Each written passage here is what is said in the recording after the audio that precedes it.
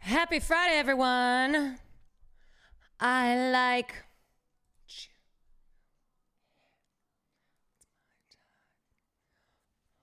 She's talking about me.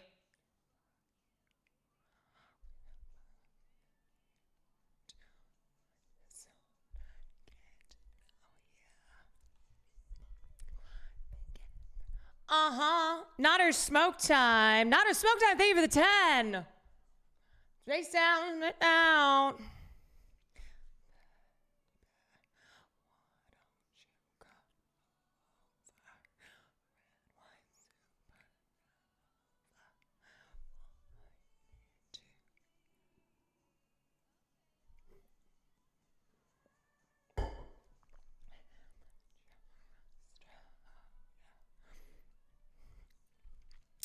I know, morning streamer Caroline Kwan. I'm here. Brand new morning streamer Caroline Kwan. After my house, I got a California king. It's a twin bed. Don't worry, we're cool. I got a wand and a rabbit. So baby, let's get kinky. Let's make that bed go squeaky. God, I sound so Kids Bop. Come over. Over.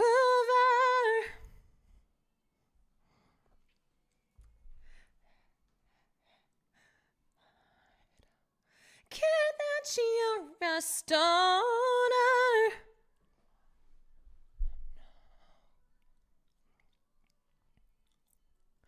Who's feeling liberated? Are you feeling liberated now, Mr. KRABS? Oh, I guess we're running it back. Playboy, Bridget Bardot. I'm just kidding. Even though I could listen to this like 10 times in a row. Hi, guys. How we doing? Hello. Excellent cap to wear right now. Oh, Chinatown Market. Yes. We are China. We are China.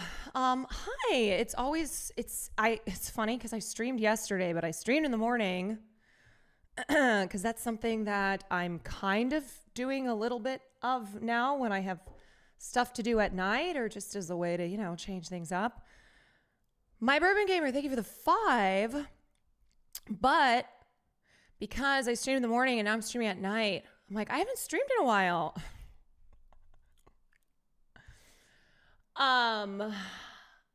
Anyway.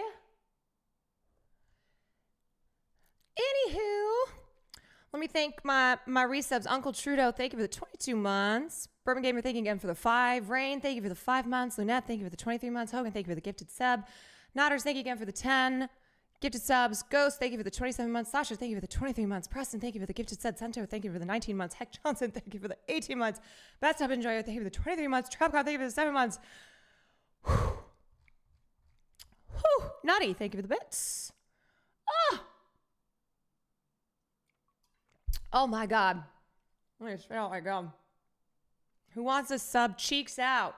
Yeah, look, you guys, we're so liberated now. We have been freed from our economic shackles. We got suns out, buns out. You know what I'm saying? Low level 6 hype train to welcome me in. Thanks so much. If we can't have high speed trains in this country, well, at least we can have hype trains. You know what I mean? You know what I'm saying, everybody. Irrelevant man carrying thing. Okay, hold on. Let me hold that. Filibuster, thank you for the cheeks out gifted sub. Keja, thank you for the 6 months. La Urdita, thank you for the 13 months. So this was very funny because everything's very funny right now. But I was on the phone yesterday with one cutie Cinderella, if you know who that is. And she was kind of like okay, explain what's happening here. Explain what's going on in politics. Explain like I'm 5. And I started to explain it, but then I was like, hold on a second. I said, wait, you are a small business owner. This will help explain to you.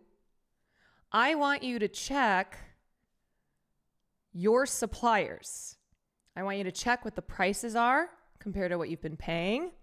And I want you to see if you can even get the supply that you have been getting for, I don't know, however long Deco Den has been open. So she checked it. It was like, what the fuck? Said, there you go. She told us yesterday it's bad. So I said, now you, and then she started explaining, she's like, well, shit, if my supply is going up in price, then I might have to charge higher prices, yada, yada. I said, there you go. See, you understand. I don't even have to explain it to you. Isn't it amazing when you can apply something into your real life, how immediately it makes sense, and then you're enlightened. You've been blessed with the knowledge. This is the clip where she talked about it on stream. Let me see. Flying ahead for Deco. Oh, you want to talk about Deco? How about me? These tariffs. I'm like, how bad will they be? We just keep texting each other. Girl, the tariffs. Girl, the tariffs. I can't. How bad will these tariffs be? Just so everybody knows. Deco Den is short for Deco Denois, which is a Japanese craft. Oh. Which means... Asia. Oh, no. Oh, no, girl. The tariffs. That none of my stuff is from America. Nothing. Like, I literally could not find a supplier in America that wasn't just buying stuff from Asia and marking it up. So, with the tariffs...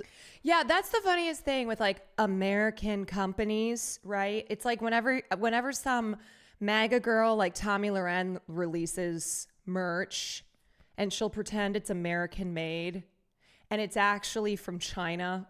They just slap an American made label on it, but it's still from China.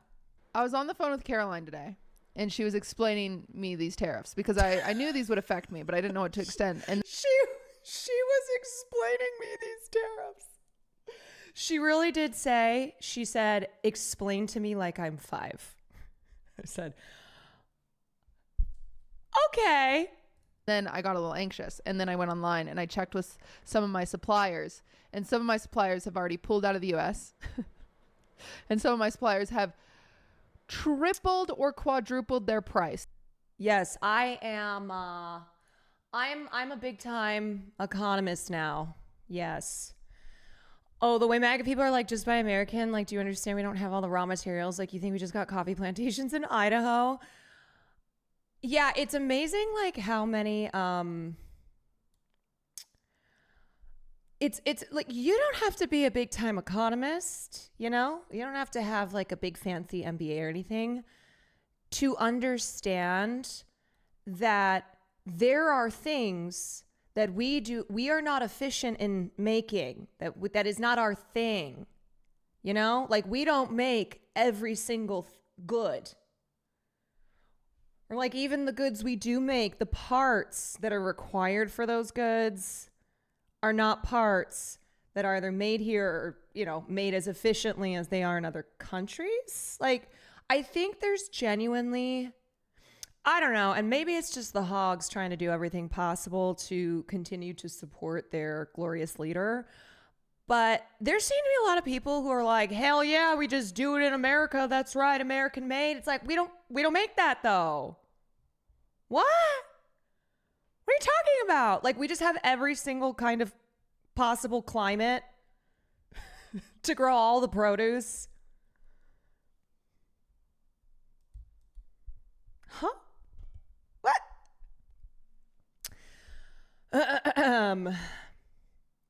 Capitalism fucked over America in this case because American business is one of the cheapest labor and materials, so blame that. Yeah, well, the other thing too is like, not our smoke time. Thank you for another 10 gifted subs to this professional economist stream.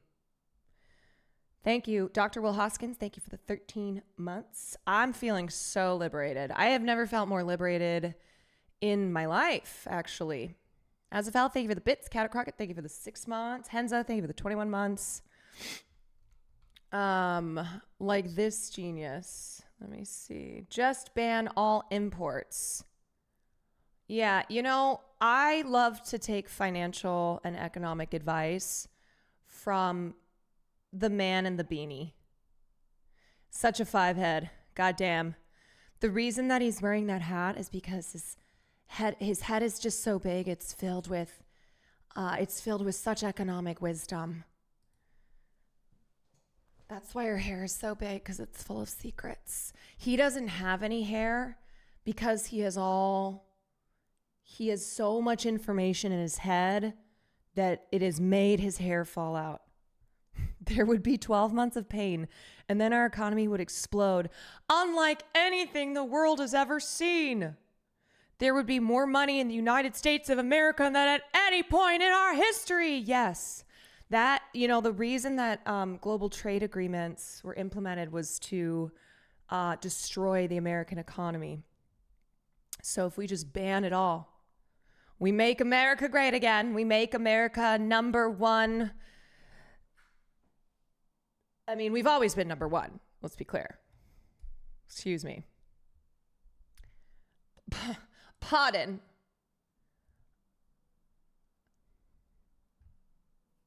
A lot of white men proving what mediocre minds they have right now. Okay, wait. I have to... So, normally,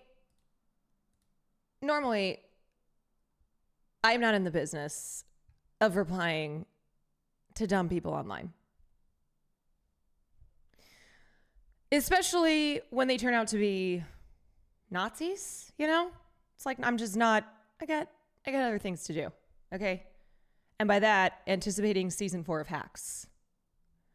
It's taking up a lot of my time. April 10th, season 4 of Hacks drops, so I am busy. It's crazy how Cutie has a podcast with us on, but never bothered to ask me about tariffs. No. No, that's what she calls me and says, girl, the tariffs, what's going on? I'm like, girl, the tariffs. Girl. Angel Cha, thank you for the 25 months. Abud, thank you for the 8 months. CL30, thank you for the 7 months. Okay, so anyway, as I was saying, I'm normally not in the business of replying, but this comment was like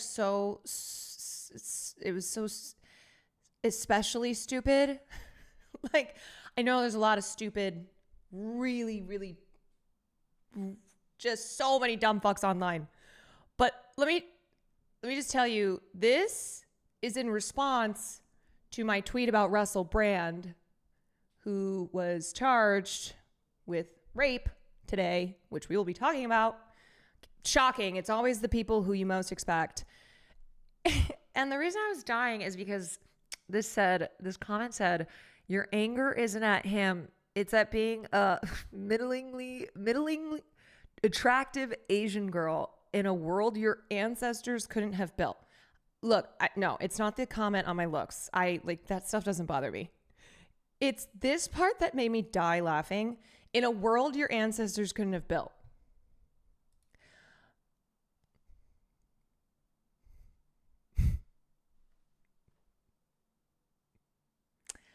So, I'm Chinese, and if you know anything about history, or literally just about anything, you know that is maybe the stupidest thing that you could ever say, ever.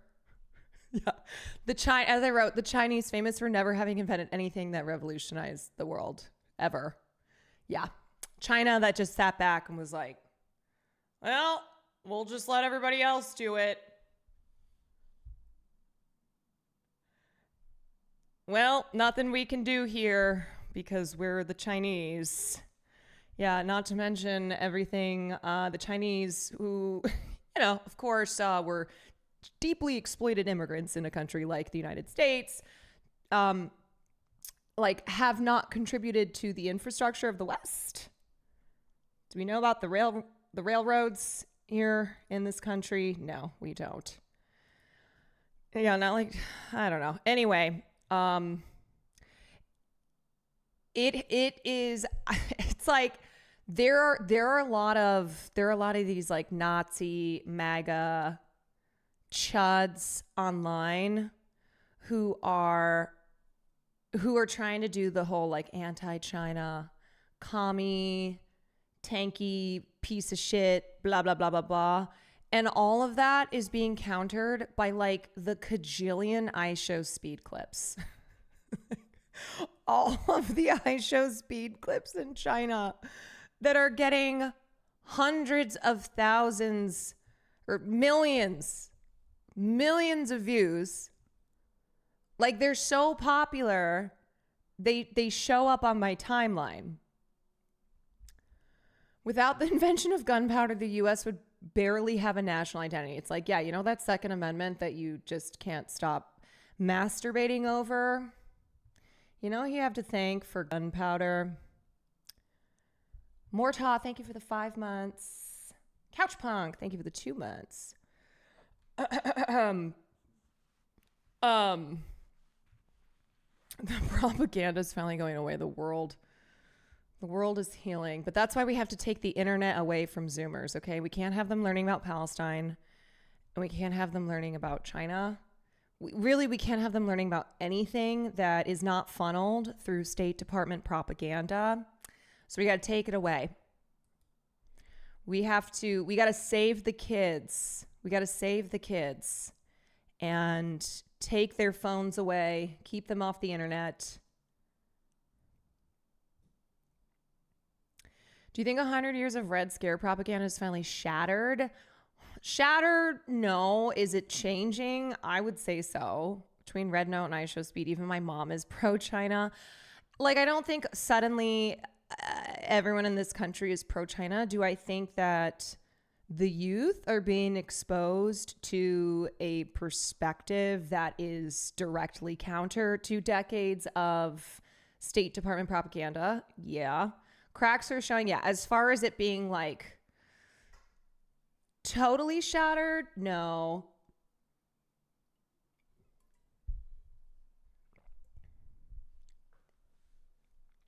You see now they have to call China mercantilists whenever they say that's doing something well, because admitting the socialist initiatives working destroys their whole worldview. Yeah, I mean, you just kind of you just simplify it even more, and you just call everyone a tanky. Like any, like it's not even if you're specifically talking about China, you get hit with that. Anyway, this clip was going around that I saw. Like, I always want people to explain what they mean when they're just throwing that word around. You know, it's like, you know what? Actually, I do like tanks. Just laugh at me. Laugh at you? Don't listen to them. See, look, in this world, honey, you gotta understand that. In this world, people gonna laugh at you, talk about you, be hateful towards you. That's part of life. But as part of a human, as part of us, it's just gonna be people like that. So you just have to stay strong and be you at the end of the day. People gonna hate you all the time. It don't matter if you're the best in the world, the most perfect person in the world. People gonna hate you. You know what I'm saying? You have a nice voice. I believe you. Don't worry. You have a good voice. This is so anime propaganda. People talk about me all the time. This is anime protagonist speech. People say I got a big nose. I'm musty. I'm black. I'm trash at football. Like, I'm one of the best football players in the world. You're telling me? They don't understand you. They don't understand me. Yes. They don't understand me. They don't. Yes. Like, I go through so much, and it's like, it's crazy. Sometimes we are the same people. They don't like. I'm surprised nobody has made this into like a manga scene yet. Us. But we can grow up. We can get stronger. That's right. Get stronger. That's right. At the end of the day, we just got to get stronger and ignore that. At the end of the day, chat. W speech, bro. W speech. And then he goes Super Saiyan. Do you know what's, first of all, that was a sweet moment. That was a lovely moment. But you know what is so sad? Is like someone of Speed's age and the size platform that he has not being a total fucking piece of shit is such a rarity that people are genuinely shook. Like, we've become so accustomed to these really popular young 20-something-year-old. He's only 19.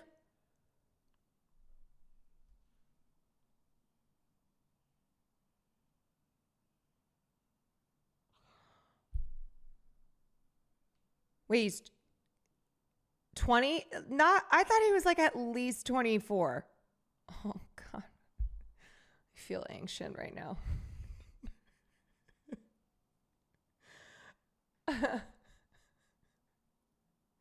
Anywho, no, that's crazy. That's what I mean. This dude's legit a kid. Yeah, and to be as famous as he is, as a content creator, right? Not just like as an actor, where you are not famous for creating your own thing from scratch per se. Like he goes around the world and streams his adventures. God, he's 20 years old. My God. But anywho, I think not that Asmongold is 20. Okay. I don't know how old he is, but he gives me like, I would say at least 68. That's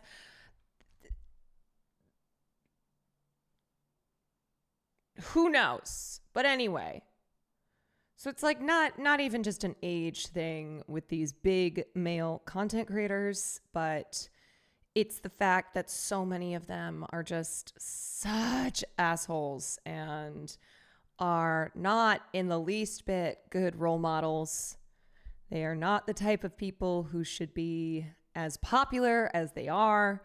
And of course, it's this thing where they've become more popular by really leaning into this vile, reactionary type of shit, you know?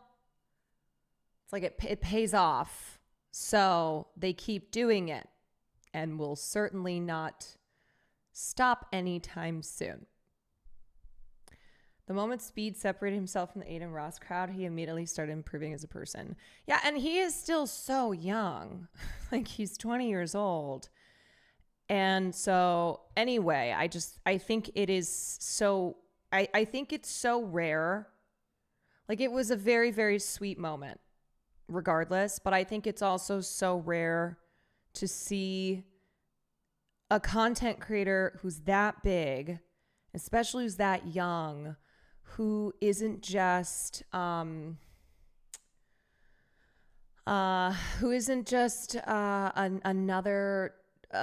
asshole who's influencing other like millions of young kids to be terrible.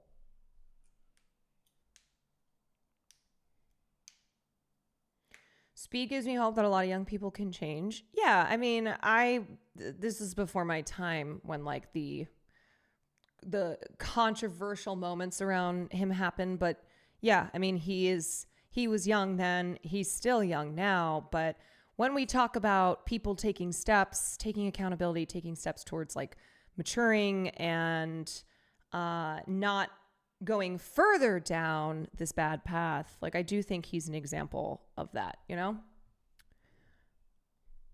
I think his evolution is really nice to see. It's not often that people get better online instead of ending up as grifters. Right. Like it is really rare because the incentive is you just keep grifting. You just keep leaning into really hateful content. Any advice on how I can become more of a social person? I recently came out as bi and I want to live my true self. Congratulations. There will be no bi erasure here in this community. How do you become more of a social person? Drugs. Just kidding. No. I think it's something that you work at, especially if it's not natural to you. Gotta work at it. Go do things that you like to do, you know? Like, if you really like games, go get some friends and go to like a Dave and Buster's or go to an arcade. That's going out and doing something, socializing that is in your comfort zone still. But do it in a bi way. Yes. Do it in a bi way. I think saying yes to things is good, even if you're like, oh, I don't want to do that, because you do have to, if you want to be more social and you're not naturally a social person, you are going to be uncomfortable as you're like trying to be more social. And there may always be a part of you that's not completely comfortable, but you will get better at it, is what I would say. Well, if you clinically struggle socially, I hear MDMA once a year is promising results. I am not saying nothing. I'm not saying nothing, okay?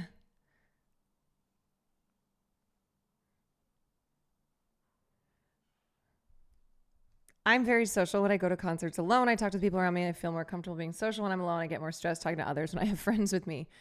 Yeah, I think different things work for different people, you know? Different things work for different people. It is a muscle though, I will say. Like I've always naturally been a social person, but in the 2.5 years I've been streaming, because I was really not socializing that much and certainly not outside of the streaming space, I felt this, I still kind of feel a little awkwardness because I just don't socialize the way I used to, but like when I would go to things, when I would see people outside of my streaming circle, I like forgot kind of what to do. It's like, oh God, I've never felt this way before. I think also though, because I knew I was like, I don't know if I have anything to talk about with you guys that where we can be speaking a language that we're both understanding, you know? I think maybe that's where that was coming from. Sarah, thank you for the 18 months, whatever. Thank you for the 27 months. Binge the entire season of The Pit in the past 24 hours because you're wreck. I'm obsessed. Dude. New episode out tonight. Oh, I could have watched it last night, but okay. Something to look forward to tonight. Minor Threat, thank you for the 21 months. Atlantic Tuna, thank you for the 19. Creepier, thank you for the 17. Gary, thank you for the 31. Woody, thank you for the Prime. Yeah, if you're not watching The Pit, what are you doing? Are you worried about the stock market? Who gives a shit? You don't need stocks. I lost 50 million in stocks, but I have a new episode of The Pit to watch tonight. So, no complaints here. No problems here. I'm scared what reintroducing individuals like Anna Ross to Twitch would do in a new group of young kids, especially those who watch the phase. They openly welcome it back. Yeah, I gave my thoughts on that a couple days ago. It just feels, I feel exhausted. I feel constantly like I am on the side that's just drowning. Like that's just overwhelmed. I am not feeling liberated. I am not feeling liberated now, Mr. KRABS. You want to know also what, so I last night, I had to go to a dinner, and sometimes I try to tell myself,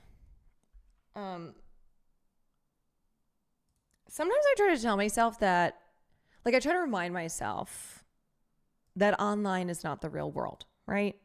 You get bogged down when you're online all the time, which as a Twitch streamer, I work on the internet. That's my job.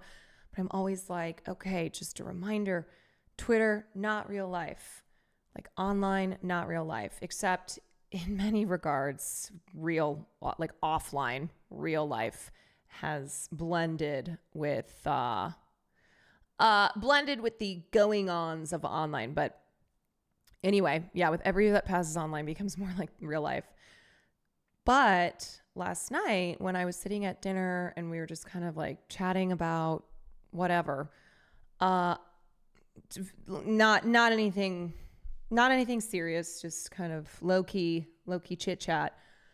Well, the conversation turned to the Blake Lively and Justin Baldoni case. And one of my friends said, oh, I know that you're really into pop culture and stuff. What's up with that? And I just gave like I was like, all right, here's a 60-second explainer. And I thought that was going to be the end of that. And then what happened next is pretty much everyone at the table started like spitting out misinformation that I know they had picked up from seeing something on Instagram. Because like these are the type of people who, they're not online that much. They're not on Twitter. They don't watch YouTube. They're on like Facebook and Instagram in the way that your average internet user is, like normies, right? And one of them was like, no, well, I heard that she was in love with Justin Baldoni and that's why she pretended he sexually harassed her. And I went, oh no, oh boy, where did you hear that? Like, where did your information come from? And oh, I don't remember where that came from, type of thing. And then another person who was like, yeah, but I mean, she was like, well, was she actually sexually harassed? Because the law, like, she's suing him over that. And I said, no. The suit is because of the retaliatory smear campaign because of this HR meeting around inappropriate harassing behavior on set that not only Blake, but multiple employees on the set of this film had been experiencing. Like, what? And it was honestly kind of depressing. It was kind of depressing that I basically was hearing from most people at this table, I was hearing them repeat misinformation that they've picked up God knows where. I mean, it's everywhere, but just a casual scroll of their timeline, and I'm sure they got it from somewhere. And it just makes, and I wanted to be like, oh God, what else should we get into here now? Should we talk about vaccines? Like, what you guys think about vaccines? What else have you been learning out there? I ignore all the information I see about this because people are just cashing in on misinformation and clickbait. Yes, and I told them, I tried to give them an example. I was like, look, I said, I need you to understand that a lot of what you're seeing, and you're not even sure where this information is coming from because you just casually see it on your timeline. This is coming from content creators who have a profit incentive to spread misinformation. For instance, and then I told them the story about this gay guy who does pop culture commentary now, and he's been blowing up. He's kind of like a wannabe. Perez Hilton. And so he has really started blowing up because of the Blake Lively and Justin Baldoni thing, and just puts out all these videos talking about how Justin Baldoni is a male feminist and a victim of the Me Too movement, et cetera, et cetera. And I recently, my suspicions were confirmed that this guy is just total grifter and is doing this because he's blowing up, because he went from nothing to now lots of followers. He's getting interviewed. He's got like management, etc. It's more money. And I told them that, and I said, that's just one example of like one content creator who their content is popping up on your timeline, or it's being echoed by similar content creators or people who are sharing this kind of stuff.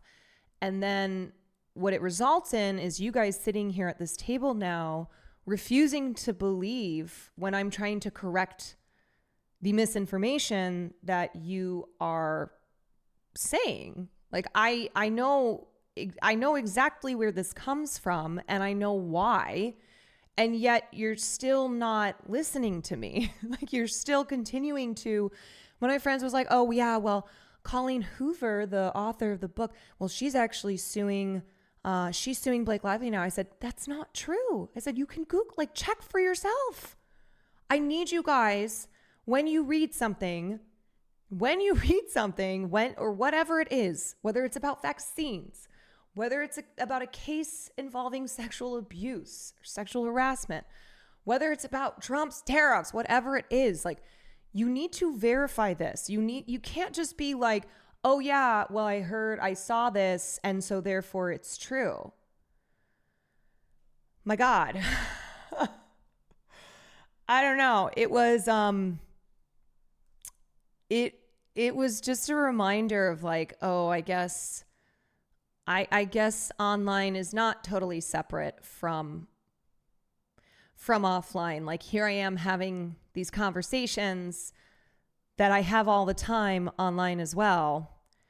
And it's whether people casually use casually get information from the internet, or are chronically online or not. And I'm just like, oh God. Oh God. I feel like I'm drowning. I feel like I'm drowning. Caroline, I'm going to level with you. I take everything you say at face value. Well, that's fine. Okay. I've verified myself, and myself is correct. They first say, I'm not sure, but I heard, but will refuse to accept when someone who's done the research tries to correct them.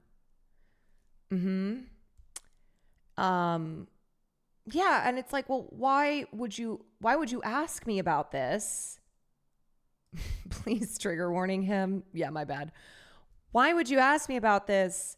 And then when I explain to you, because I know a lot more than you do, and then I try to correct misinformation that you are responding with, there's still a disconnect here.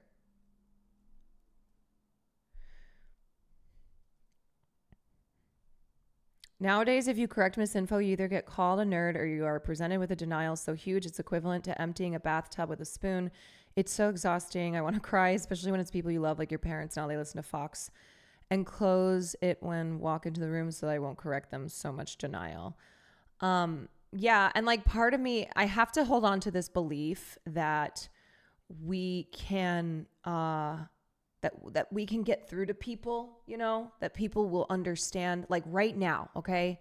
Right now, there are 6 months ago, there were over 74 or however million people in this country who voted for Donald Trump.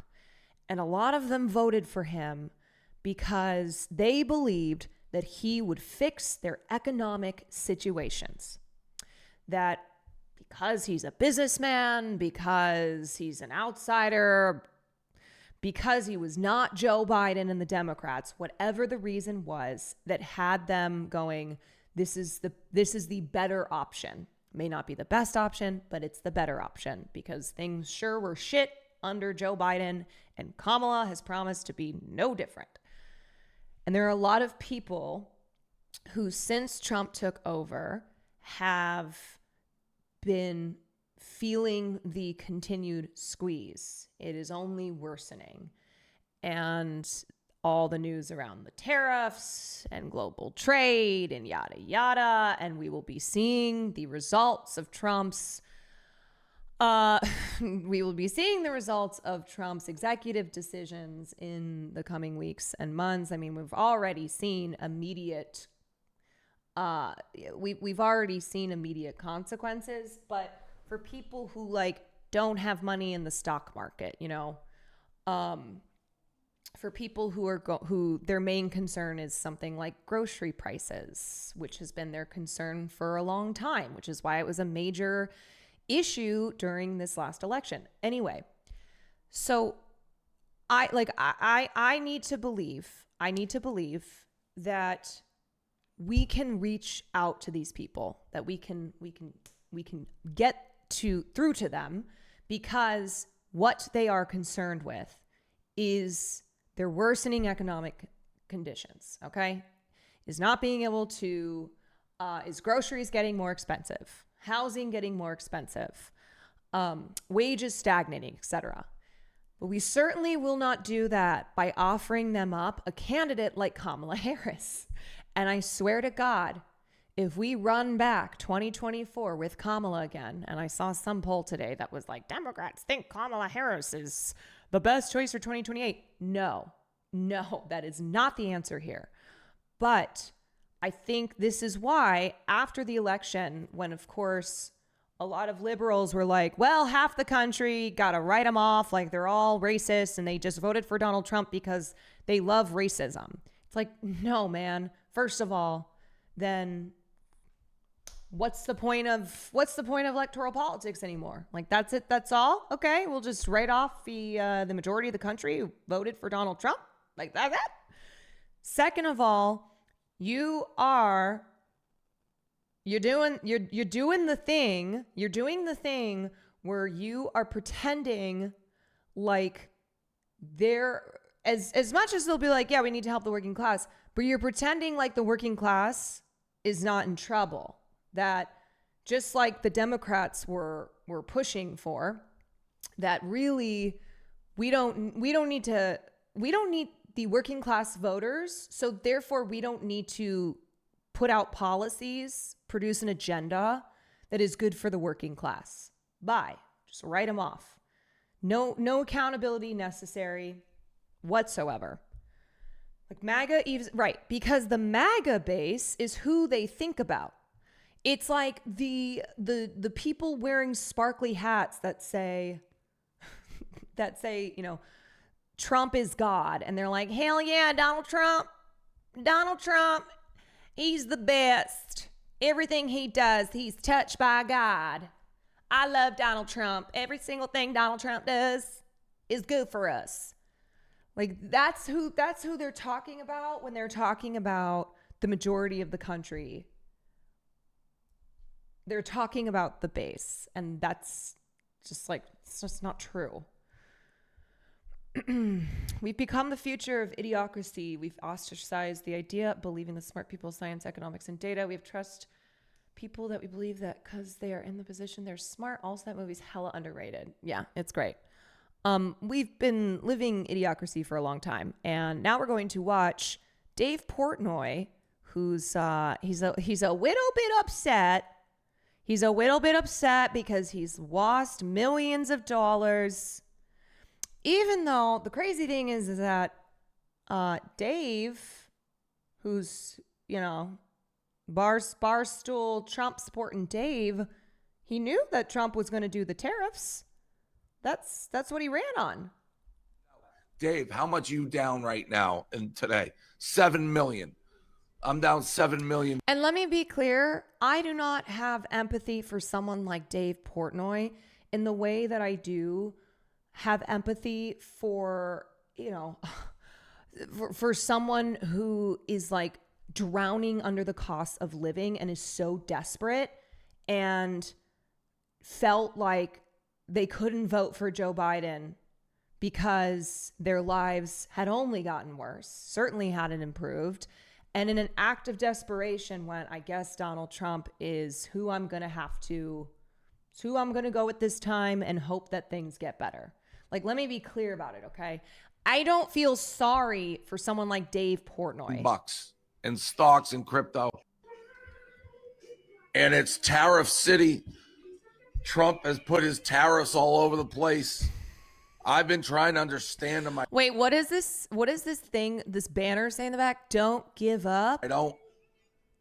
Like, it's more a trade deficit tariff to me. Tariff. Like, hey, we get this much shit from you and you get this much from us. Let's even that up. Let's get some wacky formula and do tariffs. And everything's in the shitter because of it. I almost tweeted out, Dave, how much you down right now and today? 7 million. Wait, he almost tweeted out, Dave, how much you downed, like in third person? It says, don't give up the ship. Oh, okay. Well, the ship's gone down, Dave. Okay, it's the goddamn Titanic. I'm down 7 million bucks in stocks and crypto. And it's tariff city. I'm down 7 mil in stocks and crypto. I don't understand what's going on here. What are these? They just made it up? Yes, Dave. Yes. Yeah, that ship is going down. I think, also, look at all these. What? Is this his house? Like, what? Or is it, does he have a pot? What is this? Like, why are there just all these hats like this? Like, not that I've done my stream room yet, so it's really just blank walls and this one picture. There's tariffs all over the place. Oh, it's just repeating again. He's a smart guy. He's a smart guy. I don't understand. I thought Trump was pro crypto. How am I losing 7 million in crypto? How?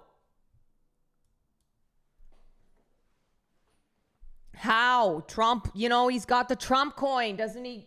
What's going on? What's going on here? Hey, I'm crypto in here. My boy's wicked smart. Well, that's what I thought. Seeing him lose money at least makes me feel slightly better. Yeah, no, I am never gonna cry over someone like Dave Portnoy losing money in crypto. Shawarma, thank you for the 20 months. Mark, thank you for the tier 1. Joel, thank you for the gifted. James Lee, thank you for the 8 months. Cool Bean, thank you for the 3 months. John Michael, thank you for the 20 months. Becca, thank you for the 4 months. I have a dumb Bitcoin crypto question. The point of Bitcoin's to be independent of the US dollar and non-regulated. Why does it basically trade exactly like the US stock market nowadays? Market up, Bitcoin up, market down, Bitcoin down.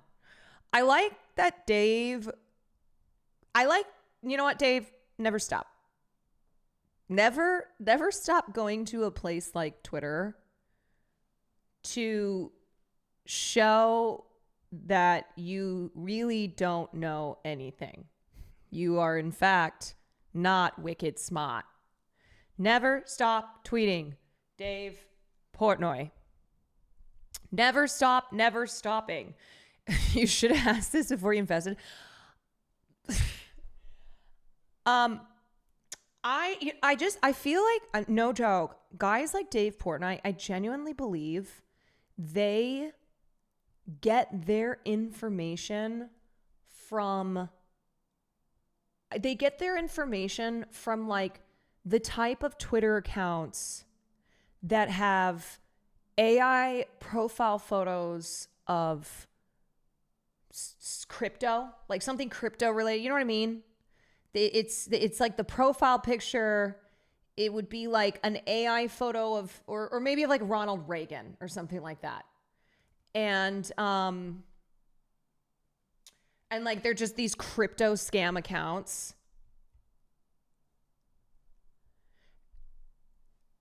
Yeah, or Dave is on Wall Street bets. Yes, like he gets his information off of subreddits like Wall Street bets.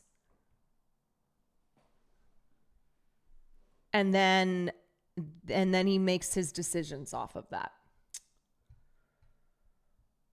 Amazing things are happening on X. They always are. Oh yeah, do we think that the go woke, go broke gamers are going to rise up? Do you think that they're finally going to turn on Trump because of the Nintendo Switch 2? Pre-orders for Nintendo Switch 2 in the US will not start April 9th, 2025 in order to assess the potential impact of tariffs and evolving market conditions. Nintendo will update timing at a later date.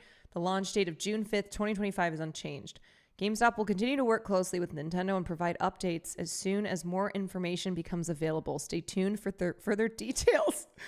And then someone said, "Are you happy you voted for Trump?" And this Nerdic Viking. See, this is what I mean. These are the types of accounts that Dave Portnoy gets his info from. Yes, and I was buying a Switch 2. Now they made it a political thing. I'm out. What do you mean they made it a political thing? This is the result of Donald Trump's tariffs. What are you talking about?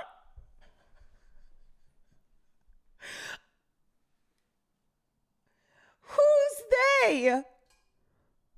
What do you mean you're out? What do you mean? What do you mean? It keeps going? Wait, who made this a political thing? Nintendo just did. Didn't you read the article? No. Oh my God.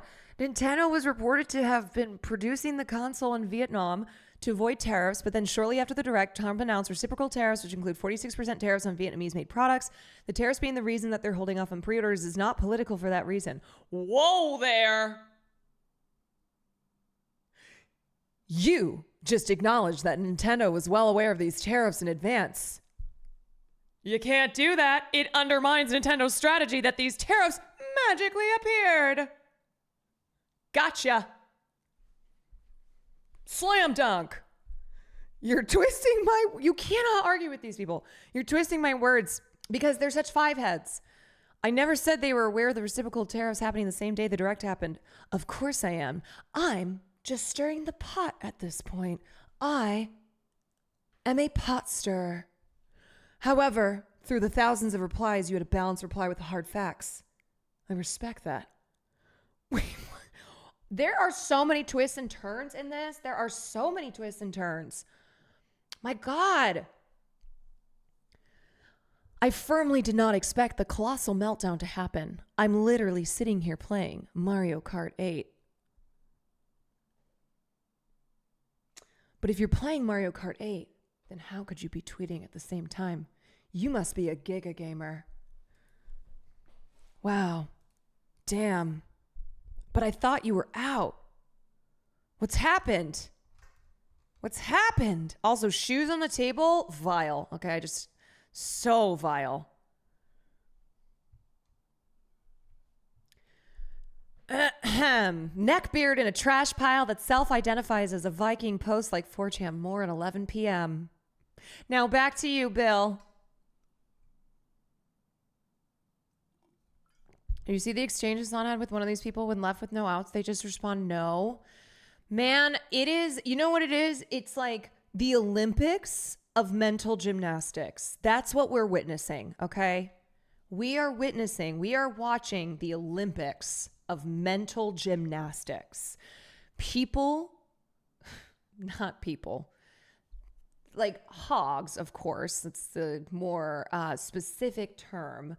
But loyalists of Donald Trump, cultists, Donald Trump cultists, who are trying to find every which way possible to spin this into a good thing, even when like irrefutable facts are what they're coming up against, and they'll just be like, I don't think so. Listen, girl from Asia. You think the Chinese have ever done anything? You're like, yes, actually. Why do you think that they're being hit with these tariffs right now, too? Why do you think that Donald Trump, like, in everything he's doing, his main target is China? What do you mean?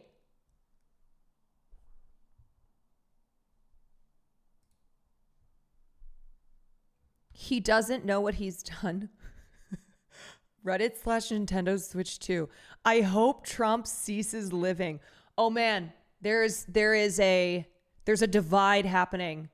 There's a divide happening in the gamer community. They're going to be going to war against each other because of the delay in the Nintendo Switch 2. I'm going to be so for real. I am out of the loop on like gaming stuff. I didn't even know the Nintendo Switch 2 was that it was happening. I think I have the Switch 1. It's fine. It's good. I didn't even know until I saw this going on. The great Nintendo fada is upon us. Man, you know, this is the type of thing though, you just kind of sit back, you grab your popcorn, and you enjoy. Look at the second post on Ceases Living.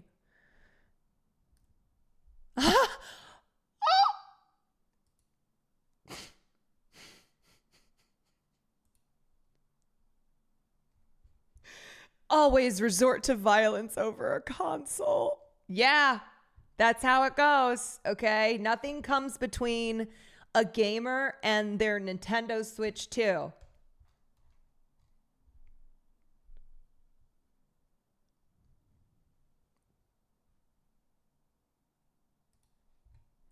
You know the thing about this? Okay, here's the thing about politics, all right?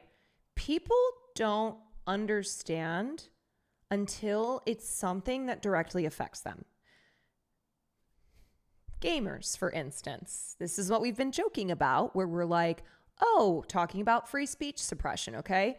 Imagine a world where, I mean, video games have already been a favorite source of moral panic for the right to blame mass shootings on video games rather than have to implement any type of common sense gun control, right? You just blame video games, you blame violent video games, you blame Asia, etc.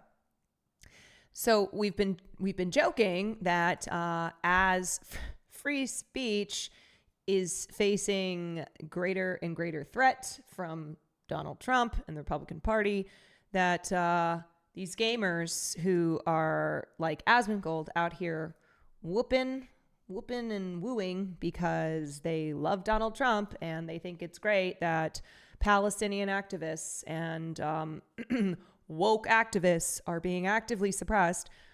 Well, what happens when they come for the gamers? First they came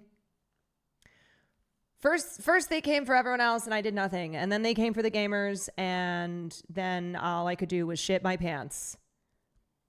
And then there was no toilet paper for me to wipe because toilet paper was cost too much money. Literally a lot of STEM faculty haven't had to worry about political issues, free speech until Trump went after grants in all fields. Yes. So it sounds maybe like common sense, but really a lot of people won't understand. They don't understand politics. They don't understand legislation until it directly affects them.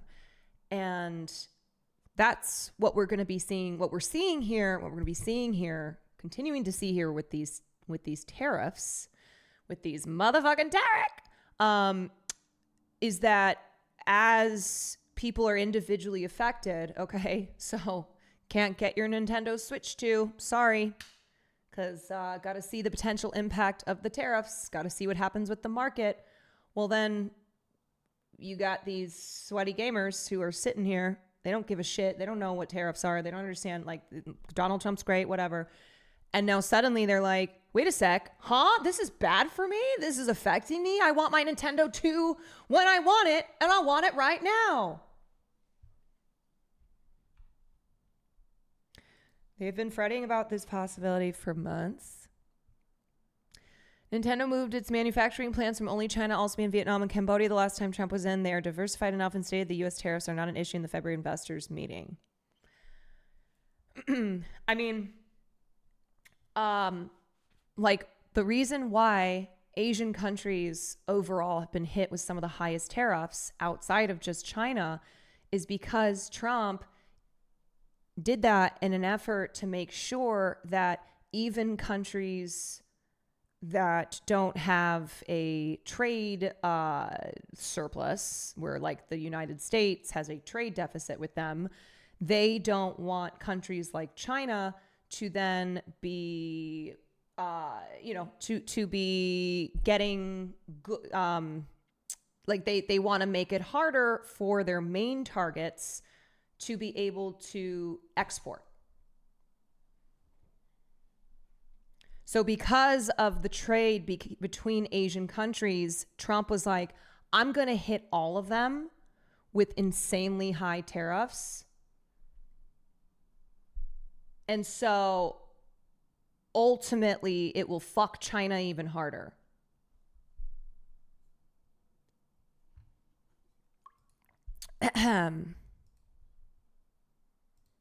Republicans during Trump's first versus second Senator Mann, term. President Trump called you out recently for saying he was quote unquote not suitable for office. Do you have a response? Donald Trump thinks he can boss us Republican senators around, but that's not his job. That's Big Oil's job. Donald Trump better watch out because he's going to make the mean version of me come out, and I don't just talk the talk, Buster. And you know what? I'm going to say it. You are overweight, sir. Do you have any comment about what he said about your wife? Oh, right. How dare you call my beloved wife of 31 years, mother to my 4 children, quote unquote, a Crash Bandicoot-looking lady. That is inaccurate and cruel. You can attack me, you can attack my constituents, but you cannot attack the Crash Bandicoot franchise. Any thoughts on his economic policies? No, I'm a big fan of all of his policies. I support him 100%. Senator Mann, President Trump said he is considering a 3rd term in office. What exactly does that mean? What do you want me to say? He's committed to the bit. Grinding that king aura. Listen, fat. Oh, sorry, what? I'm sick of pretending like I give a F. Even though I'm a corporate Republican from a swing state, I just want to say I'm cool with it. You know, POTUS wants a 3rd term. Let him cook. And honestly, you know, my wife does give Crash Bandicoot energy. I'll be streaming that and Metal Gear Solid tonight on Twitch. You seem different, Senator. Linguistically, yes. Superficially, mostly. Substantively, very little. And how do you feel about his economic policy? Honestly. This is literally Ted Cruz right now. He's like, I'm kind of worried that it's going to destroy the economy. It's not looking good. What was that? Nothing. I am based now. the mental gymnastics to not piss off Donald Trump, whom you have just spent now years slobbering at his feet, kissing his asshole, but trying to not openly and loudly praise the tariffs. Awful mental image, thanks. Sorry. Well, you know, it's Friday. It's Fun Friday. Joel, thank you for the gifted press play. Thank you for the 18 months. Shawarma, thank you for the 20 months.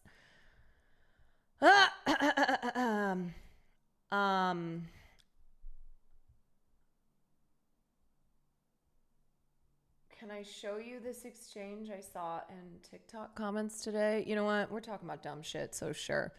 Friendly reminder not to use POC moving. Wait, this is so funny because I was going to use POC moving, which is piece of cake. Okay. POC moving is piece of cake moving. And then last second, I went online. I actually went onto Reddit and I was just reading reviews. I said, I don't think so. For a split second there, I thought you were so racist, but actually this is really good to know. Do not use people of color moving. Do not.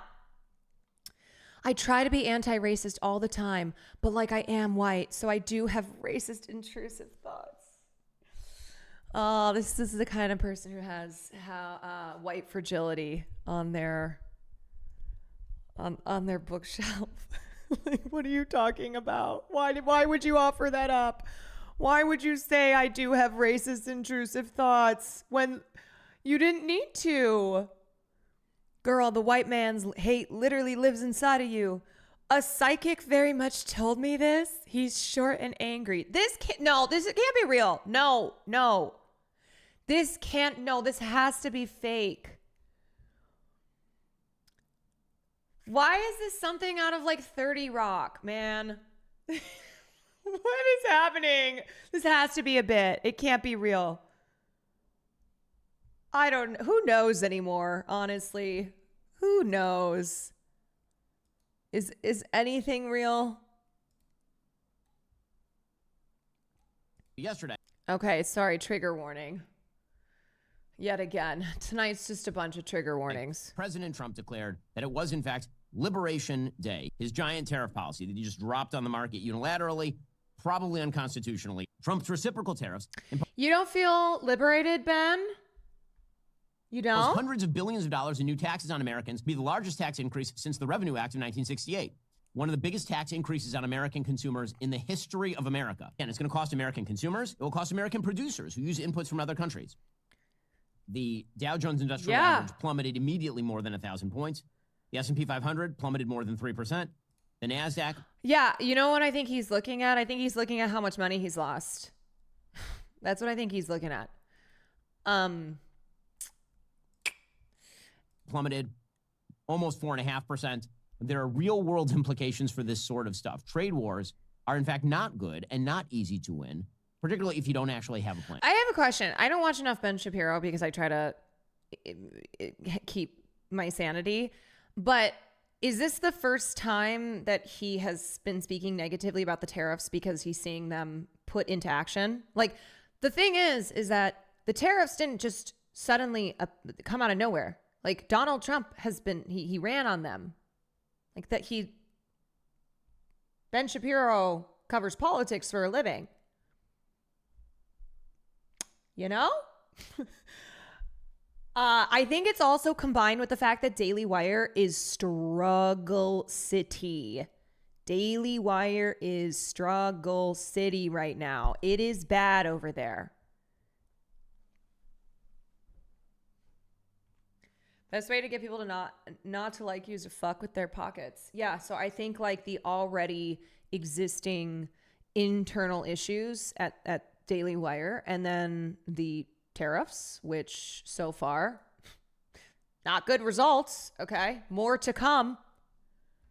I mean, just his trade policies in general since Trump came into office, which he did promise to do, have been wildly unpredictable and quite volatile.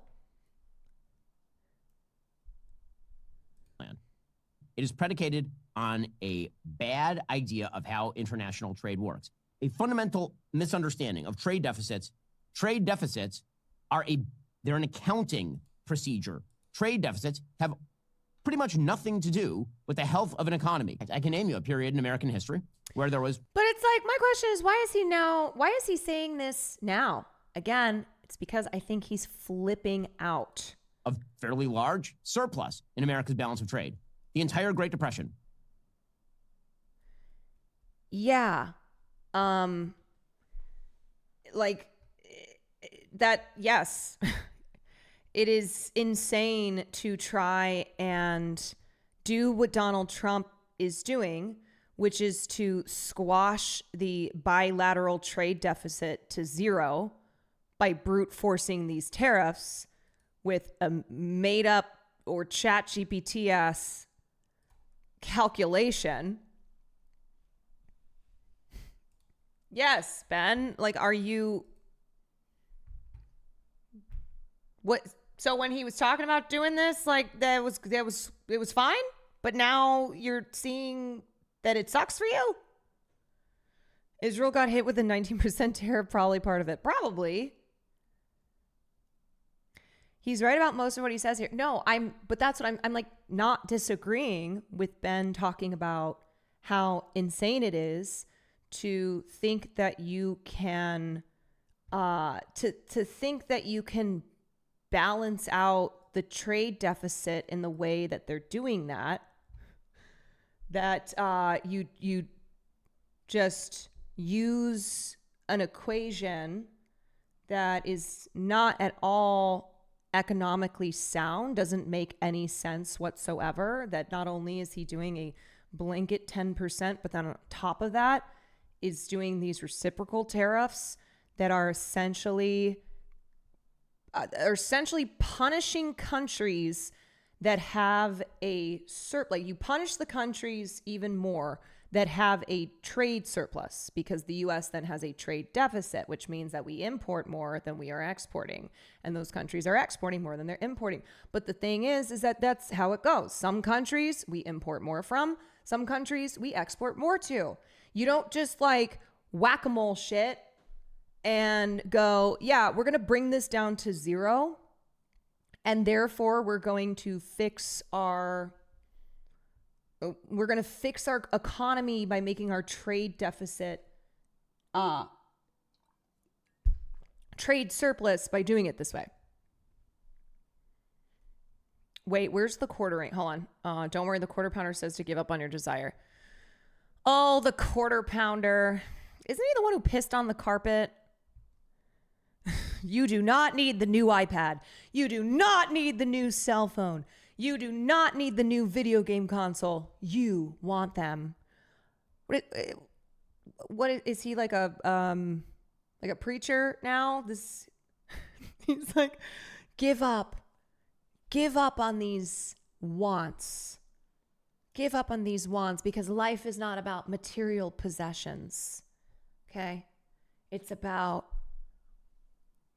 your relationship with the Lord or Buddha or whatever. There's a big difference. And if you look at the people whining about the tariffs, I challenge you to ask them how their lives have been affected in any way. Okay. Go do that.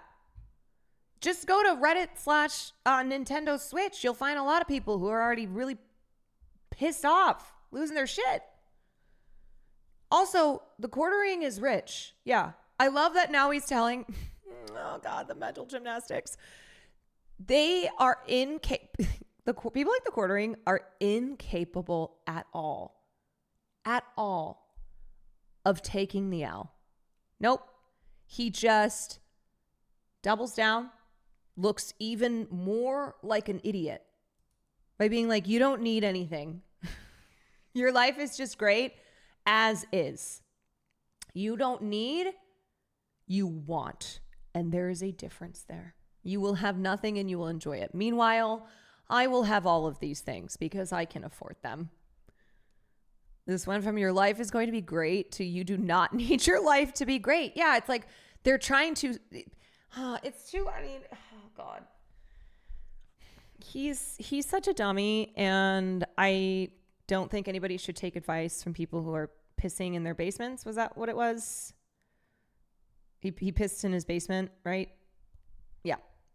So you do not need to piss in your basement. You want to piss in your basement.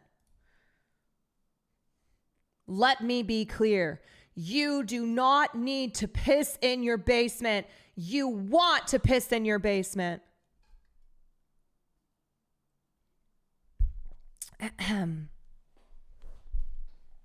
Yeah.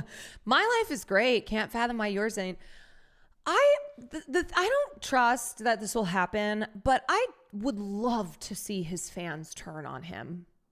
I would love to see them listen to this asshole who has a lot more money than they do. Okay? Because he's one of these guys who's made a lot of money doing stuff like this.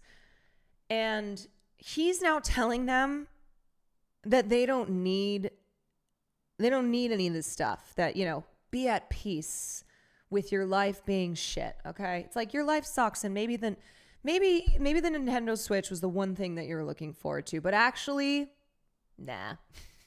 Nope. Your life will be less shitty when you don't have that. Yeah. How is your life? Your life won't be affected in any way whatsoever. You'll be fine. You'll be fine.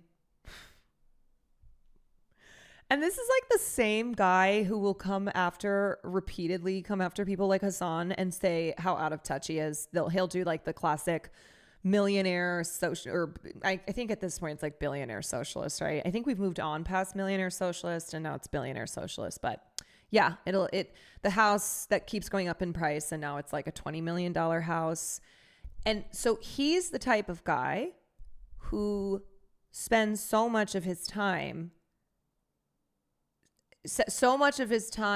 like coming after Hassan in that way, where it's like, wow, this out of touch grifting socialist. And yet here he is being like, wow, if you're whining about the tariffs, I dare you to show me how your life has been affected in any way.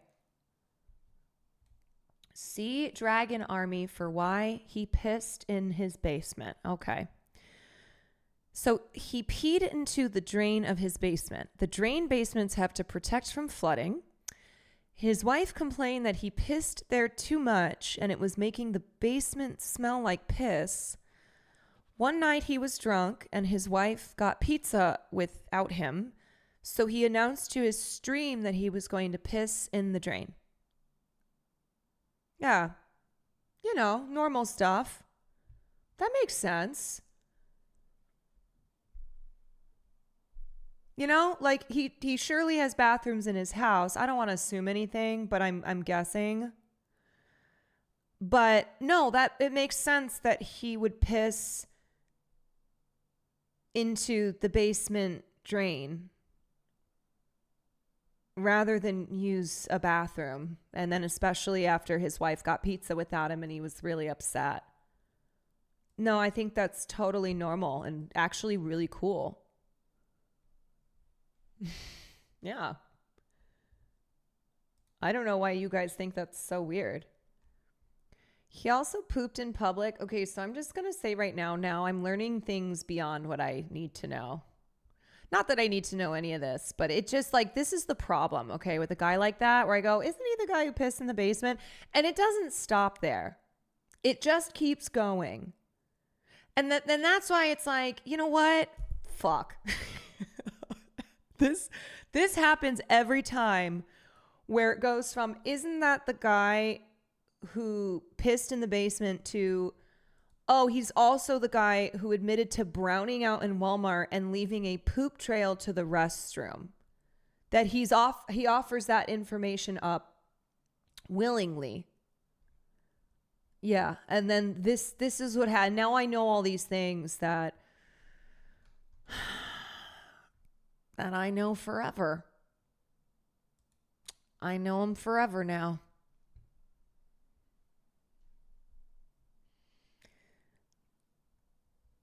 He's also the guy that gave advice to pedophiles on how to clear their hard drives. Oh yeah, no, I also know he's the guy who somebody tweeted something like negative about Hitler and then he was upset about it. Yeah, no, he's a real winner. Yep. I think with him, it like this just will always keep going, right? There will never be an end to the, oh, also he's the guy who did this, or he said this. That's what a long trail of shit this guy has left. Okay. Not just in Walmart, but also on the internet. It's a never ending trail of shit.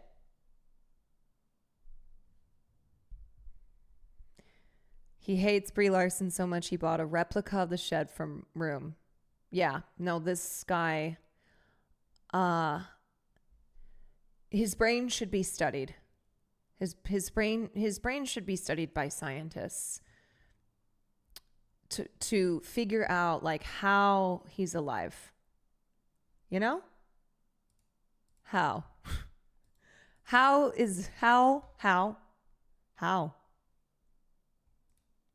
And everything was fine. Okay. Okay. Let's watch this.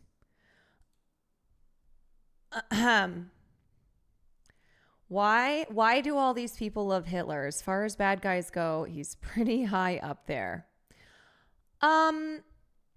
So multiple reasons. One is that they see it as like being edgy, right?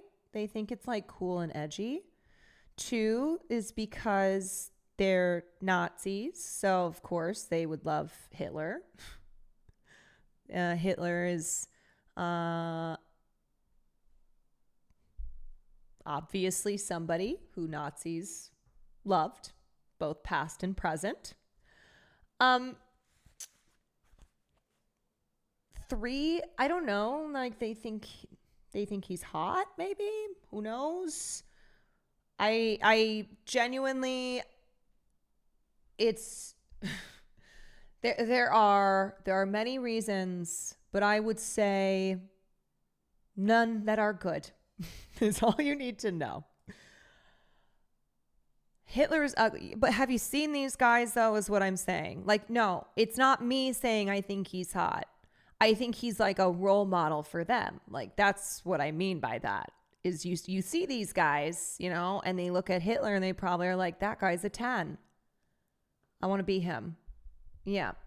He's got the same incel aura type of thing. You know what I mean? You know what I mean by that? Their arguments usually boil down to might makes right and racism. Yeah, no, it's racism. Yeah, no, they're Nazis is the simple explanation. But there certainly are a lot of them. I don't know. Maybe the quartering read something about Hitler pissing in a drain and that's why like he did it. Authoritarianism, something to aspire to. Oh yeah. No, they think he's cool. They do.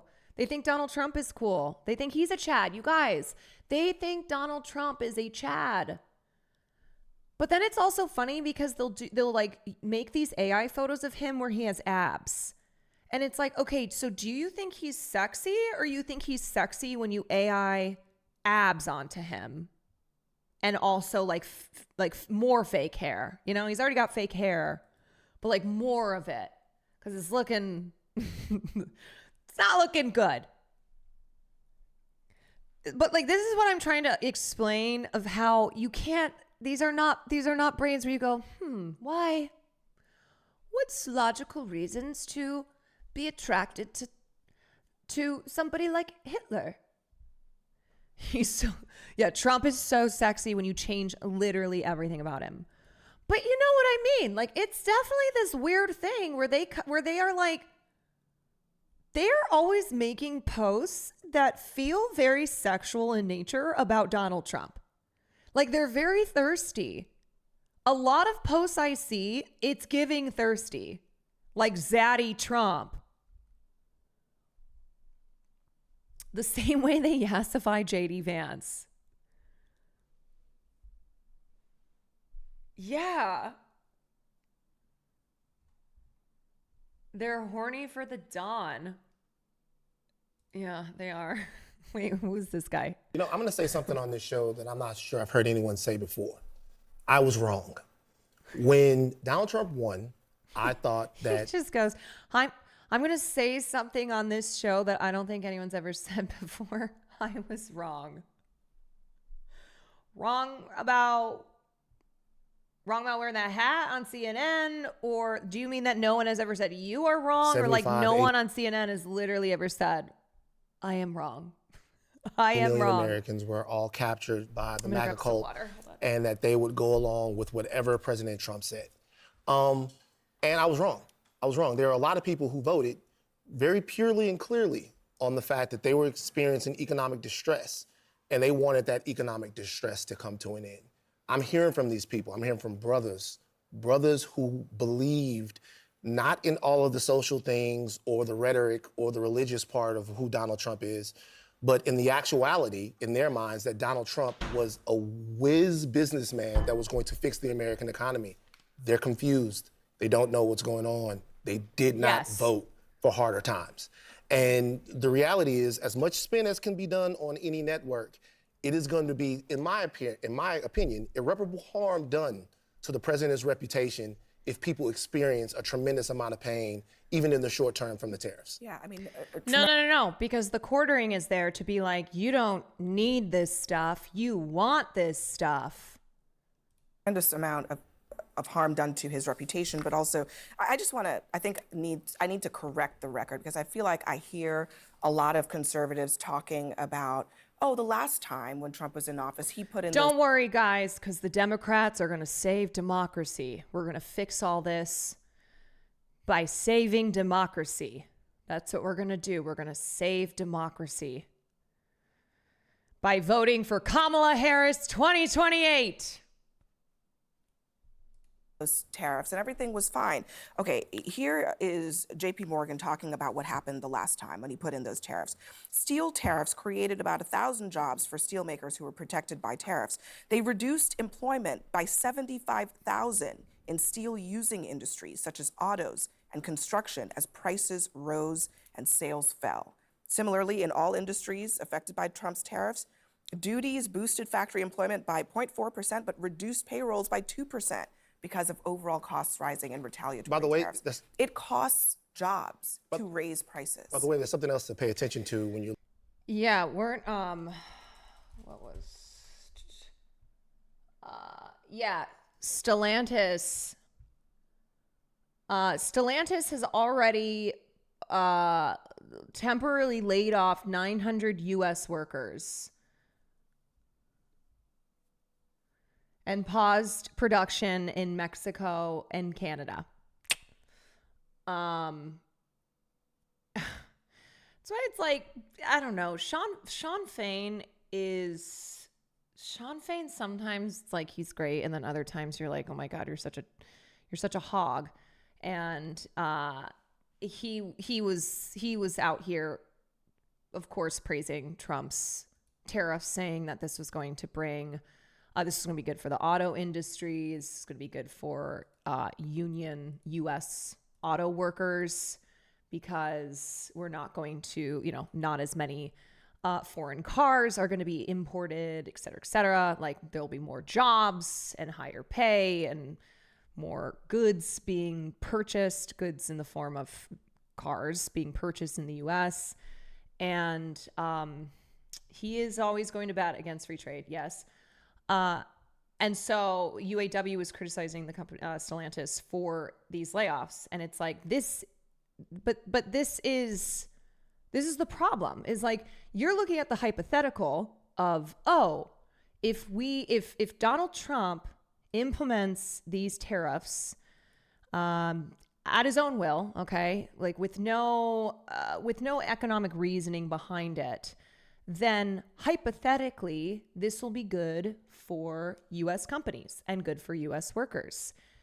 Except the reason that the alarm bells were being rung on the Trump tariffs and why right now we're already seeing a disastrous fallout is because that's hypothetical. And then there's the reality.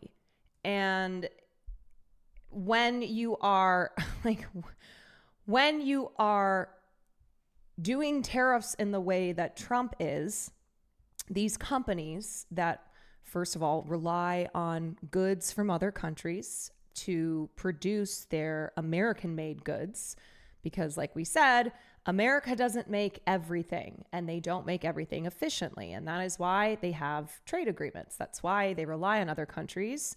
And sometimes they have deficits and sometimes they have surpluses. And that's how it goes.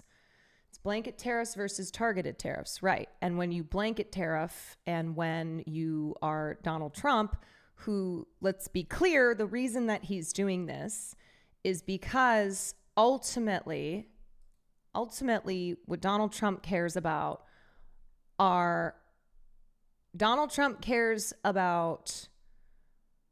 the wealthiest people in this country. He cares about,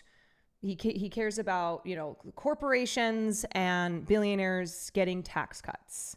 He wants to extend his tax cuts from 2017, and that's why he said we'll be able to do so by having increased revenue because of these tariffs. So it's tax cuts for the rich, and it's also control. He wants he wants all these companies, he wants every single person, every country to be bending the knee to him. He wants there to be total loyalty to Donald Trump. That's what Donald Trump has always been about. It's always been about Donald Trump. So this is a way through these tariffs, these taxes, and then through his tax cuts of forcing that loyalty to him. Yeah, personal favors to Trump will get you a 20 to 30% tariff discount. Exactly, where he's just going to be handing it out. He'll be like basically determining if someone, if a leader of a country or if a corporation has been sufficiently bending the knee to him enough, and then he'll be like, okay, I'll reduce your tariff, or I'll give you whatever. Has he even mentioned reducing taxes yet? It seems like a lot of spending cuts, but not many tax cuts. Yes. So this is like his 1-2 punch plan here, where we increase the tariffs, we raise revenue, and then we have all this extra money. And so we get rid of the federal income tax. We have tax cuts for everybody in this country. Like it's his big, beautiful tariffs and his big, beautiful tax cuts. You're looking at the job creation from the tariffs in the first Trump administration, the price per job. When you look at some of the jobs that were created, you're paying, in one case, like $815,000 per job for the jobs that were created because of the costs that are offset by the tariffs themselves. Yeah. So it's not a great way of job creation. It's very costly to the American public to do it that way. You know what's sad about this is 90,000 factories did shut down in America since 2000. And Trump said, there's a hole in the ship. And that's one of the reasons he won. And to Van's point, people thought he's a business guy. He's going to fix this. Also, Ro Khanna never responded to me on Twitter after he said, let's have a conversation in the DMs. And I said, let's have a conversation right here. And we didn't have that conversation. Still waiting. Still waiting for it. And he's going to disappoint those towns. He's going to disappoint those people who have been betrayed for the last 40 years, because this isn't going to help improve their lives. And there's going to be more disillusionment in this country and more anger that their lives aren't changing. And that, to me, is the saddest part of all of this. Scott?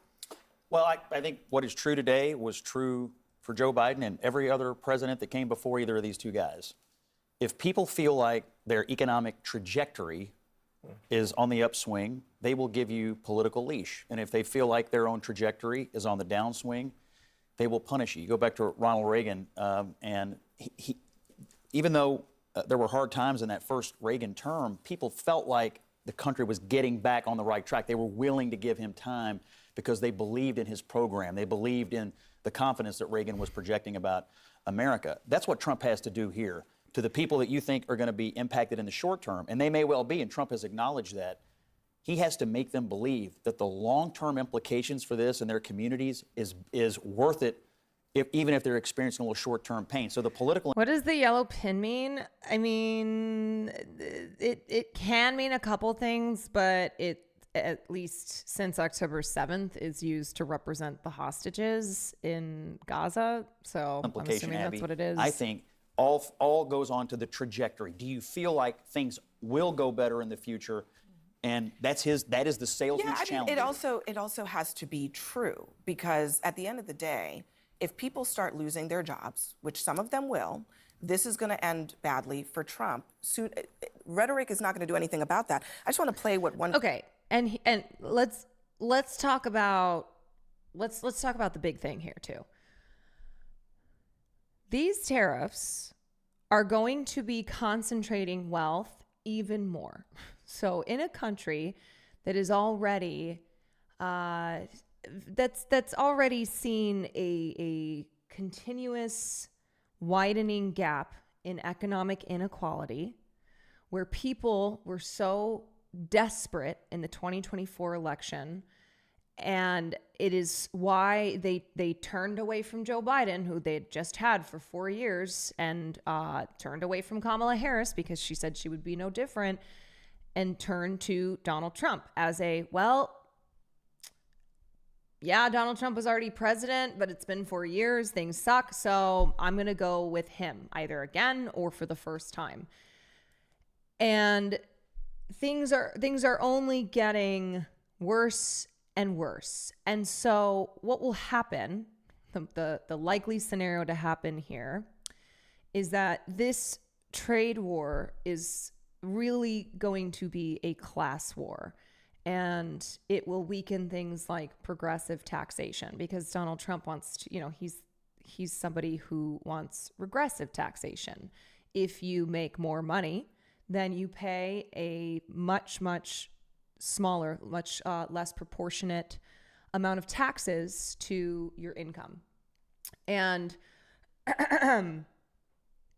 so these tariffs right now, I think people are kind of celebrating seeing billionaires lose, what was it, like a collective 20 billion or something already? I can't remember the numbers. And it's like, yeah, it's great on the surface, but what happens is, and the reason that during the Great Depression, you had individuals who went from like pretty rich to becoming barons, to becoming like the wealthiest individuals in this country by an enormous margin, was because they were able to take advantage of the markets crashing. They were able to take advantage of people having to, like smaller businesses having to sell. They were able to buy all of it up. And so then once the markets got back to normal, once they got through the Great Depression, they made out like bandits. And so what will happen here is that the wealthiest in this country will use their resources, because there is no depression that can just totally wipe them out. They will use their resources. They will buy up more residential housing. They will buy up more infrastructure. They will continue to extract from the working class through the acquisition of more assets. And so they will be able to take advantage of the majority of people's economic conditions worsening, of being able to control more in every aspect of people's lives and to make money off of that. And of course, they will raise prices. They will not give you better quality. Like the quality of services delivered will decline, and they will continue to raise prices. So I think it's important to understand that, like, even if short term billionaires and corporations and like the biggest corporations seem to be hurting, in the long term, and then you couple that with these tax cuts, this is good for them.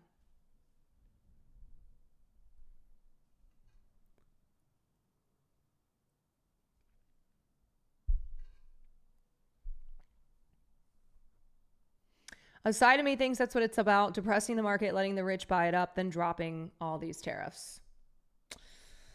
Well, there's one thing we know. It's that Donald Trump surely doesn't give a shit about the poor and working class in this country. But I think some people are genuinely willing to live at a lower standard for their party affiliations. I don't know how to ever combat that. I mean, look, there's always going to be some people who refuse to refuse to give up their loyalty to the party that they have sworn themselves to the individual politicians that they have convinced themselves are working on their behalf. But it's not about individuals, right? It's about the masses. You have to organize the masses. And so ultimately, like, yeah, you're never going to have 100% of people, but if you have enough people, if they have gotten to a point where truly there is nothing more that can be squeezed out, then there's only one option left. Rockefeller isn't just the name of a building. It's the name of one of those barons who originally bought the entire building at one point. The family is still partially in power from the last time the robber barons took control. Yes.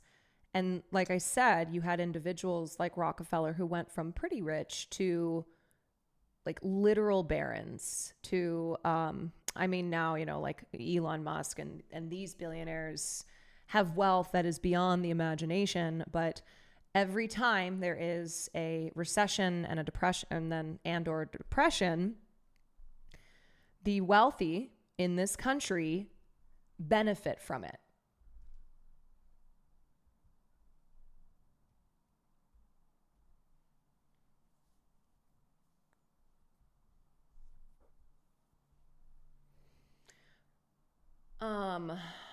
The cynic in me thinks the U.S. will not amass a Democratic majority to counter this until a critical mass of people are forced into poverty and destitution. Right. It's kind of all right, things are bad now, but how much worse can they get type of thing? Like what is it going to take for there to be something in the form of a revolution? Like, people have been squeezed out, but what's the timeline on how much more is left? How much more is left until they are until they're squeezed out to the point that they have no other options? Car dealer said earlier this morning just about what's ahead for his business, pretty much. But see, that's the thing, though, is like Donald Trump's tax cuts, he of course touts as good for everybody, right? Oh, the working class, the middle class, middle class, like everybody's going to benefit. Everyone's going to get a tax cut. And so for a lot of people, they might get a little tax cut and go, yeah, see, he was right. But they've lost out on so much more that tax cut does nothing for them. And then additionally, the tax cuts that go to his corporate and billionaire friends are just so much larger. Not even comparable. Keeks, thank you for the 8 months. What would you say is a perfect example of what's happening now? Is it really like 1930s Germany? I mean, I made a joke yesterday where I was like, okay, the Great Depression is what led to a rise in fascism in countries like Germany. Well, it's not like fascism is nowhere to be found. We're seeing we're seeing fascist actions taking place every day. So as far as a depression on the level of the Great Depression, then leading to a rise in fascism and a takeover by the Nazi Party in Germany. No, it's not exactly the same. There are always parallels to current moments, parallels to previous eras of history, even if it's not beat for beat the same. You know, deregulation,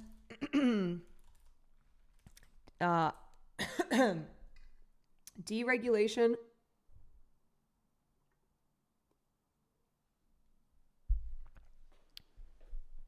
Sorry, hold on a second.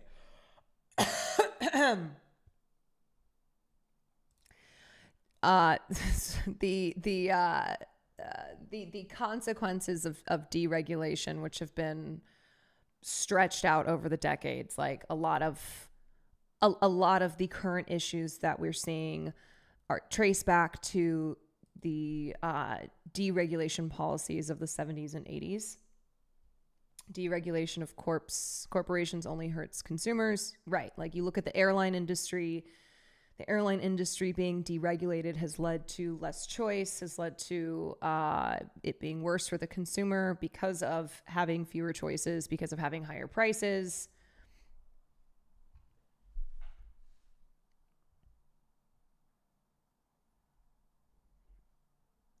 Feeling liberated from my cheap Lay's all dressed in Canadian chips right now. Slay, let's go.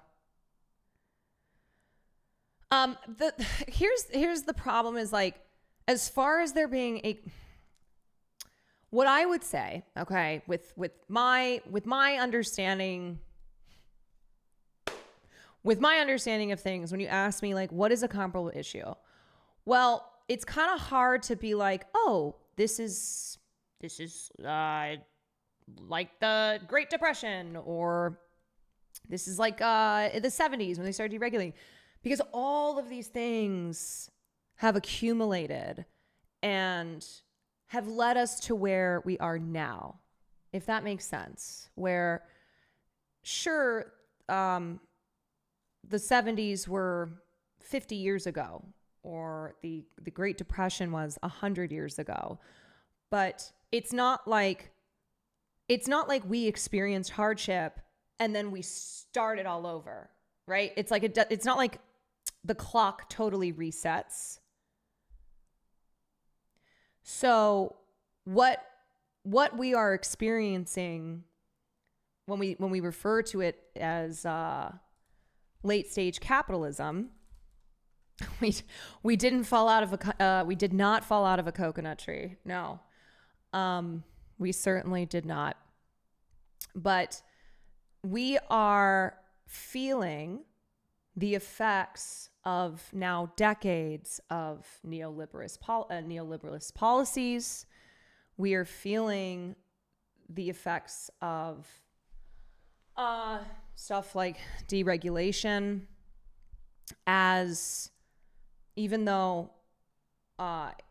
things like the New Deal were created in an effort to fix the economy and improve society after experiencing one of the worst economic depressions in history, what's happened politically is essentially an erasure of a lot of the initial good that the New Deal did. Putting Band-Aids on a system that just kept breaking more and more and more.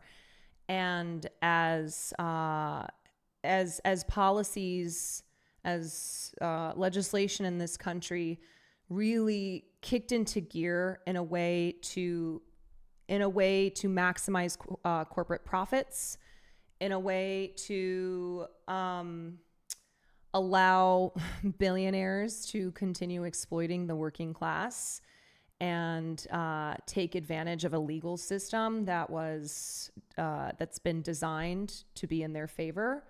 Like all of this accumulating, leading us up to where we are now.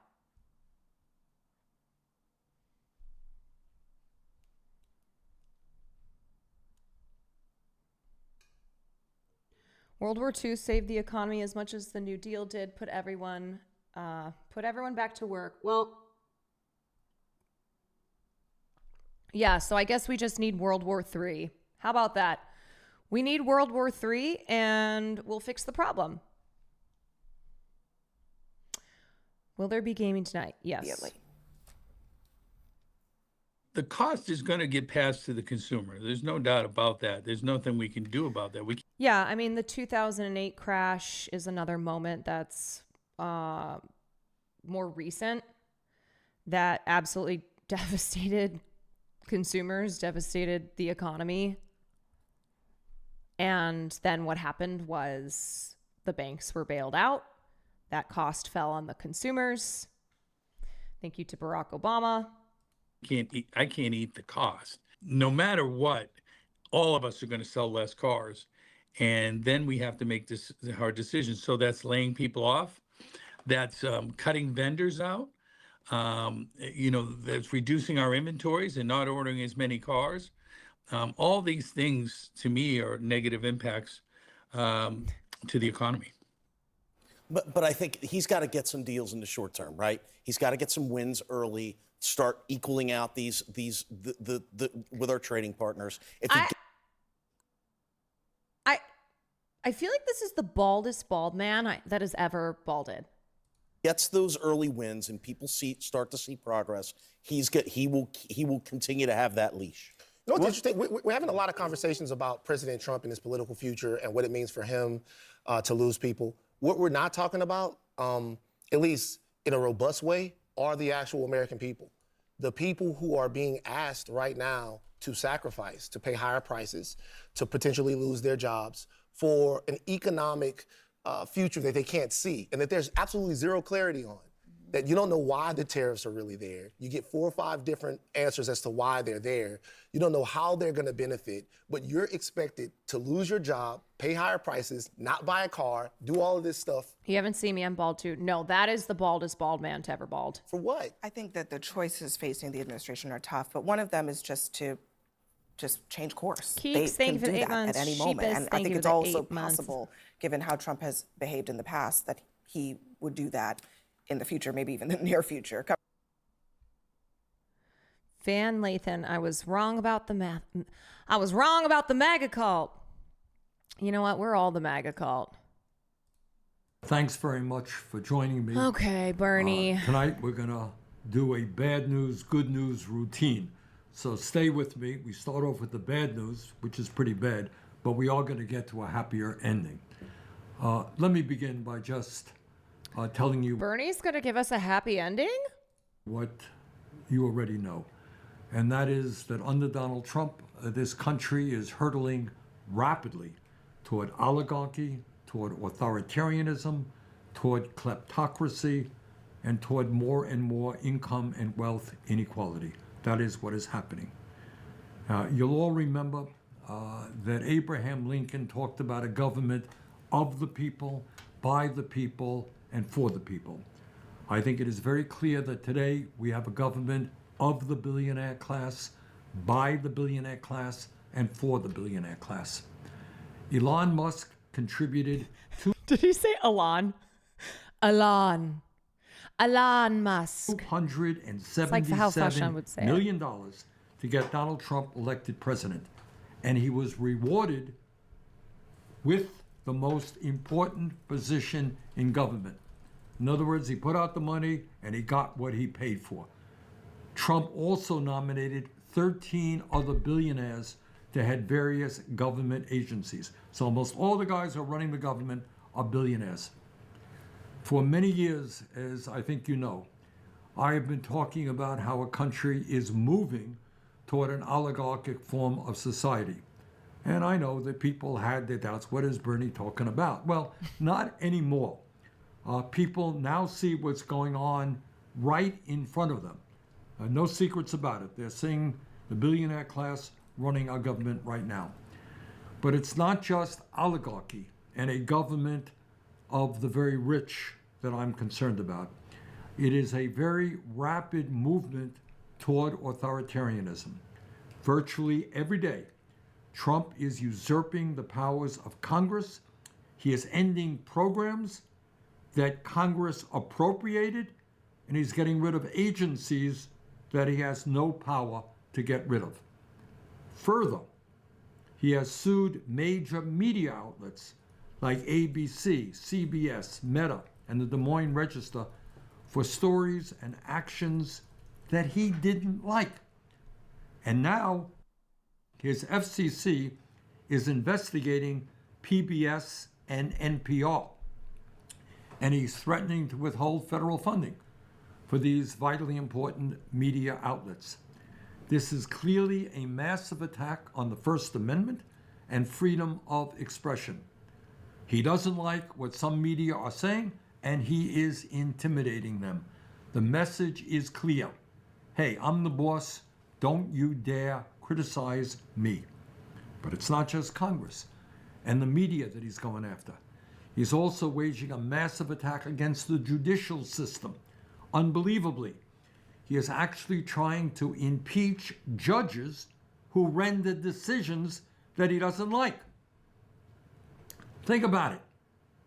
Very few people who are watching this discussion tonight thought that the Supreme Court's decision on Citizens United or Roe v. Wade were good decisions. In fact, in my view, they were. I know I've said it a bunch of times, but I really do think Bernie is one of the only people who, despite how those of us on the left feel about him, who can speak to the mass, who is speaking to the masses in a way that is addressing how they are feeling, addressing their economic insecurities, and pinning the blame where it needs to go. You know, the bar is quite low. Just always remember that. The bar is quite low. It is in hell. And so Bernie's appeal, Bernie has mass appeal, and we can't expect the majority of people in this country, many of whom voted for Donald Trump, to go from nothing to suddenly waving the waving the communist banners or anything like that. And stuff like this, where do we go from here? And him speaking directly and clearly, this is very effective. Disastrous decisions. But we're kind of old-fashioned. We believe in the rule of law. That's what happened. Presidents appointed those people to the Supreme Court. We didn't go around saying, hey, you got to impeach Chief Justice Roberts and the other members. Terrible decision. That's not the way the American Constitution works. And that's what we believe. We actually believe in the Constitution. But it's not just Congress or the media or the judiciary that Trump is going after. He's now waging a vitriolic attack against major universities that are teaching courses or allowing activities he doesn't like. For years, we have heard conservatives talk about decentralized government, getting the government off the backs of the people. We've heard about education being a local issue. And now we have a president who is telling Harvard, Columbia, Princeton, and others what they can or cannot do. And in an absolutely unconstitutional and frightening way, federal agents have grabbed foreign students, thrown them into unmarked cars, and taken them to detention facilities. And what is their crime? What have they done that deserves that kind of treatment? Well, in at least one case, a woman wrote an article critical of Israel. In another case, somebody attended a demonstration. Do you really grab people off of the street, throw them in unmarked cars, take them to detention centers because they expressed a political point of view? And unbelievably, he is now going after law firms that oppose them. giant law firms. Can you imagine? Yeah, and I think the important thing is not just the action is not we must remove Donald Trump and then things will be fixed, which has never been Bernie's sole call to action. Like, that's the Democrats' call to action. They will say, Orange man bad, remove Orange man, save democracy, everything is fixed, woohoo. That is how we make America great again. But I think the way that he frames it, I think the way that he speaks, he's very clear in the way he explains things. And I think it is bridging that gap between, okay, here's why things are bad. Here's why not just Donald Trump, but Democratic policies have also caused decades of harm to the working class. And then this is where we need to go. And this is what we need to do. A president threatening a law firm because they represented a client or did something that you don't like. And Trump has also decided that he needs to lead the culture war in America. He has made himself chairman of the board of the Kennedy Center. So if you add all of these activities up, and I'm just talking about a small part of what he has done, it makes one thing. I know we moved on. Oh, God, my tinnitus. Oh, God. I know we moved on, but incredible book on neoliberalism and the Band-Aid ideology you highlighted earlier. Cool, thanks. Very, very clear. Trump has very little respect for the Constitution of the United States and for the rule of law. He wants more and more power for himself and his fellow billionaires. He wants to lead an authoritarian nation. And to make a These tariffs are making my tinnitus worse. Girl, the tariffs. Girl, my tinnitus. Even worse. Trump and Musk are rapidly trying to dismantle. It's not even leftist audio. Sometimes it's just both ears. It's just a high-pitched ringing sound. I'm like, oh, God. And destroy federal the agencies tariffs. that serve working families and the poor. Musk has laid off thousands of workers at the Social Security Administration, which will make it harder for the elderly and the disabled to get the benefits that they paid for. It's a massive attack against Social Security. Trump and Musk have also decided to lay off some 83,000 employees at the Veterans Administration, which will mean that the men and women who put their lives on the line to defend our country, our veterans, will see a deterioration in the health care they receive at the VA and the timeliness of the benefits that they earned. And then on top of all of that, Trump and his Republican colleagues are now working on a huge reconciliation bill, which will make massive cuts to Medicaid, education, nutrition, etc. To do what? Why are they making these cuts? In order to give over $1 trillion in tax breaks to the 1%. Wait, didn't Trump say the veterans should be getting more help? Why is he making them suffer more? Because he doesn't give a fuck about veterans. They also just reversed cuts to the 9/11 health program, but then they reversed it. It's like they've been trying to go after, so they've been like making cuts to these programs. They'll get criticism. They're like, okay, we're going to roll back, and then they'll just do it again. He does not care about veterans. He doesn't care about anybody except himself and his allies who support him because what he does is good for them. He cares. I mean, ultimately, Donald Trump cares about Donald Trump. Like, that's always been the case. And people have dirt and money on him. Mm-hmm. All those billionaire constituents. Look at his pause.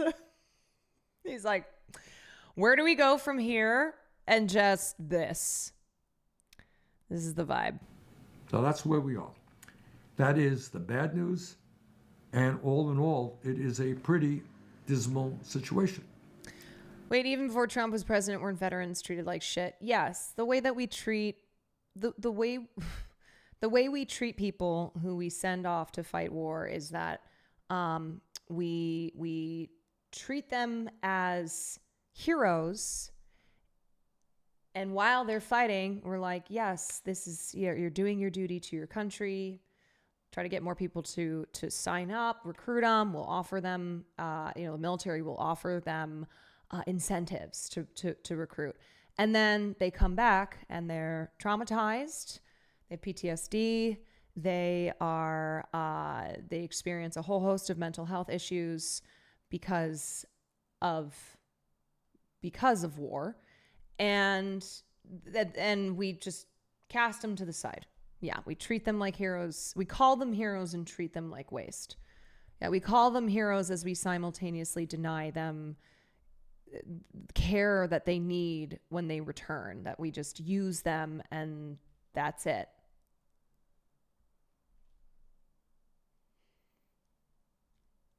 So many homeless veterans who just sleep on the streets. Yeah. So now, let me give you some good news, some very good news. And that is, over the last month, I and my House colleague, Alexandria Ocasio-Cortez, have been traveling the country in what I've called a fighting oligarchy tour. I've been to Nebraska, Iowa, Wisconsin, Michigan, Nevada, Colorado, and Arizona, and the turnouts have been extraordinary. In Denver, we had more than 34,000 people turn out, the largest rally I have ever been a part of. And what I have learned from all of these rallies and meeting thousands and thousands of people is that the people of our country are sick and tired of Trumpism. They are tired of oligarchy. They are tired of authoritarianism, and they are prepared to fight back. And I should tell you, just to mention, I'm going to be in out west next week. In a week and a half or so, we're going to California and other western Bernie's states. coming to LA. And we are going to continue to rally the American people to stand up to Trumpism and his contempt for American democracy. And let me give you another very good piece of good news, and that is on Tuesday night, Susan Crawford took on Elon Musk and the $25 million that he spent to win a seat on the Wisconsin Supreme Court. And I want you all to... And they're tired of the fucking Democrats too. We need a third party. Yes. And like this, yeah. Well, I don't want to get into the whole thing because,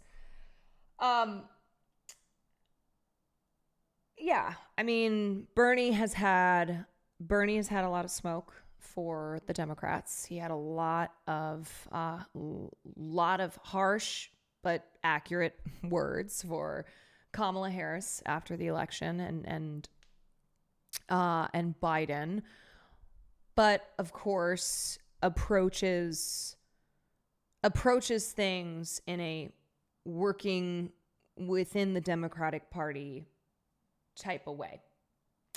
He was the first to call out Dems after Kamala lost, but it frustrated people because of how uncritical Bernie was, or at least appeared to be during the election, right? And this is where the debate rages between people on the left who are like, look, this is the best that we have right now as far as their mass popularity, both Bernie and AOC, and being more progressive than being more progressive than the Democratic Party establishment is. And so without a viable third party, without power in without like real power outside of the party, then that is why they have to work within it. And then you have people on the other side who are like, who are rightfully frustrated, who are critical, who are way to the left of Bernie and AOC, even if they were fundamental in their leftist journey. And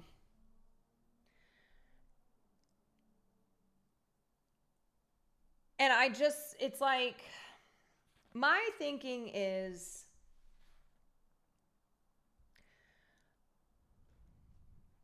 yeah, my thing is that we cannot have a repeat in 4 years of what we had in 2024, obviously. And I do wish that Bernie was calling for a progressive party and not just on candidates to run as independents. And it's like, okay, if you're working within the system as it exists, if you're working within, trying to work within the Democratic Party, can you also, though, be like pushing for a real progressive party and not just individual candidates who are now running under the label of independent? Like, I think it's good. I do think political candidates should not be running as Democrats anymore, not just in name, but obviously in policy. Those who are disillusioned with the Dems have no movement with a real sense of direction, and the Democrats are walking towards a fascist future, either through incompetence or capitulation towards the right. Yes, like in my opinion, the Democratic Party is completely broken. That I mean, look, I know there are people who have like, they on either side, either the yes, we have to work within the party side, or no, we can't, like, don't work with the Democrats. They feel very passionate about it on either side. I'm like, I understand both. Like, I'm a centrist, okay? That's what it is. I'm a centrist and I'm on both sides. Where it's like, yeah, I'm trying to reckon with the reality and the two parties that we have, and there not being a viable third party, and also reckoning with a completely awful Democratic Party, leaders that are bad, and not just bad because they're incompetent or bad because they're nowhere to be found, but because their policies are antagonistic to the majority of people in this country, that they are not pro-worker.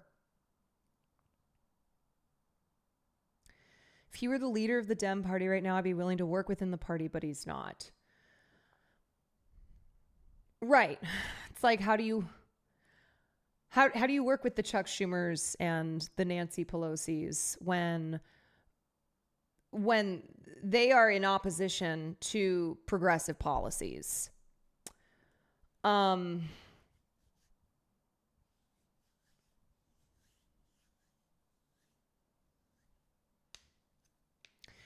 then I'm also like, look, I say all the time that progress doesn't happen overnight. And so the strategy of working within the system, because that is more realistic, because that is,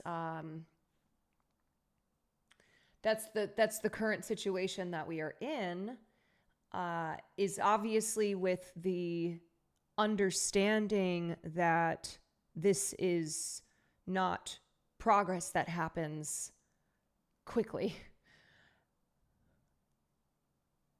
Should have Mike on straight.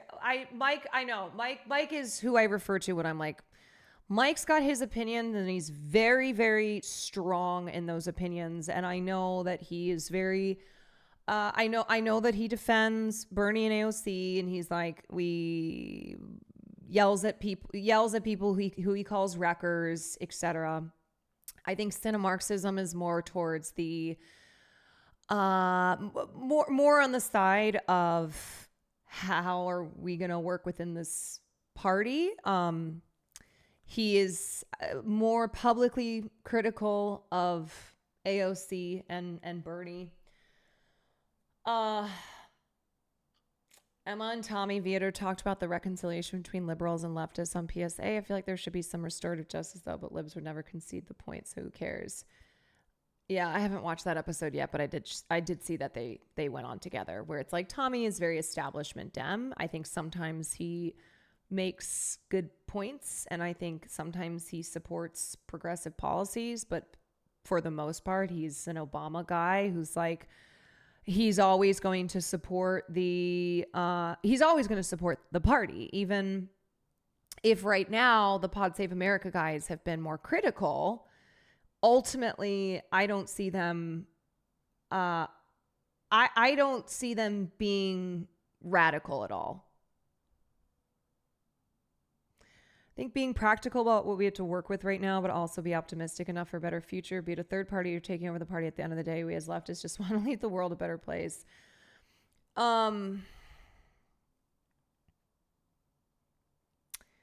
Yeah, like I think the way that I feel is I am not going to completely rebuke people like AOC and Bernie when they have the mass appeal that they have, when we are in the situation that we are in, and when we don't really have anything else. And I think it's still good to be critical, but I think it's recognizing that you as an individual may have surpassed where they are, and they may have been, despite them being instrumental, especially Bernie, in your journey towards leftist ideology. But I think it's being realistic too about where the majority of people in this country are. And they just voted for Donald Trump. Because Kamala Harris sucked, yes, but also because they felt like Trump was going to save them.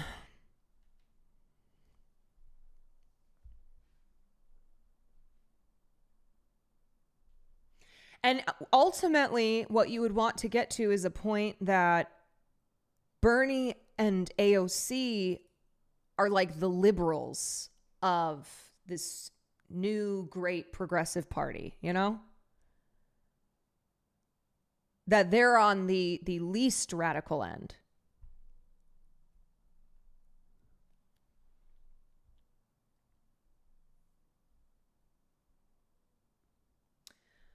Mike kind of expresses the anger and frustration we as progressives feel, and that's not acknowledged by the Democratic Party. No, for sure. I was just somebody brought up Mike, and then someone also brought up Marxism, and I was saying, like, based on what I've seen from them, as far as these two kind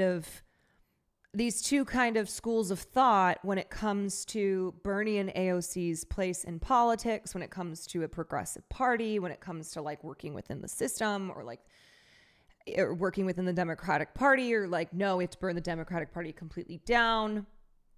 And there's a lot of, not saying these two fight, but like a lot of leftists infighting over this exact thing, over people who just want nothing to do with Bernie and AOC because they feel that they have so greatly failed on their promises that they are not where they need to be on the topic of Israel and Palestine, that they were angry at them publicly campaigning alongside Kamala Harris. Last month, I changed my registration to independent since the Dems have no want to counter fascism in the slightest. Yeah, I also recently changed my my registration. I was like, it's probably time. Mio Corvus, thank you for the 3 months. Paparoni, thank you for the gifted. Look Out Shift, thank you for the prime. I dream of a world where I'm guillotined as a reactionary. To be fair, Bernie isn't where he needs to be. I'm not arguing with that. No, in the past, I have criticized Bernie on this topic. I'm more so just talking in general, though, about this approach on the left by working with this approach on the left of the Bernie and AOC type of approach. Sorry, not this approach on the left. This issue on the left of the Bernie and AOC approach versus the no, they are like, they're not on the team. No one's good on Israel. Yes. I mean, that is unfortunately the reality.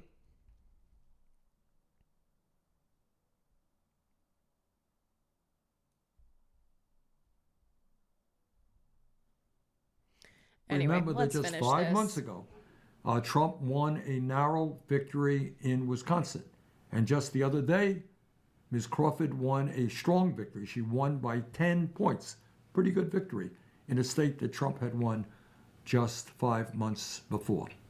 Also on Tuesday night, in 2 congressional districts in Florida, where Trump had won by 30 points, Democratic candidates, while losing, cut that margin in half.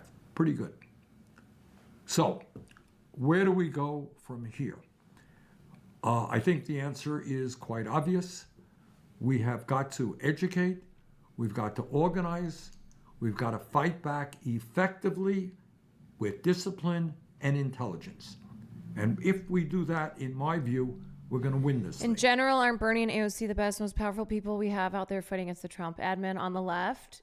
Yes. And right now, I should tell you, we are not only doing rallies around the country, we are also hiring organizers at the grassroots level to help us build the kind of grassroots infrastructure that we need if we're going to be successful. And let me just mention to you that just a few hours ago, I was on the phone with our friends in the 1st District of Iowa. I had been to Iowa City last month, and we got a whole lot of folks coming out. We got names, we got emails, we called them up, and we had tonight, just a few hours ago, over 500 people in the 1st District of Iowa on the telephone. And almost all of them signed up to get to work to help us organize to knock on. I mean, that's huge. Like, that's big. And that is something that none of us are in the position to be doing, right? Like, I'm just a streamer. I'm just here trying to give my thoughts on things as one person. I'm just a girl. As No Doubt says, I'm just a girl. No, but it's the point I'm trying to make is, like, I don't work in politics. I am not a politician, and I am also not a politician that is popular in the way Bernie is, for being like the foremost leftist politician in this country on a national stage. Isn't Gwen Stefani MAGA now? Okay, here's a little secret I'm going to let you in on. Gwen Stefani has never been a feminist. Gwen Stefani has never, like, not been MAGA in her heart. Okay. Doors to hold meetings, etc. And we are going to have organizers all over this country, especially in districts where Republican members of Congress won by slim majorities. And we're going to make sure that all of the people in those districts that were won by Republicans with small margins, they know loudly and clearly, they're going to hear from their constituents, that they must not vote to give huge tax breaks to billionaires by cutting Medicaid and other programs that working families desperately need. So yes, let me be very honest with you. The oligarchs are enormously powerful. No ifs, buts, and maybes. But they have endless amounts of money. Okay, so first he says he's going to give us a happy ending. Now he's talking about butts. What is going on? Is this how we win? Is this how we win? They control our economy, they own much of the media, and they have enormous influence over our political system. But from the bottom of my heart, I am convinced that if we are smart and if we're well organized, they can be defeated. If we stand together and not let them divide us up by the color of our skin or where we were born or our religion or our sexual orientation, if we bring our people together around an agenda that works for the many and not just the few, there is nothing in the world that can stop us. We can win, we will win. So let us go forward together. Let's build that movement that we desperately need. Let's defeat Trumpism. Thank you all very much. And also the Democratic Party. Gaza is our home. Thank you for the raid. Hold on. I wanted to...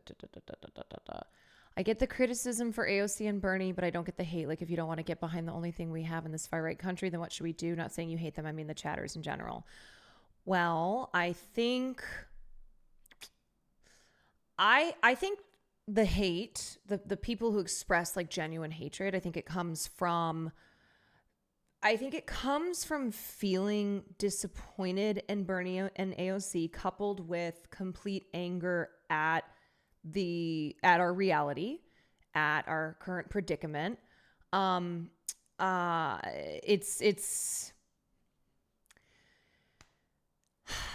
It is also like, I don't want to make this too much about like too chronically of online leftists, but I think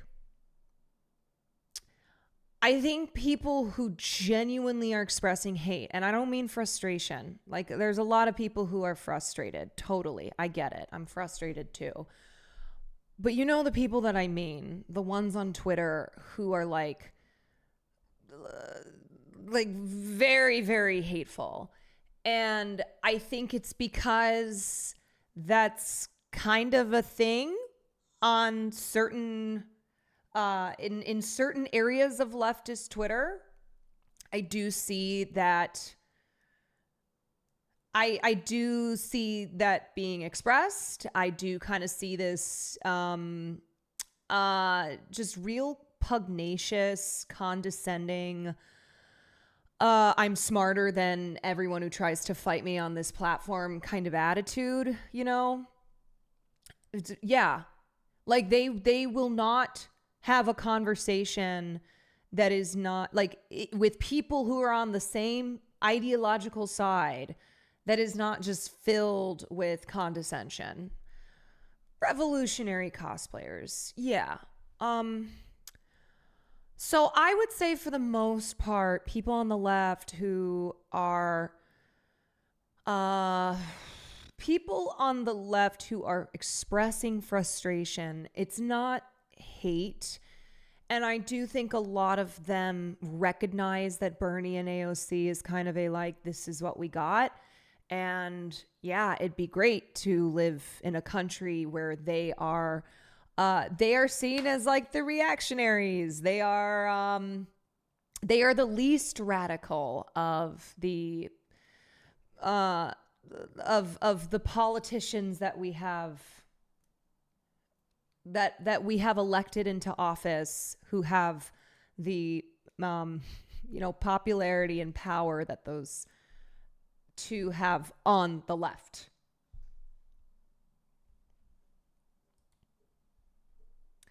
Someone I followed on Twitter replied to Hassan's Communist Manifesto tweet with, "Why are you platforming people who speak against Marxism then?" Referring to AOC and Bernie, which I think is kind of pushing into what you're talking about. Is it that other Hassan guy? Because I've seen him a lot too. And he's someone who kind of just likes to do this. I've seen that guy on Twitter. And he's kind of the person that I'm describing, where that's a person who gets a lot of pleasure from shitting on people on the left. And sometimes it feels like people like that shit more on other leftists than they do liberals, than they do conservatives. And it's like, who's your enemy here? And why does this feel like a personal thing? Are you talking about Mehdi Hassan? No.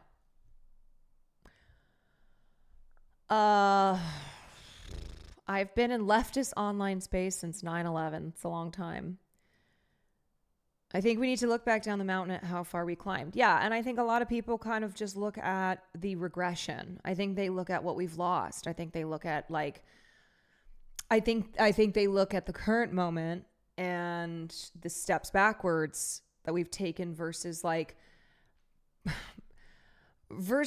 how it wasn't until recent that someone like Bernie saying Medicare for all, promoting universal health care, was being talked about nationally. And it is painful. It was painful to have to go backwards, to not have healthcare be a thing that was discussed at all. But we've also seen individual progressive candidates rise up, like Zoran on high. I mean, I don't know no guarantee he's going to win the mayoral race, but there's a lot of people who are resonating with him and what he has to say. And this is in New York. This is Kathy Hochul's territory. I think a lot of leftists also get too caught up in their own morality and don't quite know how to be flexible. Yeah, it reminds me of Tumblr back in the day. Bernie and AOC have their roles in the movement. Yeah, I think it's also...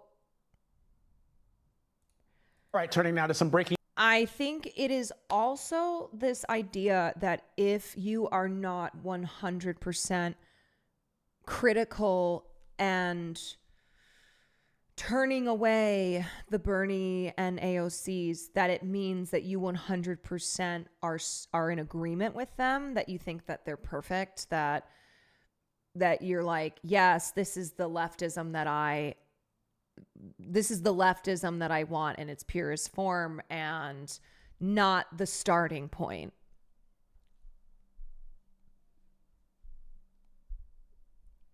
Bernie also talks about climate change more than standard Dems.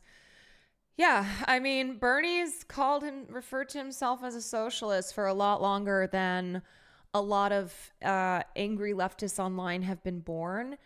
And you may now be further than Bernie is as one of the foremost leftist socialists in this country.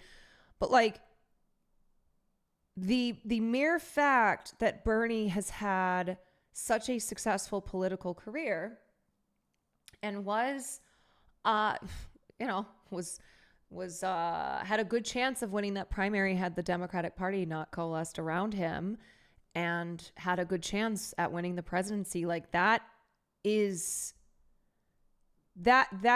something that cannot be forgotten, I think. Bernie was socialist during the Red Scare period.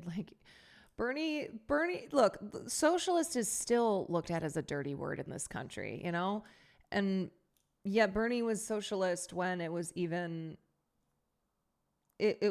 harder as a national politician to align, to identify as a socialist. I don't know, man. Here's the last thing I will say, and then we're going to move on to talking about Russell Brand. I'm not a person who's looking to fight, okay? I'm tired. I'm exhausted. There is so much right-wing dominance, so much reactionary mindset in this country that I don't want to fight leftists.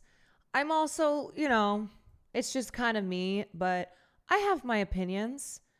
And there are certain things that I get riled up about, but I'm also not going to shove my opinions and state it as this is the way in your face, and then condescend to everyone on the left who doesn't completely align with my vision of what we should be doing politically.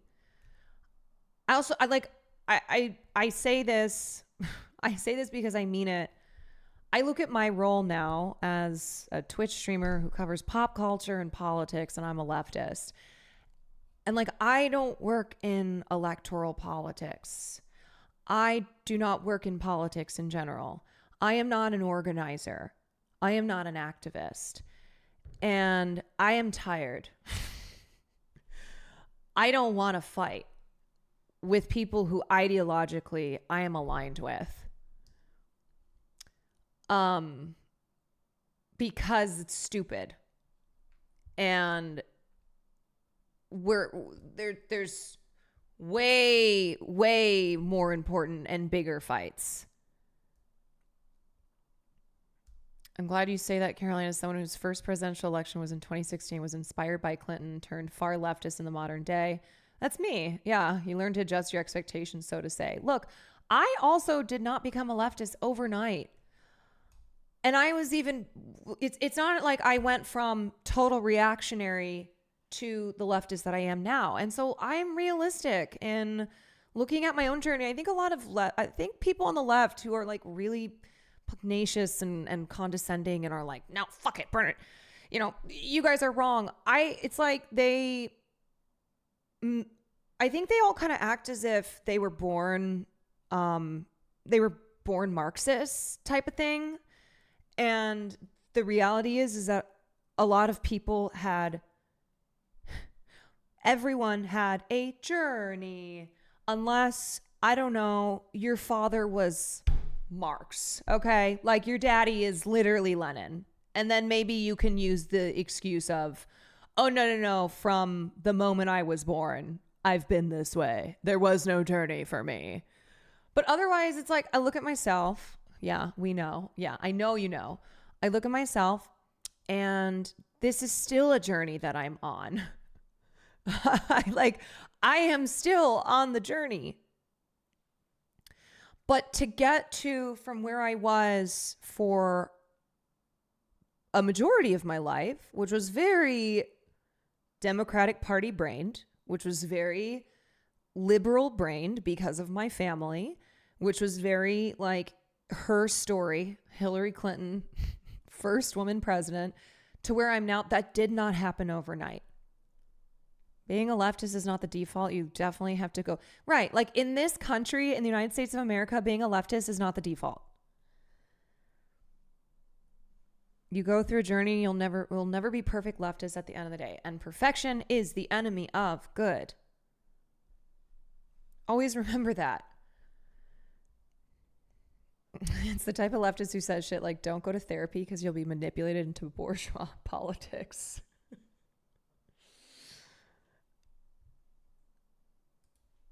You will. Yeah, like this. In love with Michelle Obama. Hashtag DNC 2012. Like I was literally there at the DNC. Okay. All right. So anywho, that's a little bit about me. Leftist purity test each other as much or more as the right. I'm just like, I know I quote this all the time and I'm sorry, but I'm not sorry. Hunger Games, Katniss, remember who your enemy is.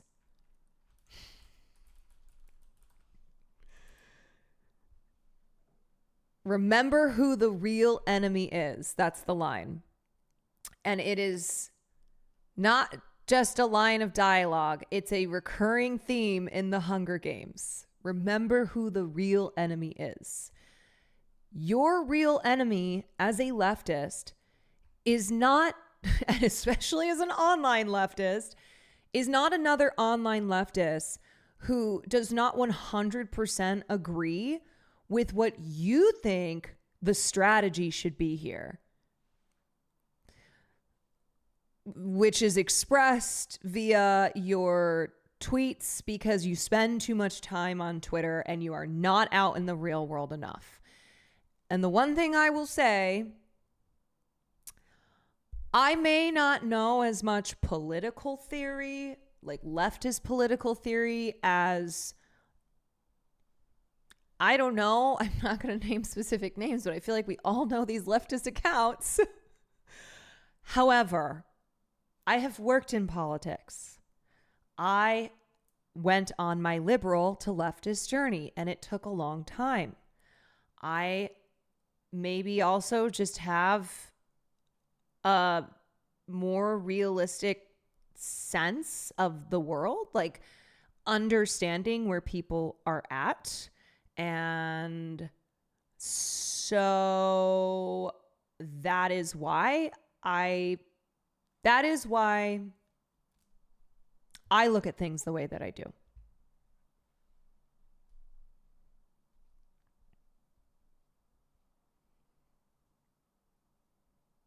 I grew up in NC with a now Trump or Texas dad and conservative Korean mom. Hell yeah. Listened to Fox and Friends and Rush Limbaugh with my dad every day. Then I went to college where my first roommate was a socialist and I flipped parties in my first year, then moved further left as time went on. People grow and change, but you can't yell at them to get that done. Yeah, and you can't expect perfection, and you can't, I don't know. I feel like you cannot completely oppose the few individuals who are in a position to be appealing to the masses who just voted for someone like Donald Trump. Along the lines of what you're saying, I don't want to fight leftists, but some of you need to understand that your fancy language and theory doesn't work much when it comes to a rickshaw puller making 50 cents a day. You mean they don't want Marxist theory shoved in their faces? Some of you need to learn to talk to the people you stand for. Yeah, I don't call that fighting. Like, you know, the type of infighting that I'm talking about. Like, I think that's a reminder of how we have to speak to people not in a way that we tweet, not in a way that we post online, right? It's like, I think maybe if you've gotten too lost in the sauce of being a chronically online leftist who is like spending all this time screaming about AOC and Bernie and screaming at other leftists who are not screaming at them in the way that you are, then I like genuinely, I hate to use a cliche, but the concept of touching grass, not just in a, hey, go out into the world and enjoy yourself and not just be online, but like touching grass is in you're remembering what people are like, that you are having conversations with people in the world and like recognizing that they are not chronically online, that their minds don't work in the way that chronically online leftists do.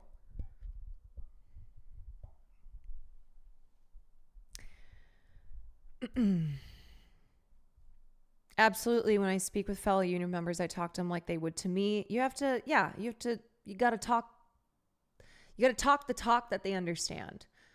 But from the leftist perspective,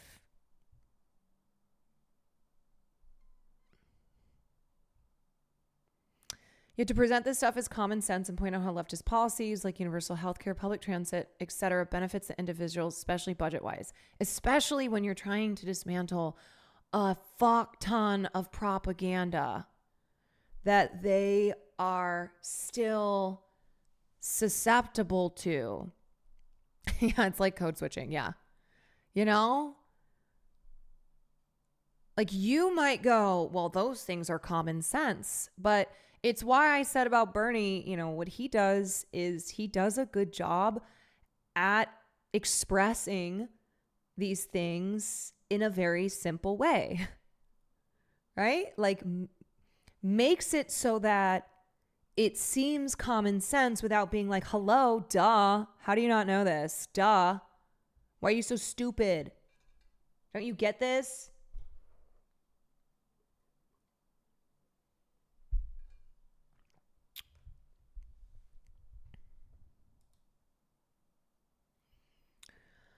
Anyway, all right. Hi, Vobies. Thank you for the 7 months. Frankenfurter, thank you for the 6 months. Chris X, thank you for the tier 1. Mio Corvus, thank you for the tier 1. Paparoni, thank you for the gifted. This is another beef I have with leftists. It's elitism of normal people not understanding theory, another big problem. Yeah, you're not going to revolutionize the masses by forcing them all to read Marxist Leninist theory, you know? That's not, that in fact goes against, that like goes against those teachings too. It's like, oh, you're going to shove this book in someone's hands and be like, here, read that and then you'll get it. Read that and then I'll see you. I'll see you on the front lines.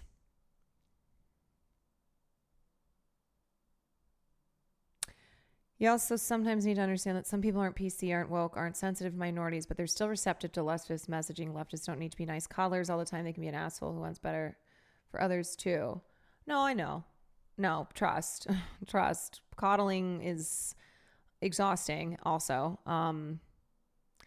Yeah, I mean, I've said this a couple times when I have stupid chatters and I'm yelling at them and I'm like, I genuinely want better and I wish you would fucking understand that. I wish you would understand that I am not your enemy.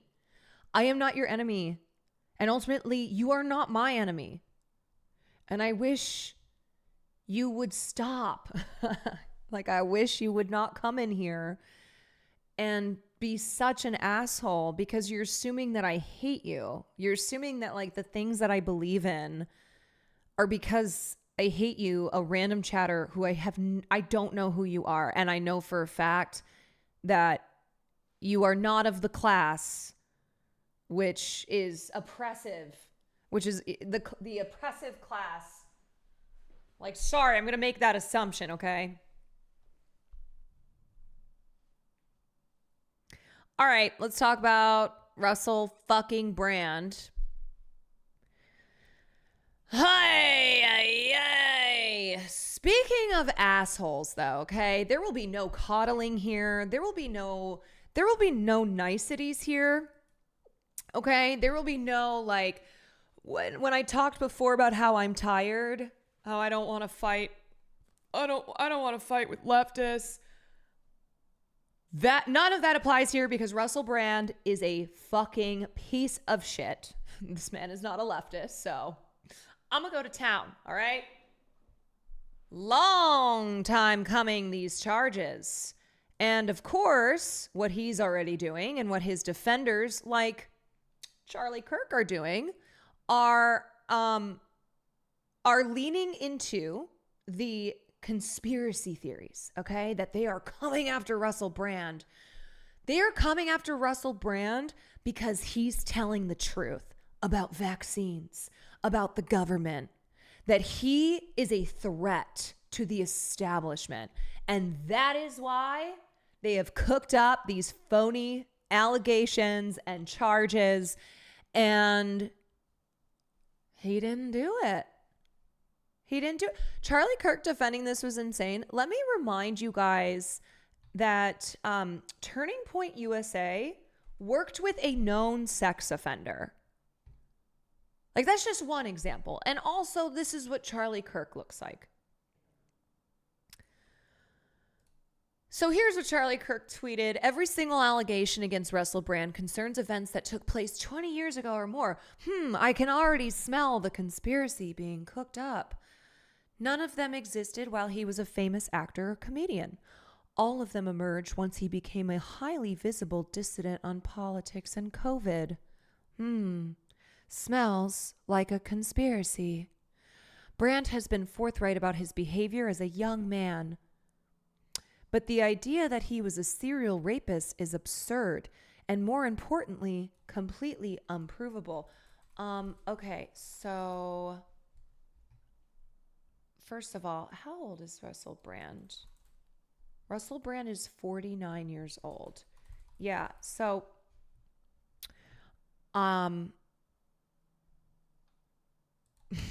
so he's 50 years old, and I love how they're trying to do the thing like he was a baby boy. He was a baby boy, and he wasn't perfect as a baby boy, but he was not a serial rapist. He was not a serial rapist baby boy. Okay, because he was just a baby boy. And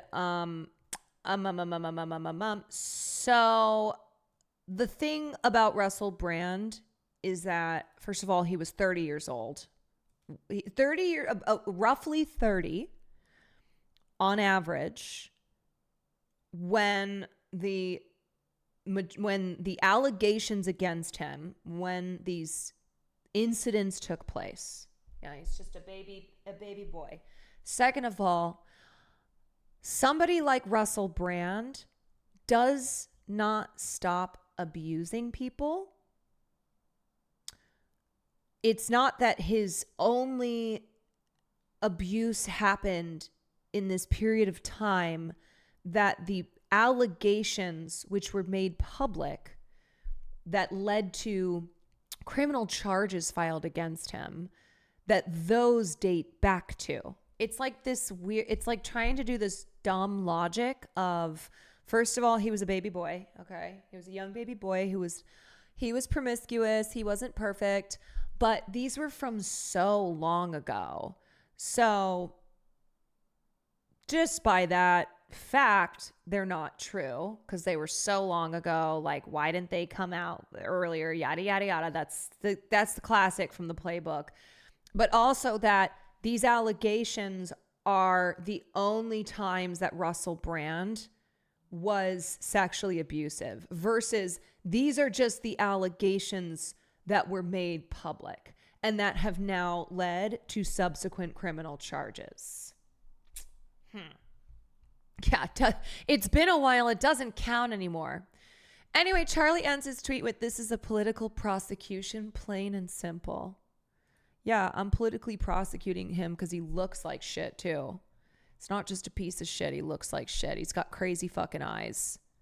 News out of the UK. London's Metropolitan Police has charged actor and comedian Russell Brand with rape as well as multiple counts of assault. CBS News senior foreign correspondent Holly Williams is following the developments for us out of the UK in our London newsroom. So Holly, this sort of broke just a couple of hours ago. What more can you tell us about these charges?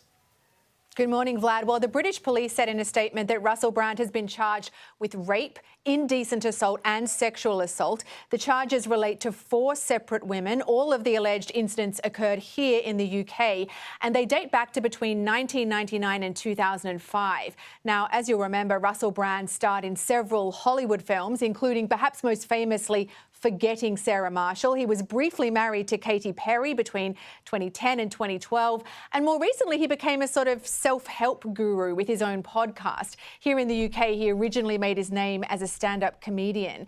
The British police say they began investigating in September 2023, and they say they received a number of allegations after the British media reported claims of sexual assault made by multiple women. At the time, Brand strongly refuted all of the allegations, saying that while he had been promiscuous in the past, all of his relationships were consensual, and he has continued to maintain his innocence. Wait, why can't I pause? Oh.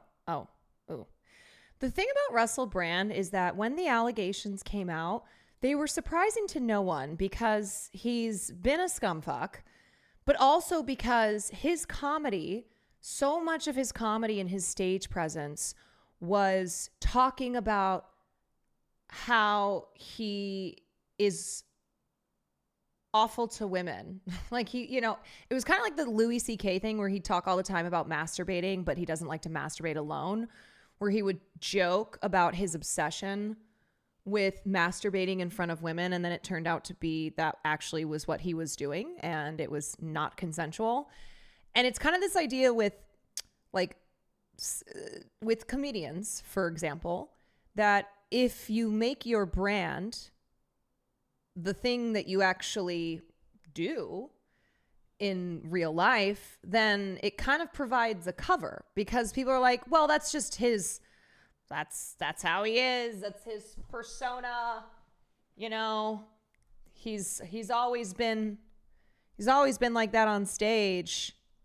As in, like, that means then that it's either acceptable to be that way in real life, or that it's just a shtick, and they're confusing his public persona with they're confusing the shtick of his persona with what he's now been accused of having actually done. Neil Gaiman did that too with his characters. Yeah, there's a lot of examples of abusive men who, through their art, be it comedy, fictional writing, movies, Woody Allen, that they're kind of putting it out there in the open. And then it's like when allegations come out, when their behavior is revealed, it's like you point to their work and you go, yeah, it was kind of right there all along.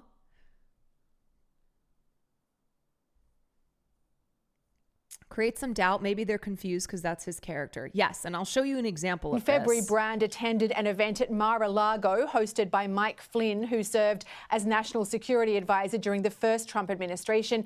CBS News has reached out to Russell Brand's representatives for comment on the charges. So then what happens next, Holly? So the British police say that Russell Brand will appear at a magistrate's court on the 2nd of May, where it's expected he'll be asked to enter a plea.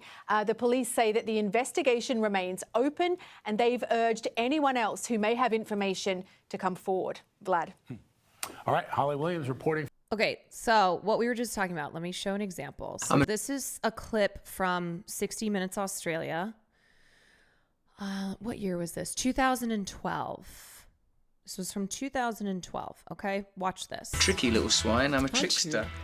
I'm a raven, I'm a playful coyote, looking for mischief. When you interview... Yeah, see, so that's how Russell Brand always was. He's like, yeah, I'm a trickster. I get up to trouble. Like, I'm no good. Russell Brand, you actually don't really know who's going to turn up.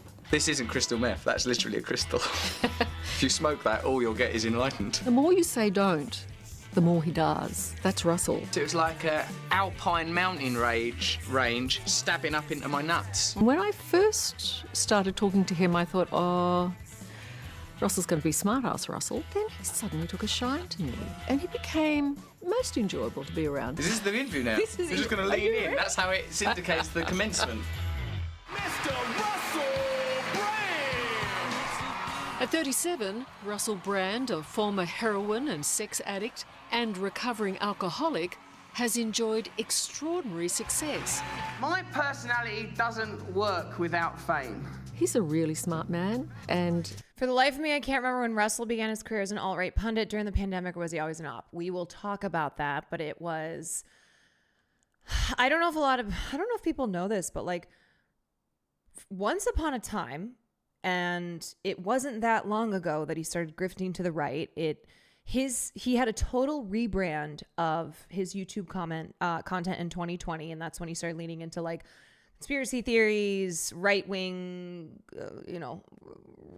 shit, specifically COVID misinformation. But for years, he was involved in political activism. He was talking about climate change. He would talk about corporate greed, the evils of capitalism, yada, yada.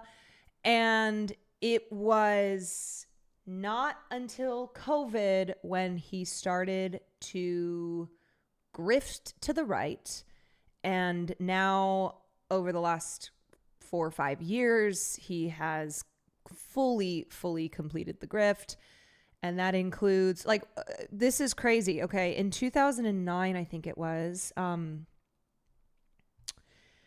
in 2009, he was one of the celebrities that condemned Israel's assault on Gaza.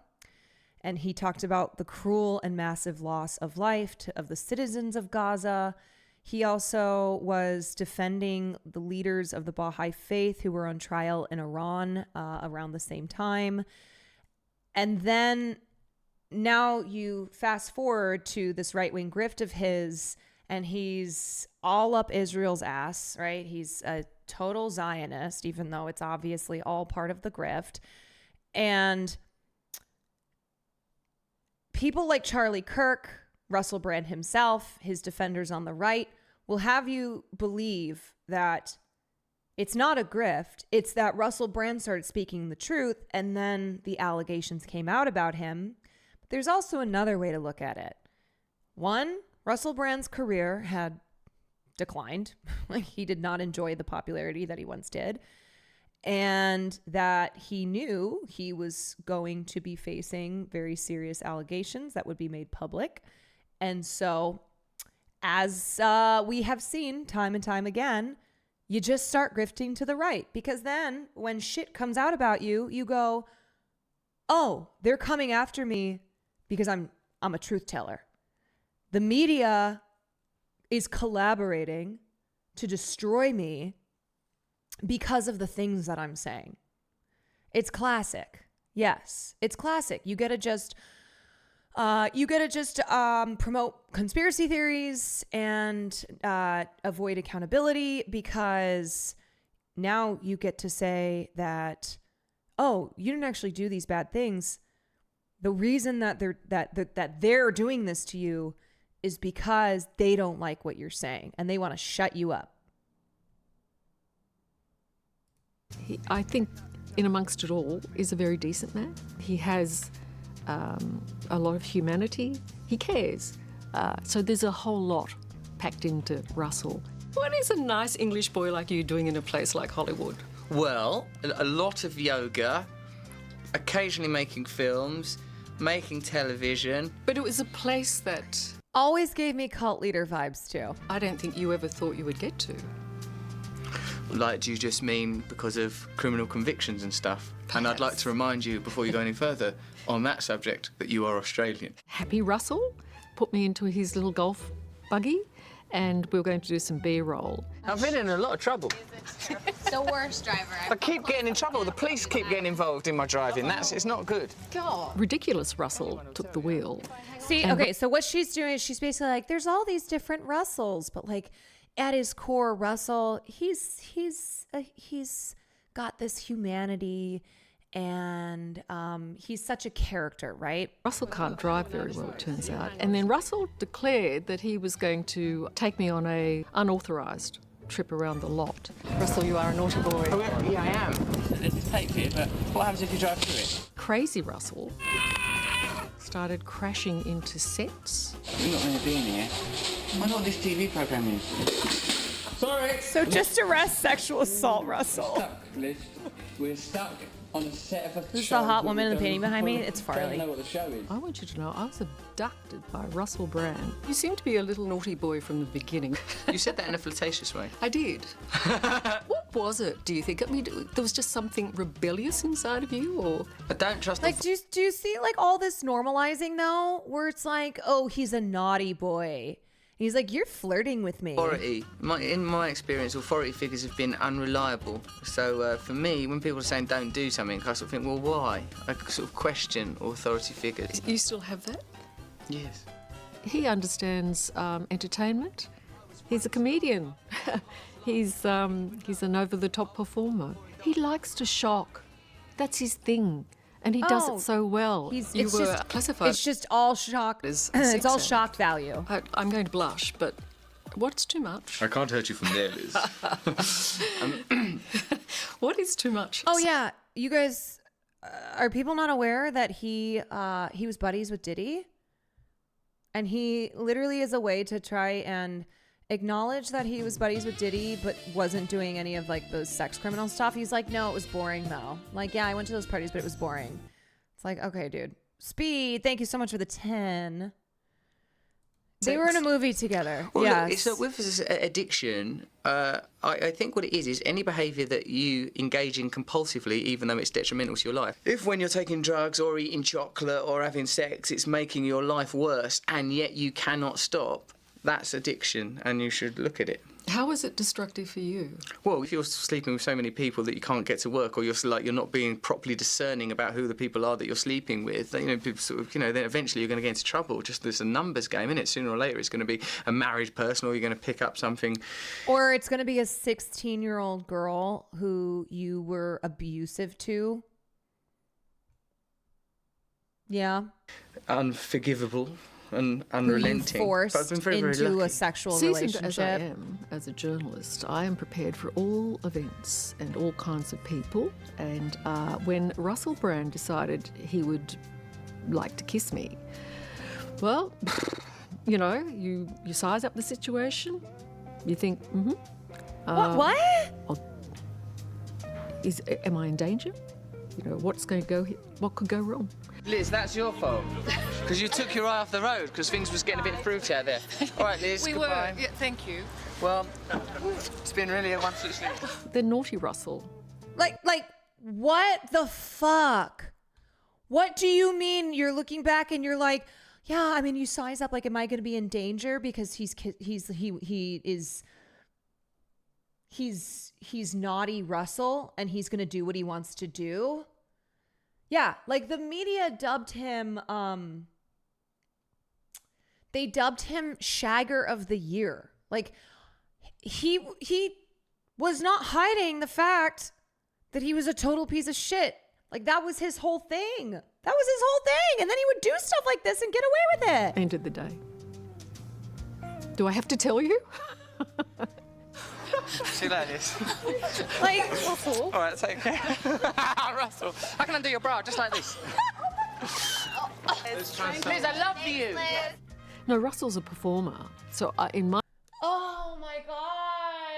Do you see what I'm saying though? That she keeps being like, well, he's a performer. That's naughty Russell. There's all the different types of Russells. But like, so, you know, even though I didn't really consent to that, he's a performer. He's silly. He's a naughty, silly boy. Like this is a journalist who's interviewing him. My opinion, Russell, there are many Russells, and I think the at-home Russell is probably exhausted. I reckon Russell's put so much energy into shocking me that he's now had to go home and have a lie down with a cup of tea and put some meditation music on and do some yoga because he puts a lot of energy into shocking people. Right. Okay. So that mindset there is what I was talking about earlier, where because Russell was so egregiously inappropriate, promiscuous, sexually, would sexually harass and touch anyone that he wanted to and would then joke about it on stage, that it was like a cover for him where it went, but that's the performer Russell. I bet the real Russell, not the naughty Russell, not this silly Russell, whatever these Russells are, the real Russell at home he's just a guy. Like it's all just for show. When it turns out the real Russell is sexual predator Russell. Yes, sexual predator Russell. But that was like this was just for years how Russell Brand got away with doing what he did because of how the media largely treated him, how the industry treated him, how like people would just go, it's okay because that's part of his brand. Do you know about the Andrew Sachs prank phone call controversy? Beloved actor being harassed via phone about Russell Brand having sex with his granddaughter? No, I do not. I don't. That's the Russell Brand. Oh, yeah. That is the Russell Brand. The original sex pest Yoda. Scooter, thank you. Oni Draz, thank you for the 27 months. Okay. So let's watch this. This is an interview with Rosamond Irwin. I think she was the journalist or one of the journalists who broke the story that came out in 2023 when the Sunday Times, it was the Sunday Times. They had started in 2019 looking into the allegations of sexual misconduct made against Russell Brand. So remember how I gave you that timeline? I said Russell Brand began right-wing grifting. He totally redid his YouTube. He went from talking about things such as climate change to pushing COVID misinformation, and then it just got worse from there. So in 2019, the Sunday Times became aware of allegations of sexual misconduct against him. In 2022, Channel 4's dispatches began working with the Times, the Sunday Times and the Times, to investigate the allegations. In September of 2023, the allegations were then published from 4 women anonymously, and these were allegations of sexual assault and emotional abuse from 2006 to 2013. So remember how Russell Brand was just a little baby boy? He was a baby boy who was not perfect, but he was just a baby boy. Okay. Well, these allegations go all the way up till 2013, when Russell Brand would have been almost 40 years old. So just a 40-year-old baby boy. And like I said, though, just because these specific allegations that were made public that have led to these charges span from 2006 to 2013 does not then mean that nothing happened after 2013.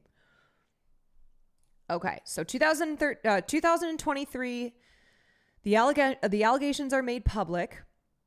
The youngest of the women alleged abuse at the age of when she was 16. Brand was 31. She accused him of sexual assault and of grooming her. And then a fifth woman came out and said that he flashed his genitals at her, and how the reason that the accusers felt compelled to speak out was because Brand had found newfound prominence as an online wellness influencer. So Russell Brand, when he started grifting to the right, became popular on YouTube. He became popular in these wellness spaces because he was pushing COVID misinformation and vaccine misinformation.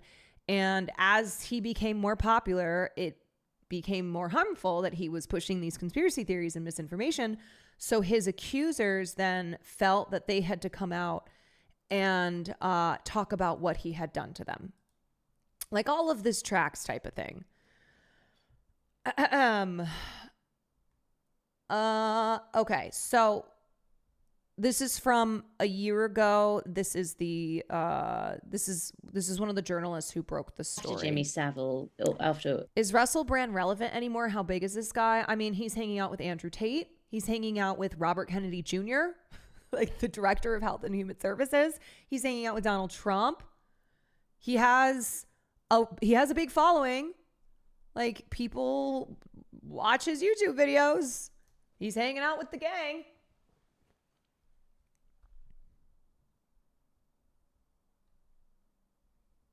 All of the sort of Jimmy Savile scandal came out, people sort of argued that things had changed. Well, how much has actually changed? You know, is TV still indulging people that they call the talent when they shouldn't be? I suppose one of the developments are the people where Brand worked are now taking it seriously. The criticism is, of course, Ros, that they kind of knew what was going on and turned a blind eye before this. Well, yes, lots of people are describing it as an open secret, particularly in the world of comedy. It's always an open secret. Everyone always knows, okay? Bill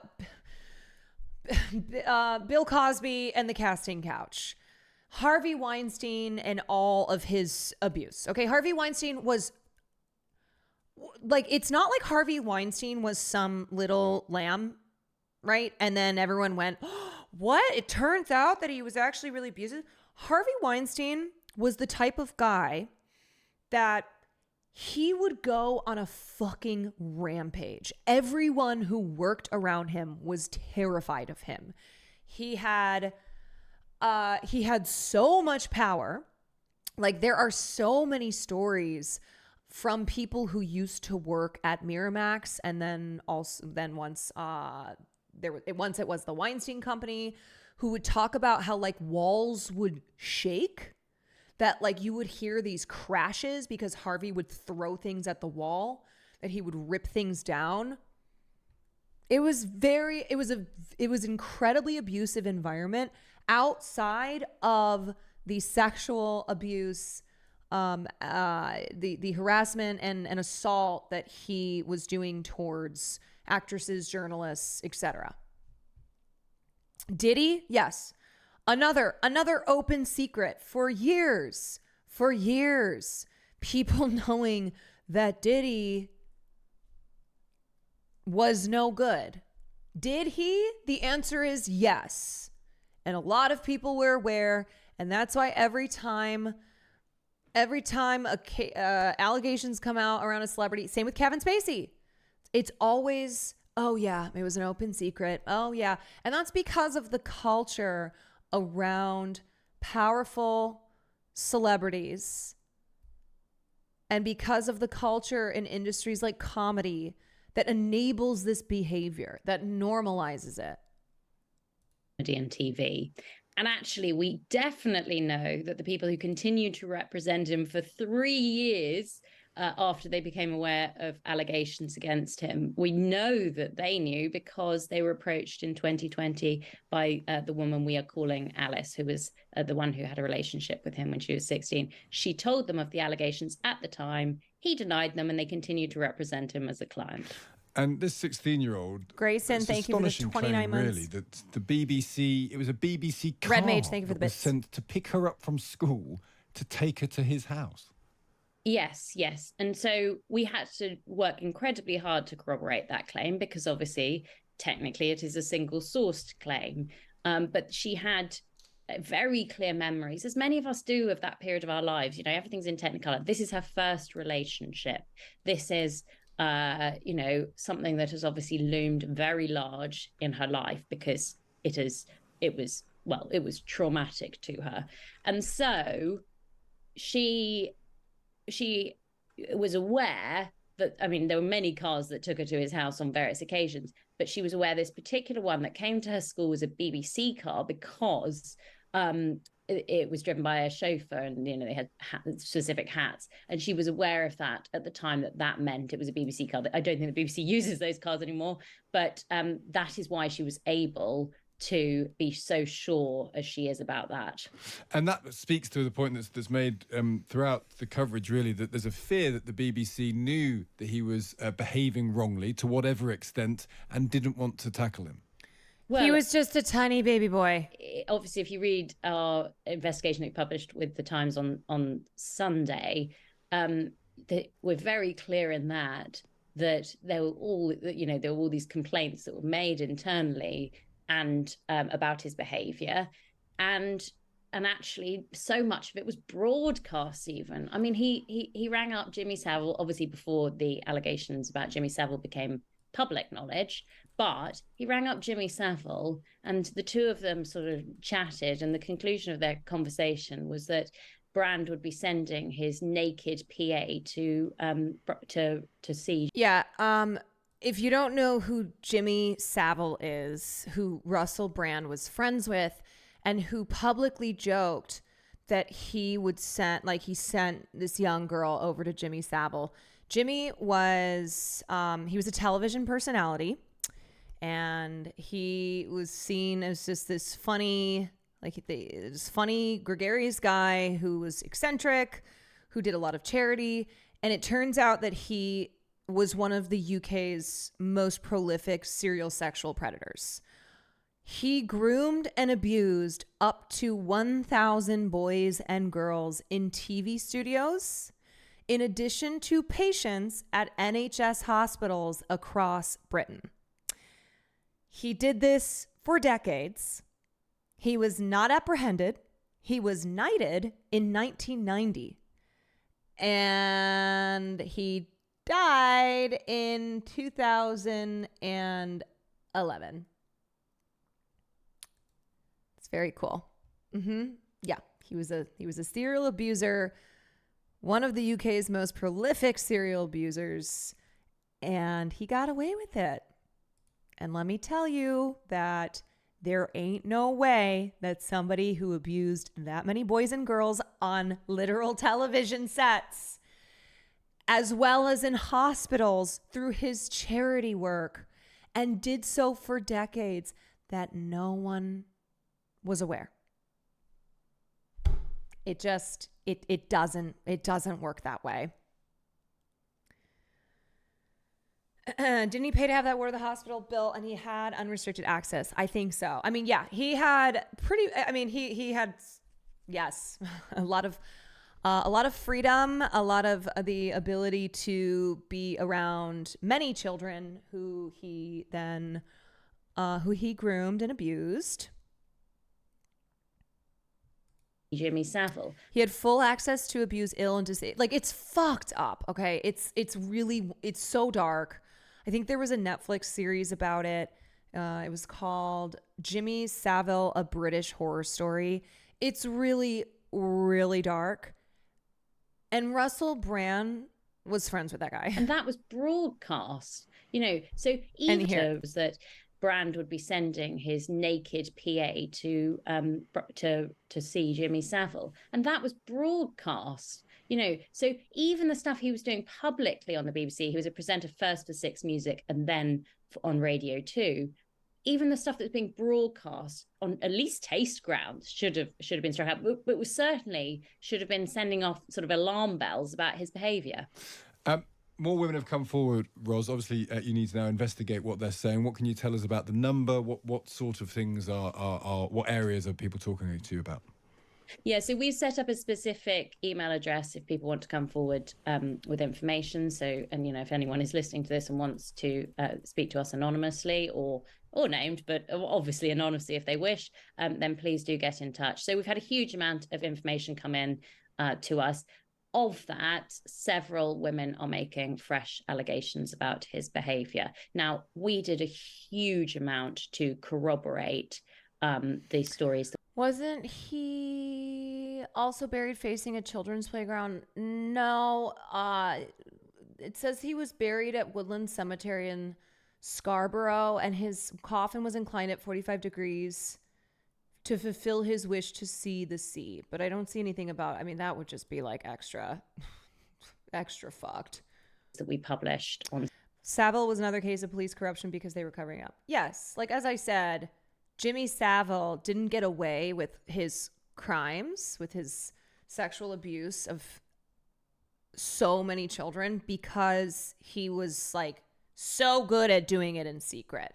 No, he got away with it because the culture around him that enabled him, that allowed him to do Sunday it. And in the Times today, my brilliant colleague Charlotte Wace has got an interview with a woman she's worked very closely with, who we're calling Nadia, and we did a huge amount to corroborate their stories. So we have to be careful that we are being probably even more careful. Well, no, we could not have been more careful. So we are being as careful as we were with those stories on these ones, because we can't rush things into the paper. We need to do adequate corroboration that means that we are happy that these stories are fit to be published. And that email is, if anyone's listening who has a story to tell us, investigations@news.co.uk is the name of the email.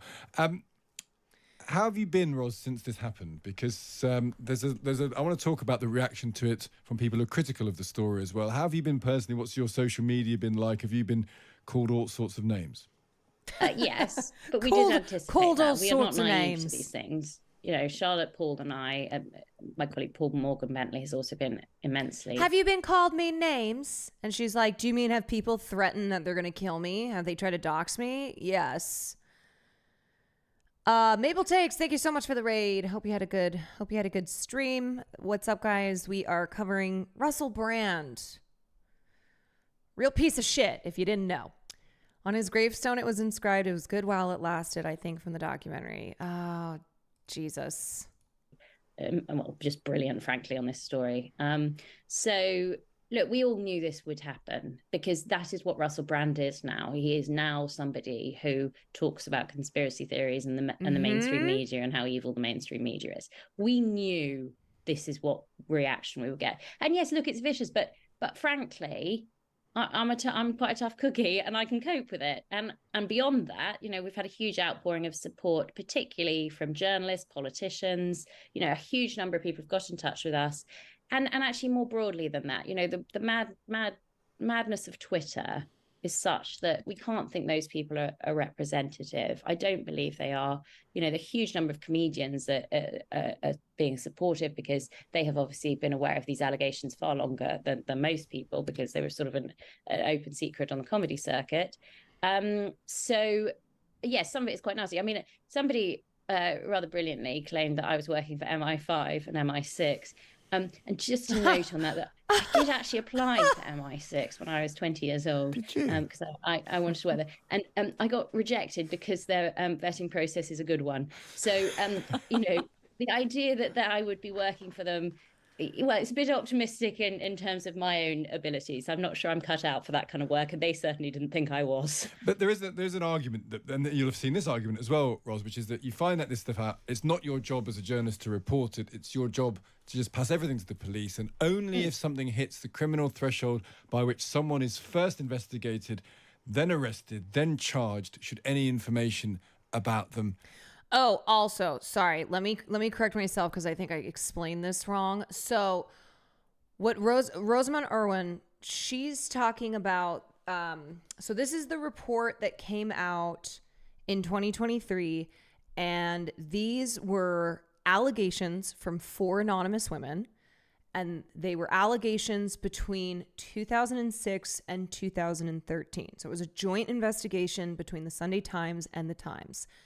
And then the charges that he has just been charged with today, which include rape, indecent assault, and sexual assault, this is between 1999 and 2005. So, again, an indication that Russell Brand has been abusing women and girls for a long time.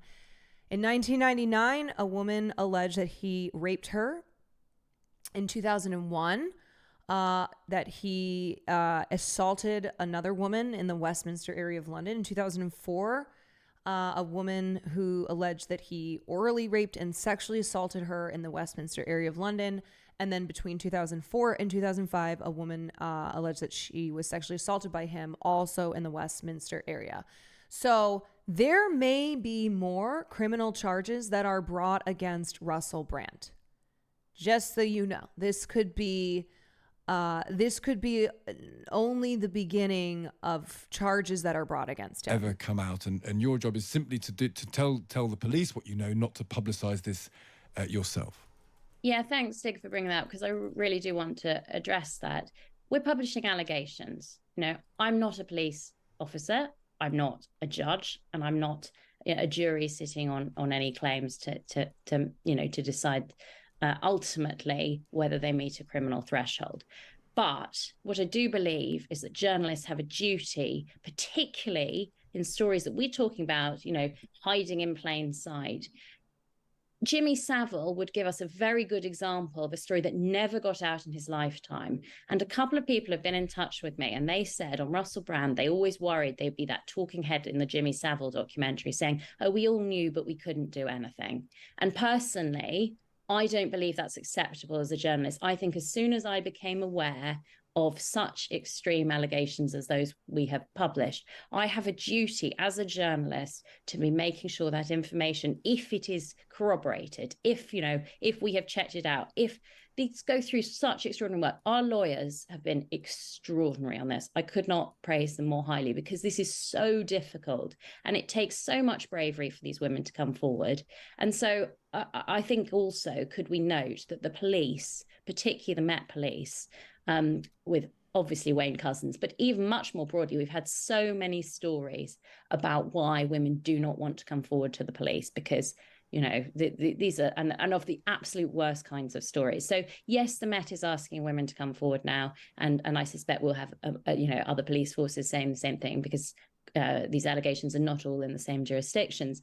But I should note that women have very good reasons for not going to the police, and that sometimes, grueling as it is, people would rather talk to a journalist. Just finally, we had Marion Jones on, and he said he's heard lots of people come to him since then, and he thinks this story could go broader than Russell Brand. Is that possible for you as well, that there is this feeling that there are other senior figures, big, powerful people who've abused their authority, and that might start to emerge at some point? I'm sure that is the case. I think Britain hasn't really had a Me Too moment quite in the same way as the US is, and I would, as the US did in when Harvey Weinstein, the allegations against. Yeah, well, things seem to be going backwards because a lot of the major public figures who were toppled when the abuse that they had committed came out in the form of lots and lots of allegations. Well, we've seen a lot of these people start to come back, and we also see people like Candace Owens who are working on a series to publicly exonerate Harvey Weinstein. We've seen just the popularity in smear campaigns against female actresses. Immortal Beats, I'm not going to get into the whole Amber Heard and Johnny Depp thing right now, but Johnny Depp is a piece of shit. And there are, you know what I'll recommend? I think Matt Bernstein on his podcast, A Bit Fruity, has a good episode with Kat Tenbarge, who has written a lot about Amber Heard and Johnny Depp if you wanted to learn more about it. But him came out in October 2017. And I think the reason for that is our libel laws, actually. I think they're much stricter than the US. And, you know, it is incredibly difficult. Johnny Depp is an abuser. Like, that's not a question. And he lost a case in, like, this is how crazy it is. Okay, The Sun, which is a tabloid newspaper, British tabloids, real awful.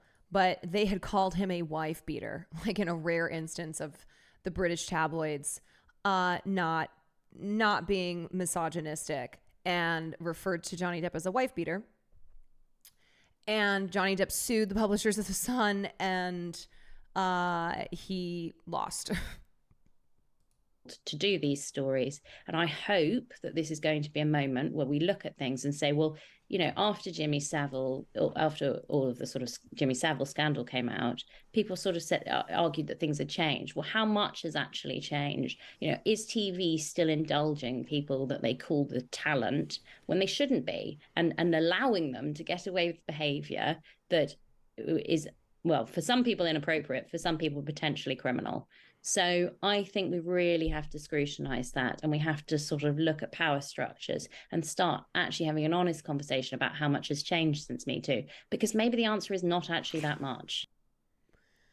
Maybe the answer is not really that much. Yeah, it is quite depressing to read reports about how sexual harassment in the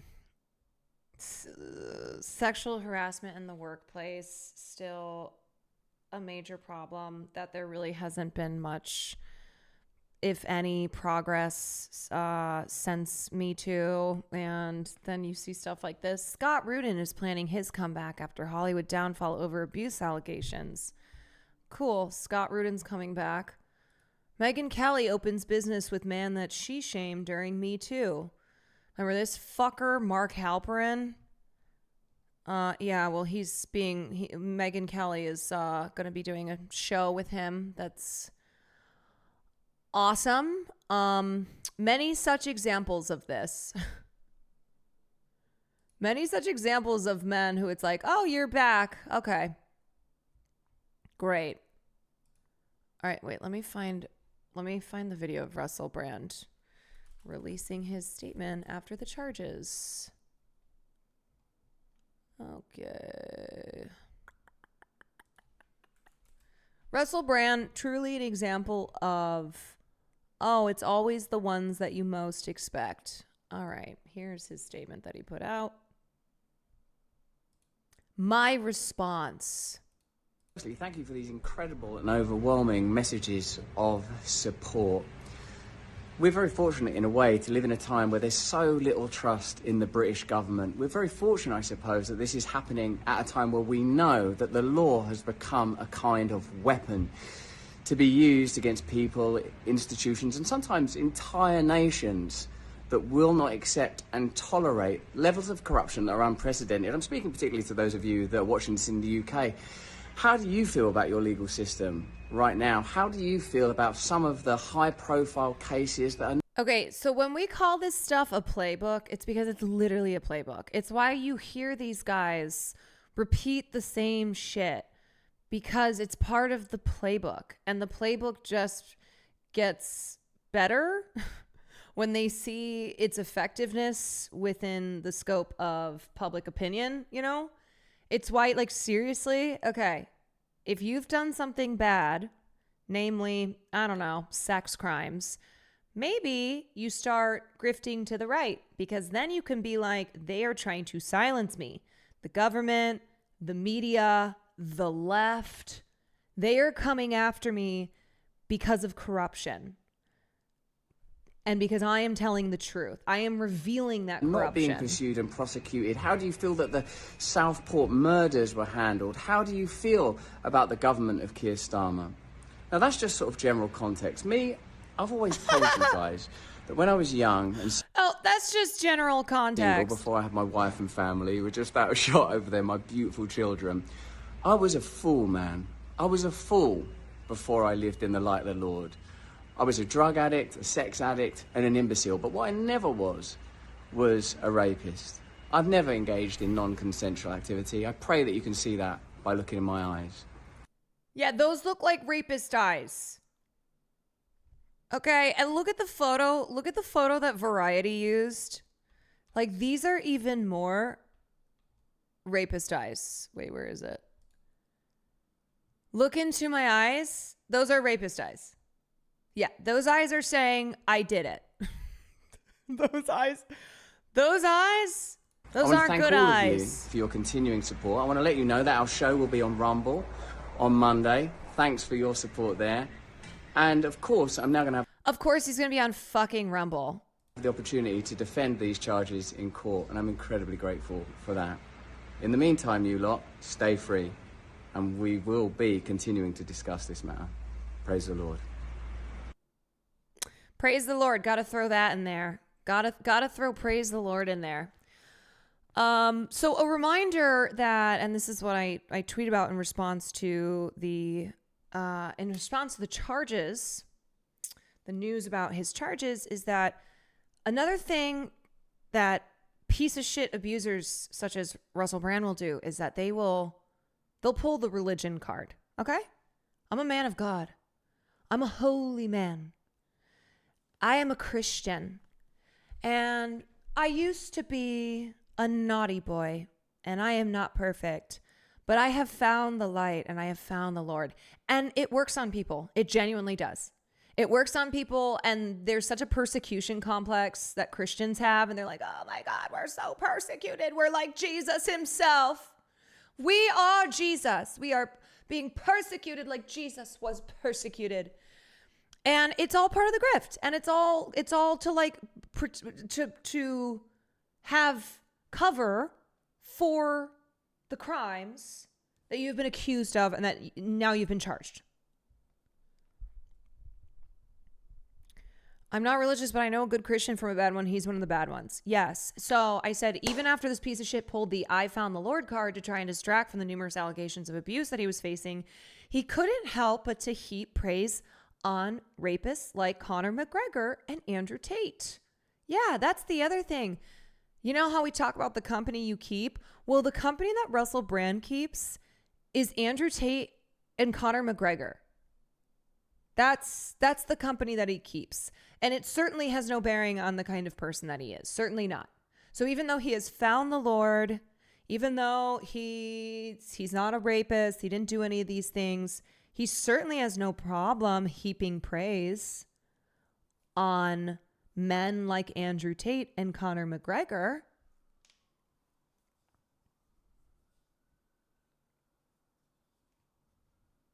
Gotta love how they always find the Lord when they're guilty. Yeah, isn't that funny?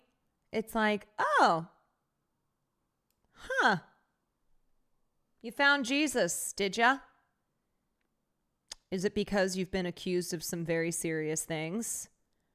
Is that why you found God? Is that why you found you walked into the light rather than walked into a fucking train? Another story I wish got more headlines was the Burning Sun scandal in Korea. A handful of huge K-pop stars were drugging and trafficking random clubgoers to rich or famous people. Sick. The female singer that revealed the story passed away. The journalist she worked with was ostracized. Celebrities that were arrested already out of jail and partying up in South Asia. Many such cases. Yeah. Many such cases. So a good indicator of if a person is a piece of shit or if they are not is, do they defend other pieces of shit? Do they defend some of the worst human beings, such as Andrew Tate? If the answer is yes to that, then the answer is also yes, that person is a piece of shit. It's a very simple formula. Okay, it's even simpler than Donald Trump's formula for his tariffs. If somebody is defending Andrew Tate, who's a piece of shit, then they too are a piece of shit. Okay? If Andrew Tate's so bad, how come he's rich? You know what? You're so right. Same with Elon Musk. Same with all these. Same with all of them. I'm going to bed soon, but I saw conspiracy theories in the stream channel. I actually started this a few weeks ago. It isn't super comprehensive, but it's like 20 conspiracies in a tier list. Did you give this to Sam once? Because I swear to God, she did this once. Or maybe we talked about doing it on stream together. I think this was something we wanted to do on stream then. I'll ask her if she wants to do it one of these days.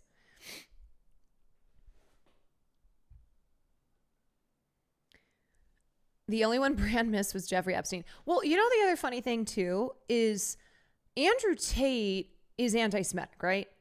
And he also has said negative things about Israel. But like the thing with Andrew Tate is he is one of those people who is anti-Israel specifically because he's an anti-Semite. Right? It's like not the whole, if you're anti-Israel, you are an anti-Semite. Those are separate things. But the important thing about Andrew Tate and like Candace Owens is that they are anti-Semitic. That is true. Russell Brand, as part of his grift, as part of his like MAGA reactionary conspiracy, blah, blah, blah, blah, is also Zionist. Like he's been just totally supporting Israel, even though back in the day he was criticizing Israel's assaults on Gaza. He was defending Andrew Tate still in the context of Andrew Tate being critical, like insulting Israel, which is like how fucked up this is that Russell Brand loves Andrew Tate so much that even in the context of him being negative towards Israel, where Russell Brand is supposedly pro-Israel, right? He's all Zionist now. He still was defending him as a person.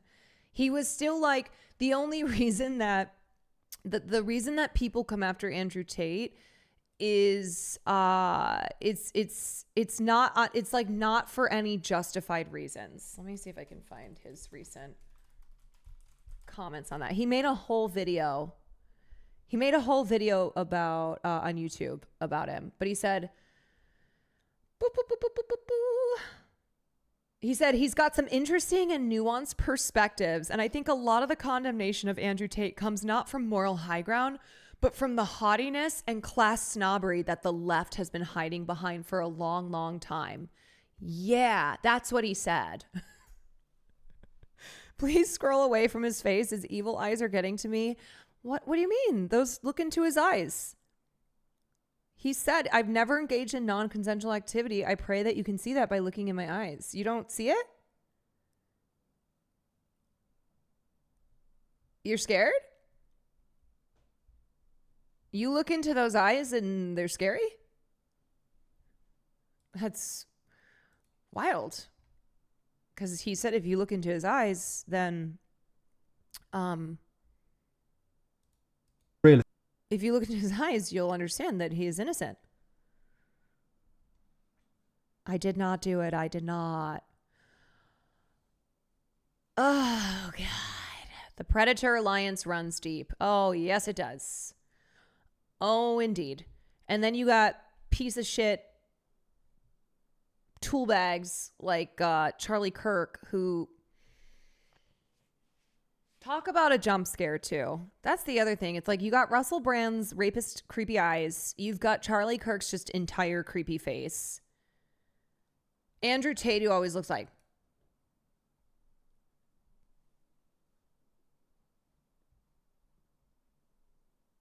You know what I mean? They all look like the type of people where it's like, yeah, you're a real piece of shit. Yeah, you look like a real piece of shit.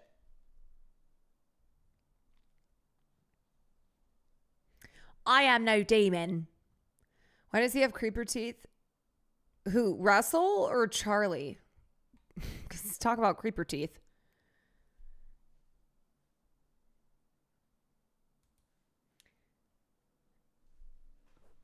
Tate looks like he's hiding a creature in his mouth. Oh, God. You just look at them and you're like, yeah, you look like a fucking creep.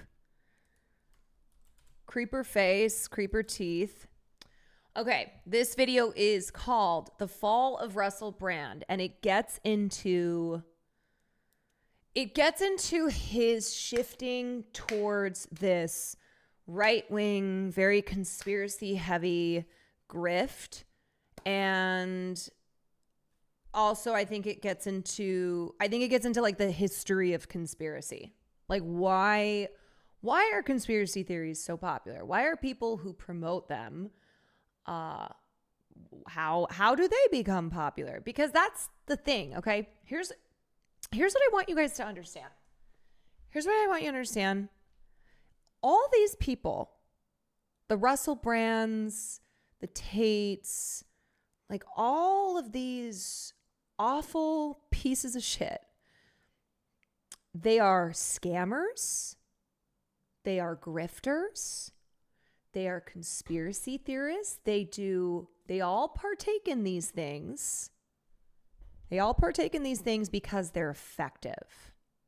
And especially now, you got the playbook and it's like, okay, here's how you can make money off of people. Bloop, bloop, bloop, bloop. Okay, here's how you can get people to be on your side even though you are a serial rapist. You're a serial abuser. You just talk about how you're a truth teller. You talk about how the media is trying to silence you. Boop, boop, boop, boop, boop. But like at the end of the day, what this all boils down to is these abusers, they are scammers. That is it, okay? They are fucking scammers. And there are so many scammers. There's so many scammers and they're all doing this grift and they're all using the playbook. On the surface, the scam runs deep. This is a story. I was thinking about this the past few days. I've concluded conspiracy theories fill the gaps in people's education and knowledge. Yes, and this video will get into it, but I talk about this all the time where people fall for conspiracy theories and they tumble down that rabbit hole because they are scared, because they are insecure, because they are uncertain, because they want answers to something and they want answers that are actually like when they're offered up the answer, they rebuke because that's not the answer that they want. They want to believe that there's something more that's going on, that there is something like deep state going on here.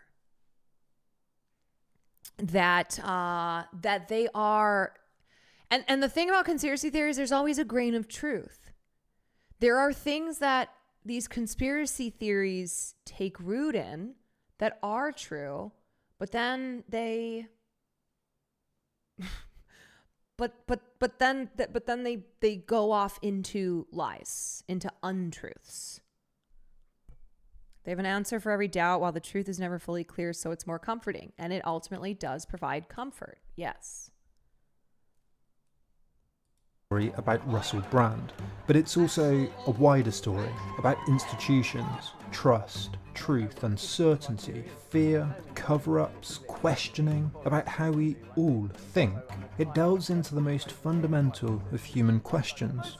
What are the stories we tell ourselves? Who gets to tell those stories? And what is truth? Russell Brand's career as an entertainer was based on promiscuity, shock, extravagance, wit, intelligence. But that's the case for so many comedians. In 2013, Conspiracy theories also fill the gap between the way they were taught the world/America is and the vast contradictions of the reality they live every day. I mean, there are, like, when we talk about conspiracy theories, I think we usually think of the kind of most, like, the really extreme ones. The Earth is flat.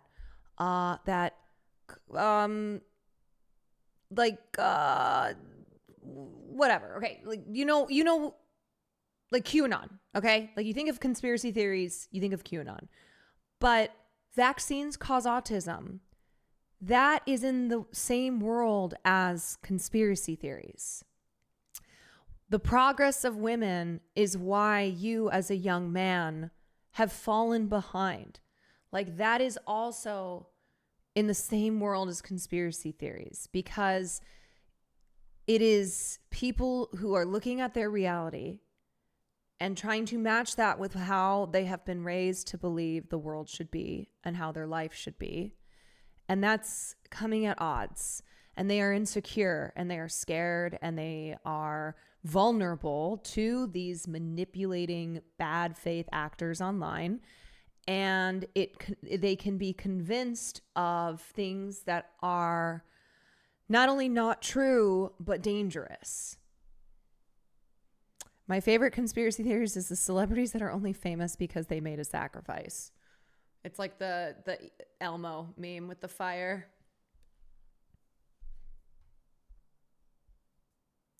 My BF's former friends in med school right now believes vaccines cause autism. That is so scary. This person is in medical school. They are going to become a doctor. They are going to be working in medicine, and they believe that. And that's the thing. That's not the only person. That is far from the only person. I know like too many nurses. I have like read COVID misinformation coming from way too many nurses. It is scary. Brand did something most comedians don't. He talked to Britain's chief mainstream media political interrogator, Jeremy Paxman. But here's the thing it shouldn't do. Shouldn't destroy the planet, shouldn't create massive economic disparity, shouldn't ignore the needs of the people. The burden of proof is on the people with the power, not people like doing a magazine. How do you imagine that people get power? He told the incredulous Paxman that he didn't vote. What's the point? But is it true you don't even vote? Yeah, no, I don't vote. And it went viral at the time, not least because Brand is one of Britain's most recognisable faces, but because it seemed to many to capture the mood. An ordinary person telling the truth. Did we talk about the new ContraPoints conspiracy video? No, I didn't know she had one. Is it worth watching? Up against the establishment.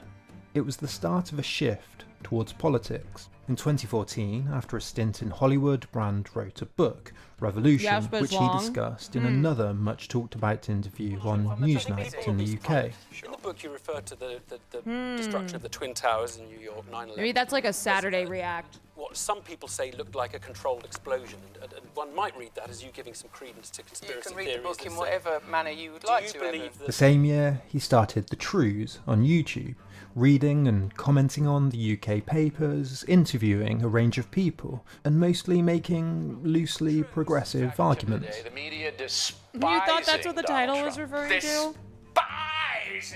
Of course. No, unfortunately, the conspiracy title is referring to Russell Brand. For many people, the pandemic changed a lot of things, and in January of It broke people's 2021, brains. 2 videos stand out as having millions more views than usual, both about the Great Reset. It's a topic that Brand comes back to several times, and they always have many more views. Around this time, Brand... Okay, so you know how we talk about how COVID broke people's brains?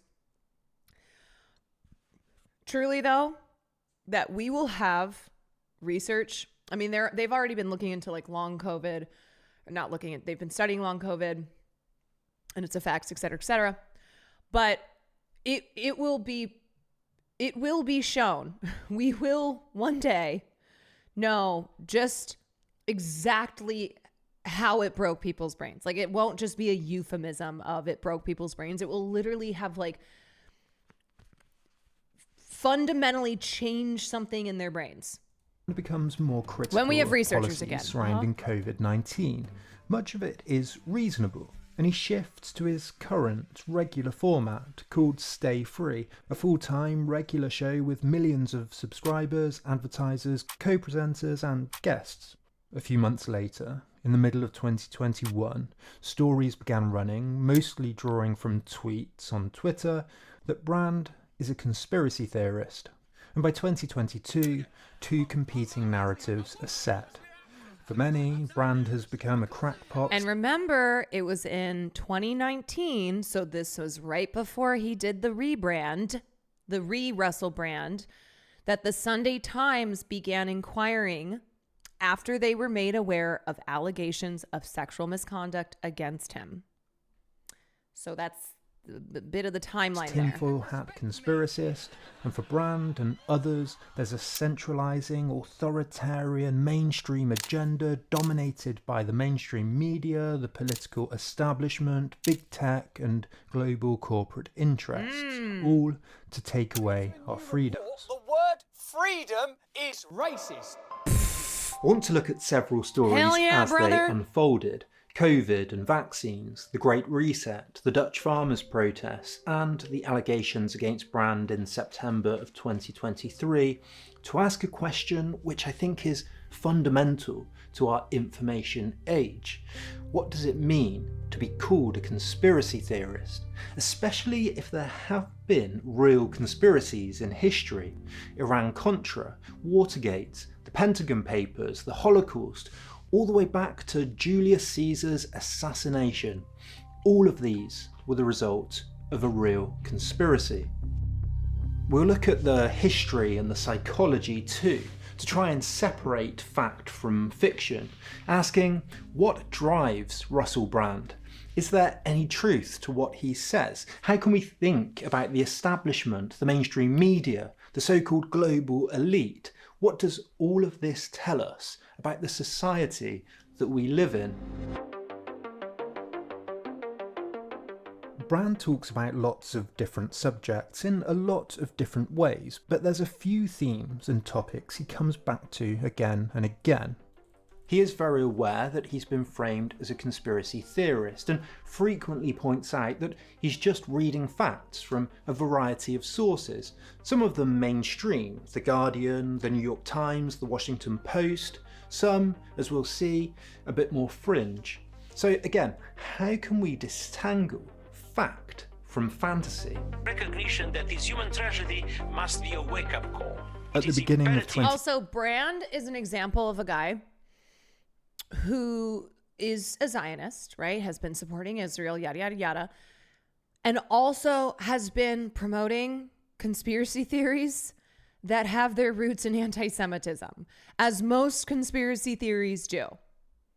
So the Great Reset, that is a conspiracy theory. It's popular in white supremacist communities online.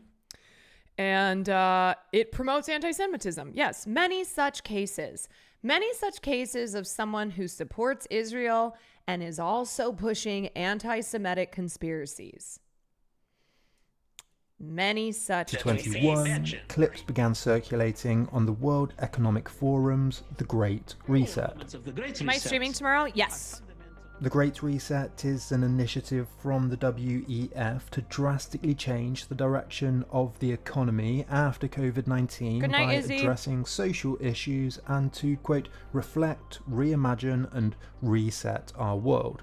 Depending on who you ask, the Great Reset is anything from capitalist propaganda to a genuine attempt to address the problems with capitalism to a global conspiracy to exert more control over the population.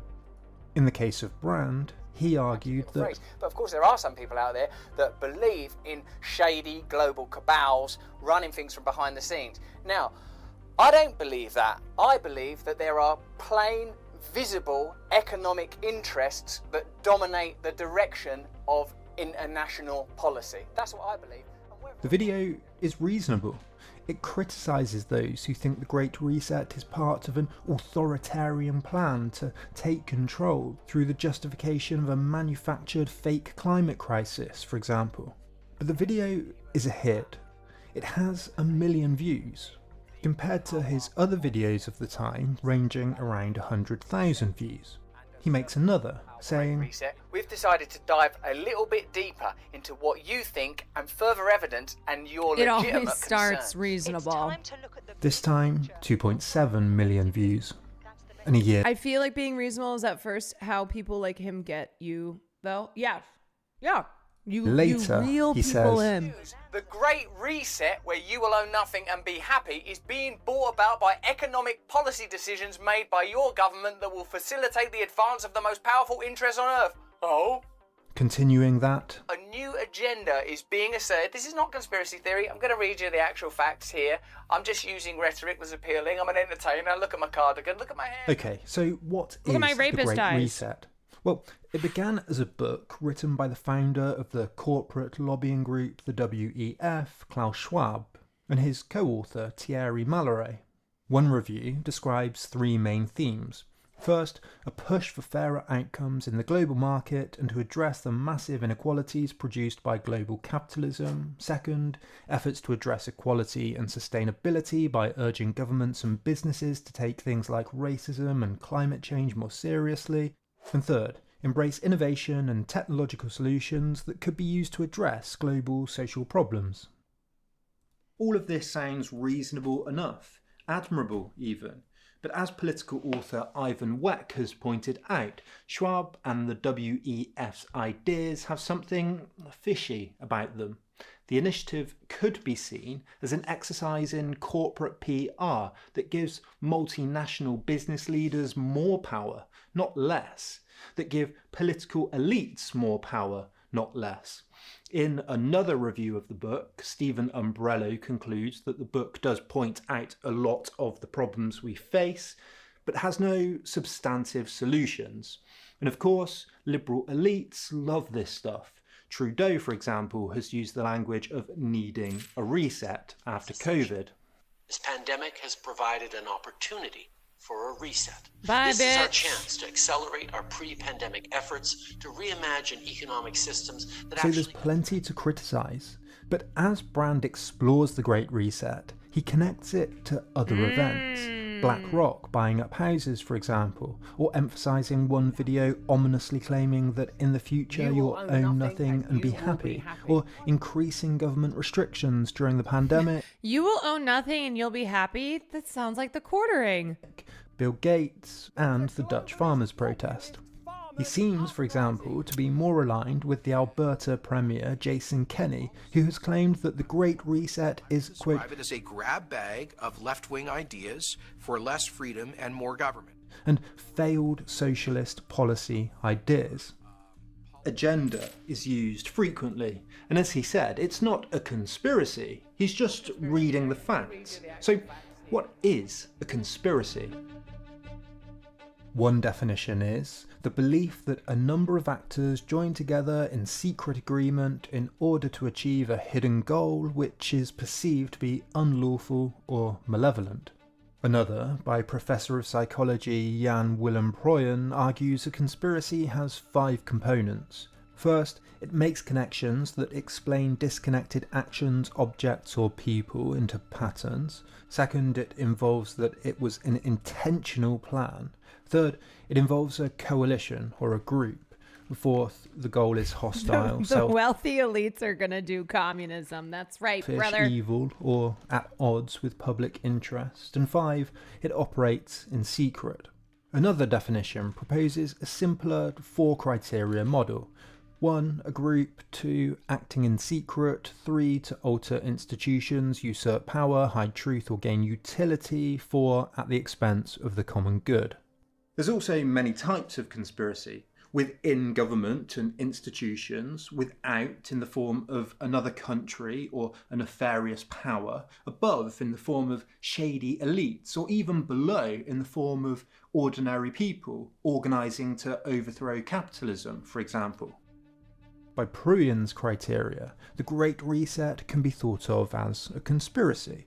After all, it's intentional, it involves a group of people, some argue it's not in the public interest, and at least in part it operates in secrecy, in boardrooms and at places like Davos. But Brand points out that it's not a conspiracy. They're saying it publicly. After all. Being asserted, this is not conspiracy theory. I'm going to read you the actual facts here. But I think the more interesting component is the first one. It makes connections that explains disconnected actions, objects and people into patterns. Brand does this often, hopping between topics. So let's look at another one of those topics. And I feel like him being like, it's not a conspiracy. Look at, like, he's waving his little paper around and he's saying that these are just facts and I'm just connecting the dots for you guys. That's a way to also legitimize himself, where he's like, look, I'm not just some crackpot conspiracist with my tinfoil hat on. This is just cold hard facts. Look, it's on this paper that I'm waving around like this. The Dutch farmers' protest. The Dutch farmers' movement, beginning in 2019 and continuing today, are protests that argue that farmers are being unfairly targeted in efforts to address climate change. The Dutch government have passed a range of policies aiming to cut nitrogen pollution and livestock farming in the country. Brand says, bloody farmers protesting, hating the environment.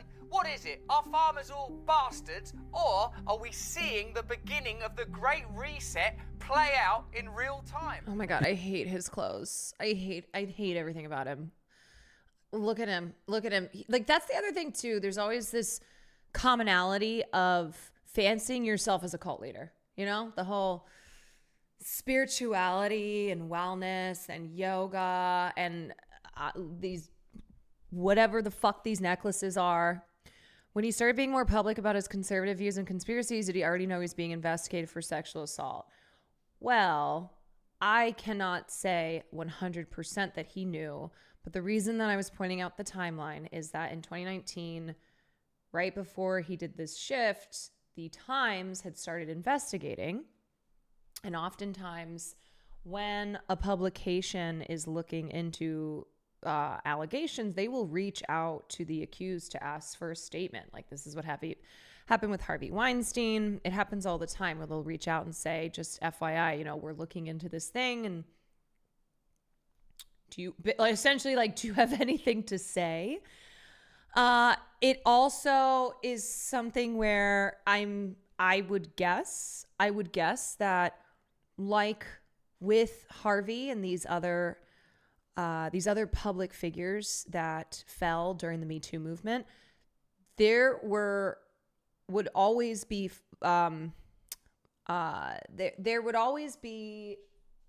not flare-ups, that's not like the right word, but kind of these moments that Harvey's team would become aware that a journalist was looking into allegations against him.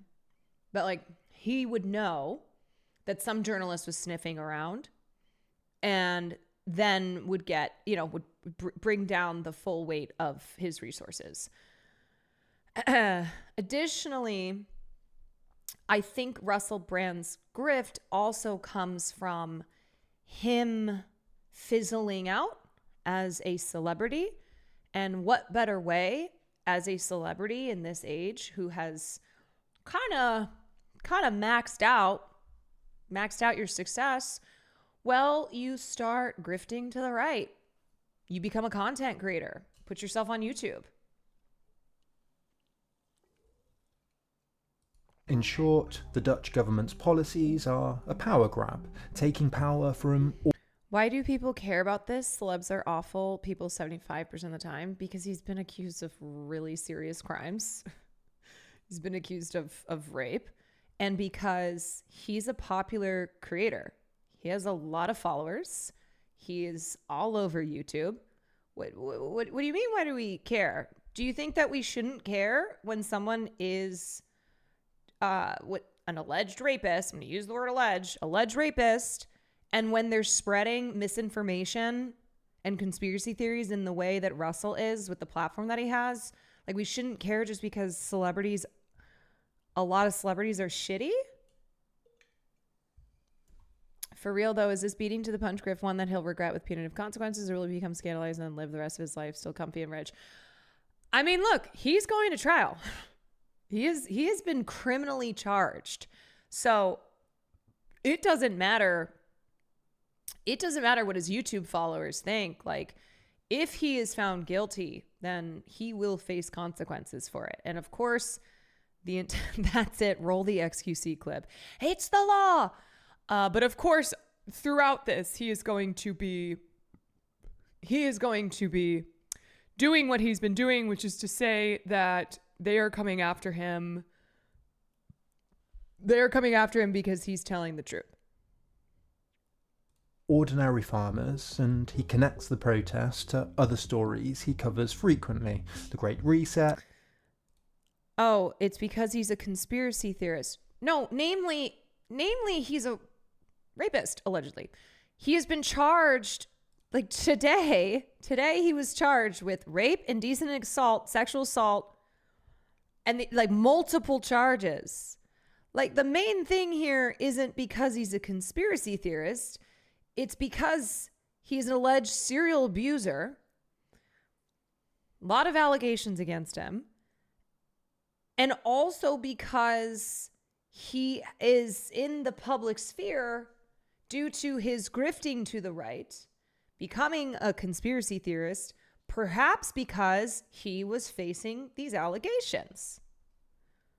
But it is important to hold him accountable. That's just what we're hearing about, though. Imagine what goes on behind the scenes that we don't hear about. Okay. I don't understand. WEF, Bill Gates, and the mainstream media failing to cover the events appropriately. So what's actually happening in the Netherlands? Studies since the 80s have known that nitrate pollution in the ground, through drinking water, and into wider ecosystems have been an increasing problem. Nitrate pollution can cause blue baby syndrome, increases in bowel cancer, respiratory problems, and premature birth. It causes havoc in rivers, which nitrate-based fertilizer runs into, killing fish. The EU has identified what it calls Natura 2000 areas, fragile ecosystems that are home to rare and threatened species that need protecting. The Netherlands is an agricultural superpower. It's the second largest exporter of agricultural products in the world, and the EU's #1 exporter of meat, and unfortunately and complexly, being close to the designated Natura 2000 areas, this makes nitrate pollution in the Netherlands a big problem. The Netherlands is also an EU member state, with its freedom of movement, courts, European Parliament and so on, and support for staying in the EU in the Netherlands is very high, around 75%. The EU has legislated to reduce nitrate pollution by 2030, and more broadly, worldwide, agriculture contributes to around a quarter to a third of all greenhouse gas emissions. The Dutch government and the EU have agreed a €1.5 billion package to help 2,000 to 3,000 peak polluters, including farmers, to either innovate, relocate, change business, or, as a last resort, buy them out. Now, obviously, among many farmers, this is deeply unpopular. The Guardian reports that for agricultural entrepreneurs there will be a stopping scheme that will be as attractive as possible, said Van der Waal in a series of parliamentary briefings. For industrial peat polluters, we will get to work with a tailor-made approach and in tightening permits. After a year, we will see if this has achieved enough. Does it seem hypocritical to focus efforts on ordinary farmers rather than industrial peat polluters? Well, without speaking Dutch or looking in depth at the legislation on the surface, yeah, it does. And none of what I've just said is to blame farmers, of course, but it's obviously a complex problem with a lot of different interests, a lot of different ideas. The protests in Sri Lanka are comparable as well. And in the middle of the video, Brand makes some reasonable points. In Sri Lanka, I love the paper prop. Like he always has the paper as a prop. Banning of all fertilizers and pesticides was disastrous. He makes points about focusing on farmers rather than finding ways to shift attention to corporations and the 1%. He says it's always ordinary people rather than the powerful, all of which I can agree with, but he ignores some of the complexity. The Dutch government has also ordered coal power plants to close, for example, and the biggest polluter in the country is Tata Steel, which the regulation does focus on, and is one of the country's biggest employers of ordinary people too.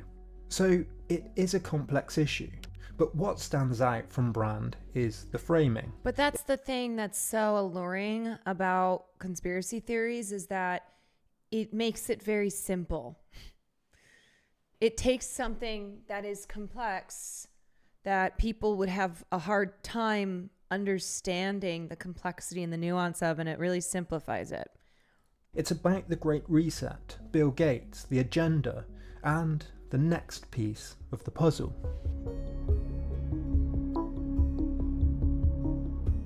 There are several ongoing COVID-19 pandemic vaccine debates. The lab leak hypothesis, the efficacy of vaccines, big tech censorship, the legality or the ethics of lockdowns.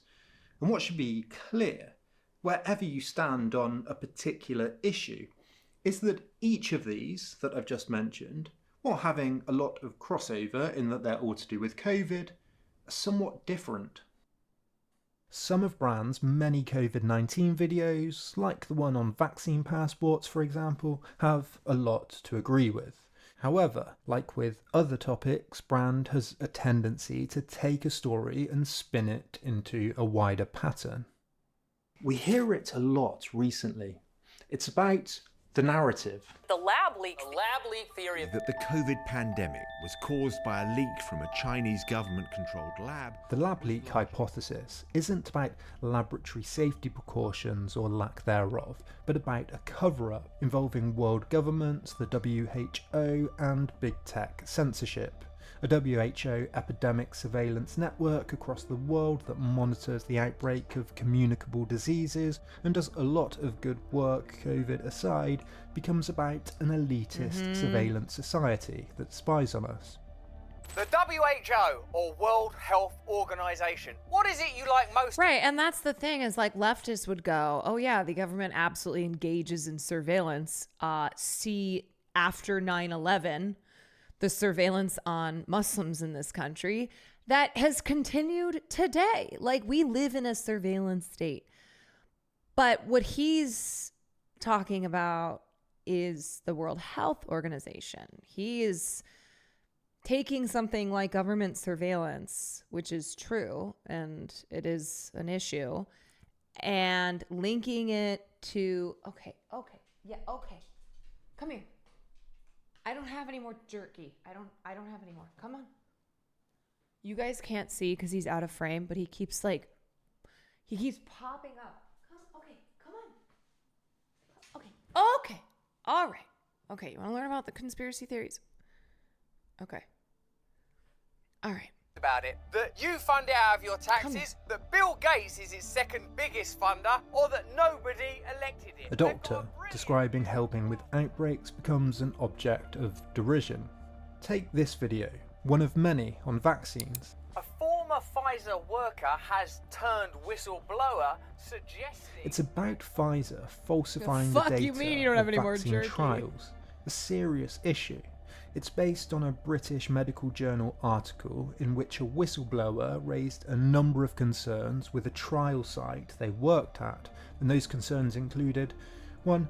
Participants placed in a hallway after injection and not being monitored by staff. 2. Lack of timely follow-up of patients who experienced adverse events. 3. Protocol deviations not being reported. 4. Vaccines not being stored at proper temperatures. 5. Mislabeled laboratory specimens. And 6. Targeting staff for reporting these types of problems. Fine, all worrying concerns, and Brand repeatedly points out that he's just looking at the evidence objectively. He's got just the papers. asking questions. He describes himself as a glass funnel, reporting information He's just asking carefully questions, and Andy. unbiasedly, while the mainstream media report it morally, telling people what to do. No opinions around medical matters, policies around medical matters. I'm sort of basically like a glass funnel. There are a few points of irony here. First, obviously Brand has a moral position here too. We all do, unless we read a story without comment or opinion, which Brand is doing. Second... Man, how nice would that be to just spew a bunch of shit and go, oh, but I'm just asking questions here, okay? Here's my paper. I'm just asking questions, right? I'm just a funnel. I'm a funnel reading all this stuff, and I'm just asking questions about it all. And he says this isn't being reported on by the mainstream media, while using reports from mainstream institutions, the BMJ, CBS, and it's been reported by the Daily Mail and The Conversation. I find a brief reference to it in the Financial Times too. But it might be reasonable to ask, should there not be more of an outcry, more focus on it, more reporting? I can't find it mentioned on the New York Times or the BBC websites, for example. As the Conversation article points out, the concerns raised are important and worrying, but don't meaningfully undermine wider evidence on COVID-19 vaccines.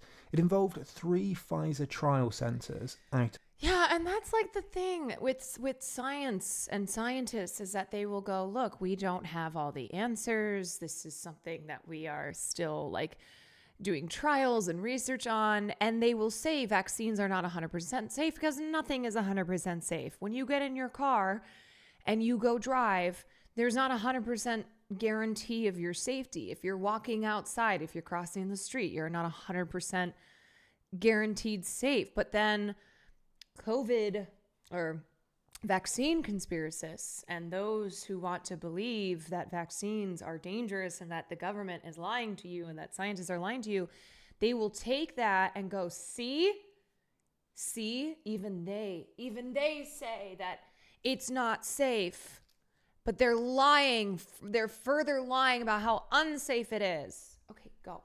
Get down.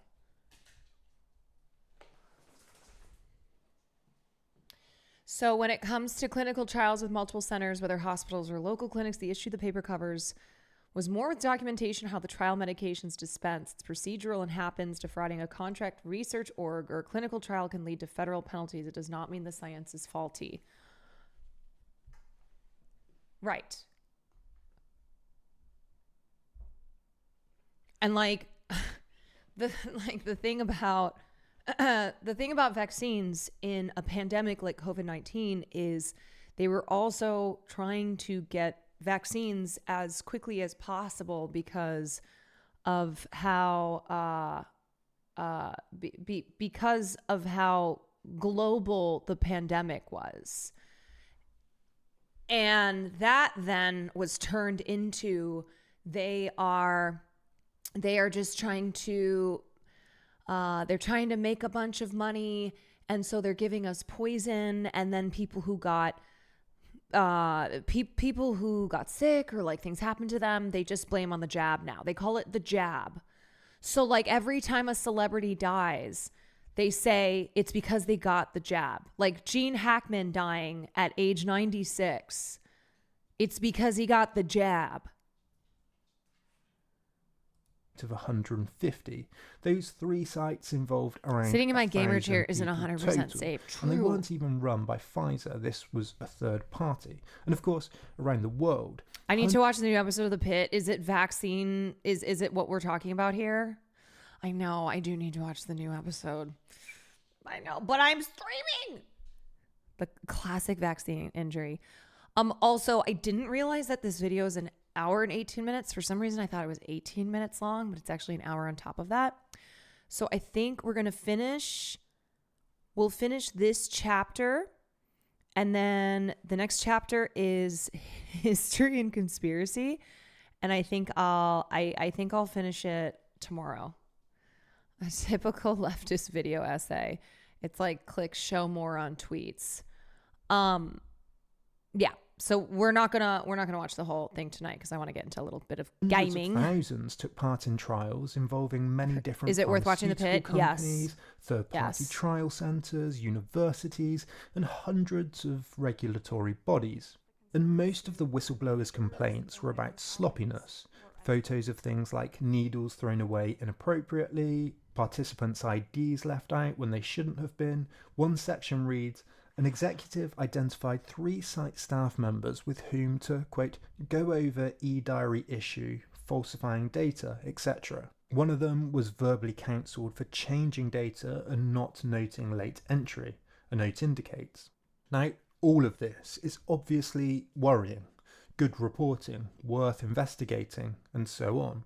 But it's always important to keep a sense of proportion. This is a single third-party trial centre in Texas, but Brand spins it into a wider narrative, claiming in another video, for example, that the mainstream media are preventing their own medical experts from accurately reporting on potential COVID problems. Meanwhile, they continue to repress information about vaccine efficacy. And here's the thing. There's a lot of distrust of the mainstream media from across the political spectrum. When it comes to the topic of Israel, the mainstream media propagates a pro-Israel narrative. Okay? It's only like every once in a while that we'll watch a clip on CNN where they're not just repeating the Israeli government's narrative. And so it's like this is part of the problem is like, okay, yes, there are things about the mainstream media that are a problem because of the billionaires who own these publications, like Jeff Bezos owning the Washington Post, and he suppresses stories that are negative towards Amazon, that are in any which way anti-corporate, that the mainstream media is a tool for the, is a tool for the State Department, that it's like, okay, you want to maintain your relationship here, yada, yada. And then people like Brand will go, well, you can't trust anything in the mainstream media, especially around something like COVID-19. They've been lying to you this whole time, and they are not allowing scientists, which I thought we didn't trust the scientists though, to come on and tell you the truth about these vaccines. As Professor Douglas Drevitz, The head distrust is valid, but these conspiracy theories redirect this energy to serve themselves. of the Infectious Diseases Department at the University of Oklahoma, has written, there have been so many other studies on the Pfizer COVID-19 vaccine since the phase 3 trial that people can be confident in its efficacy and safety profile. That said, Pfizer might be wise to rerun their analysis, including all Ventavia subjects, and show if that does or does not change the results. Such an analysis would give added confidence in the phase 3 results. Pfizer reported that they looked into the complaints and said that Pfizer's investigation did not identify any issues or concerns that would invalidate the data or jeopardize the integrity of the study. Now, I want to be absolutely clear. I'm not saying that Pfizer's claims should be taken at face value or that pharmaceutical companies don't have perverse profit incentives. And yeah, they literally have IDF liaisons on the payroll and MSM networks, or why for some reason universal healthcare would only be too expensive to implement in America. Yeah, that like the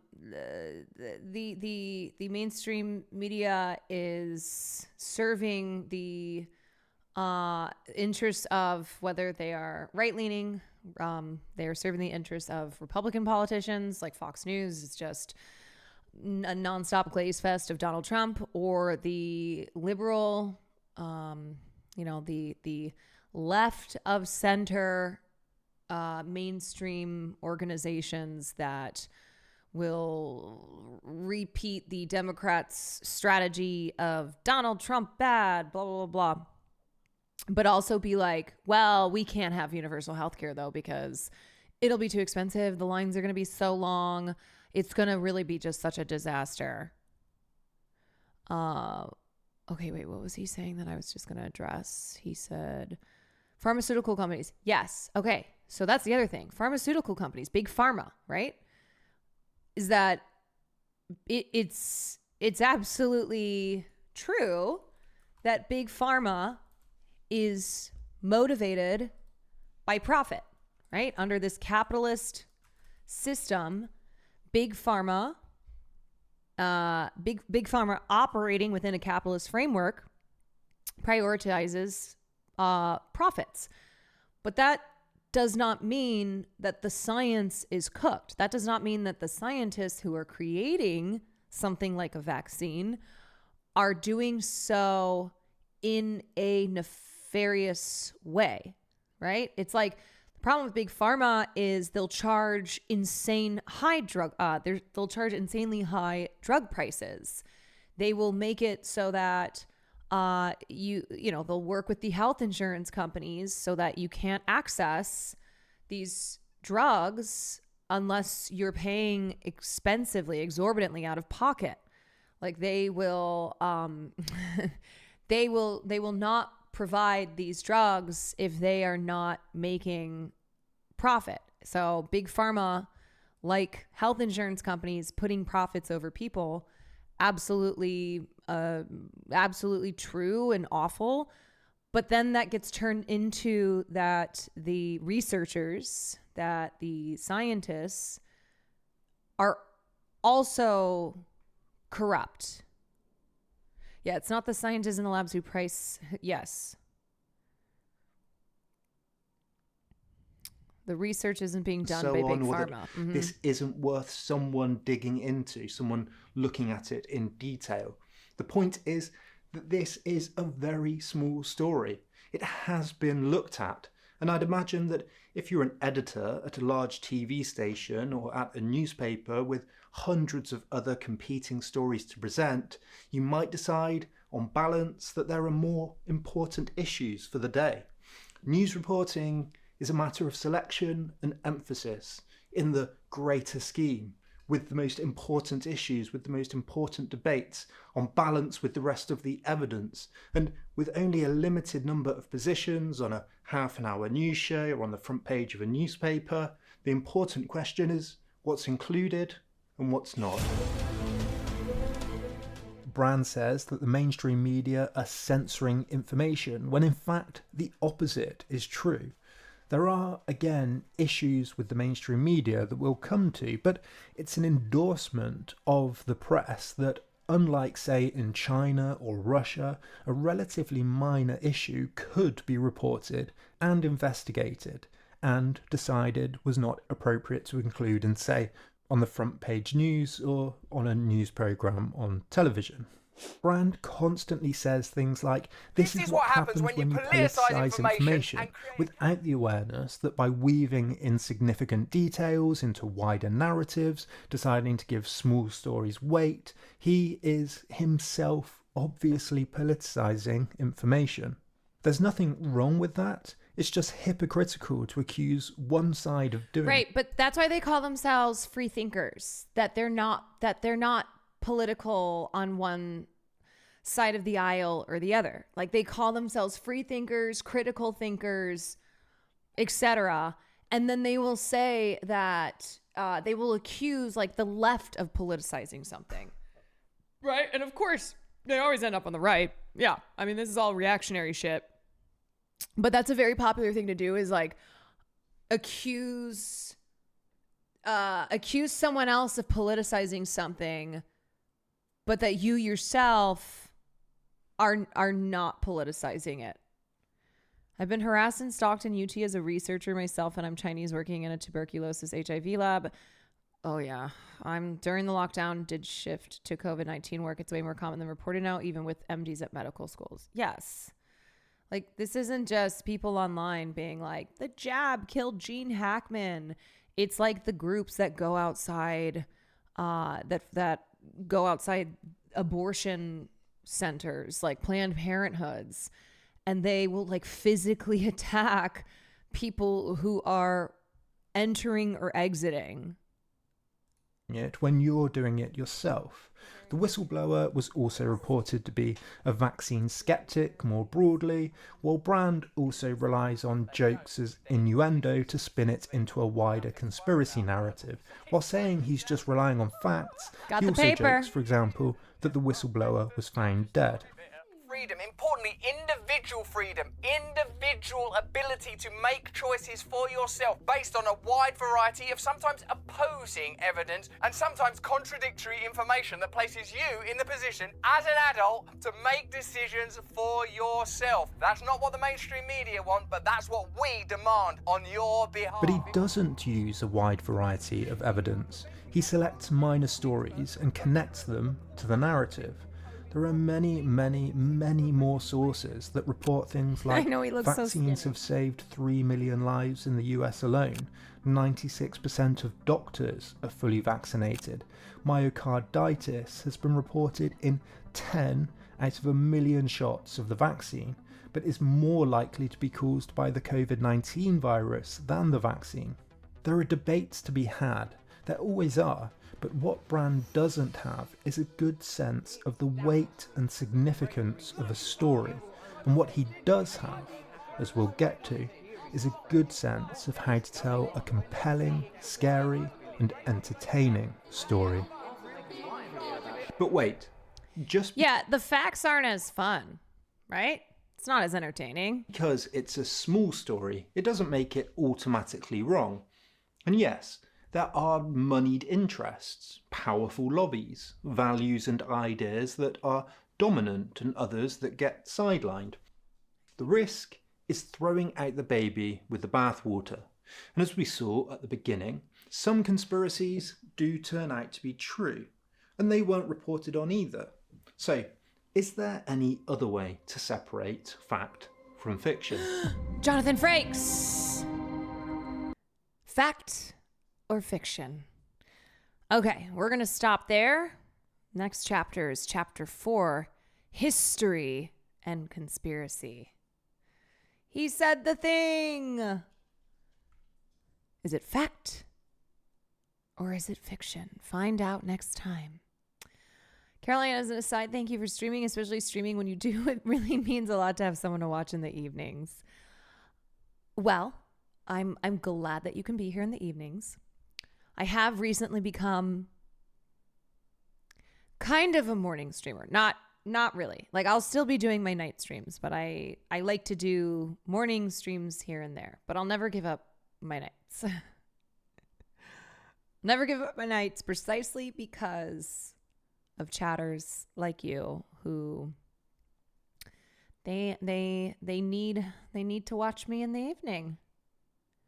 Can you tell us about the morning streams I don't want to miss? Yeah, like I said, I don't have a set schedule. I'm not like, okay, every Tuesday and Wednesday. But it's kind of right now just been when I had something pop up where I'm like, oh, yeah, I got to go to this thing tomorrow. So also half the mod team is at work in the mornings. This is true. Yeah, you guys are at work. Unfortunately. You know what? I'm gonna get a compound and I'm gonna become not a cult leader. Anybody who wants to move there, you can move there and you can join my not cult. Hogan, thank you for the gifted sub. The people he's talking to are predisposed to be entertained and agreeable to what he says. An objective, reasonable person turns the dial on him after a few minutes of his act at most. But again, you know, he, like a lot of others, they start not so crazy. They start reasonable enough. And there are nuggets of true things, and then it gets into the conspiracy. And they start making connections, connecting the dots that lead to these conclusions that are false. Then they find out where the money is. Yeah, they're like, wait, I can make money off this? A lot of money off this?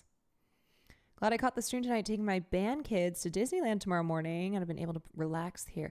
One time at band camp, despite all the madness in our nation. I know, but you guys, are we still not feeling liberated?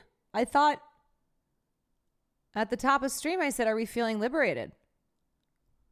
We're almost 5 hours in. Are we not? Are we not? Do we not feel? Are you not entertained? Are you not liberated? Girl, the tariffs? Yes, the tariffs. Exactly. They're liberating you. Hi, Caroline. Happy 3 years of sub. 3 years. How is that possible? I just want to let you know I just told Will too. I don't know if you remember me from TwitchCon, but I was the one with the Pooh Luigi shirt on. And you thought I was such an abomination. Well, yesterday I got it tattooed to my calf. Squiggles the duck. Thank you. Thank you for the resub. And you know that tattoos are permanent, right?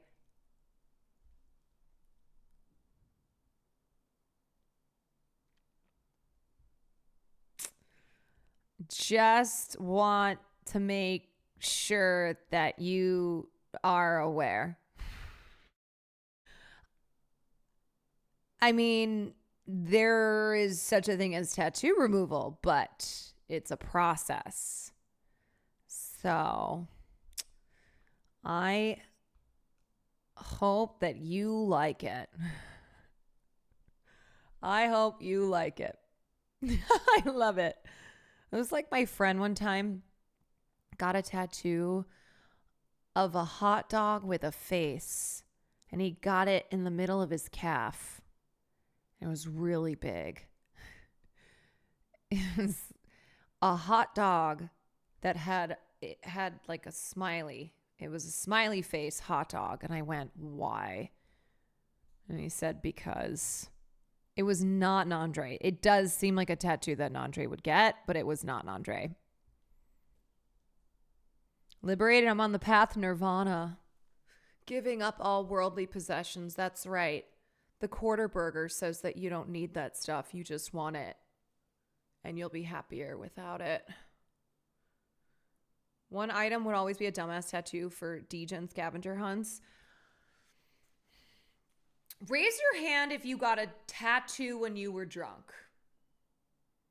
Raise your hand if you got a dumbass tattoo because you were drinking.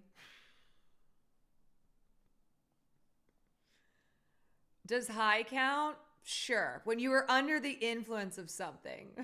And you're like, you know what would be great if I got a tattoo right now?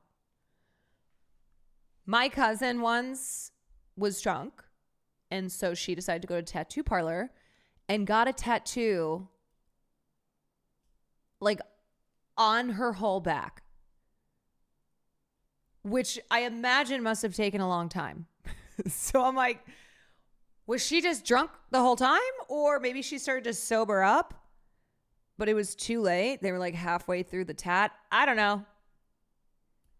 That's how it all starts. Did she pass out? No. If you would like to see the tattoo, you know what?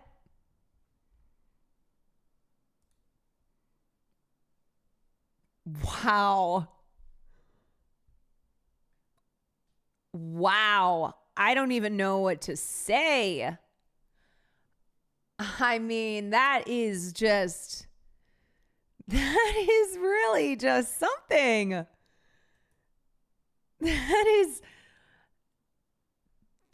You know what? If you're happy, then I'm happy for you. I can't say that I would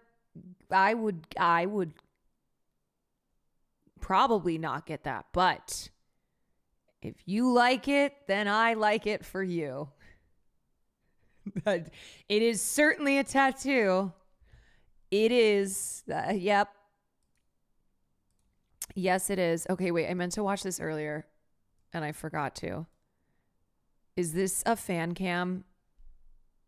Is Ilan in here? I think Ilan sent me this. Is this a fan cam of Noah Weil?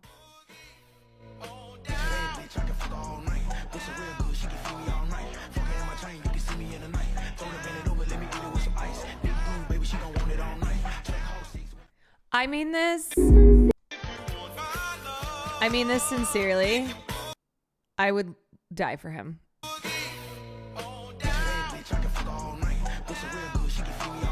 Young or old?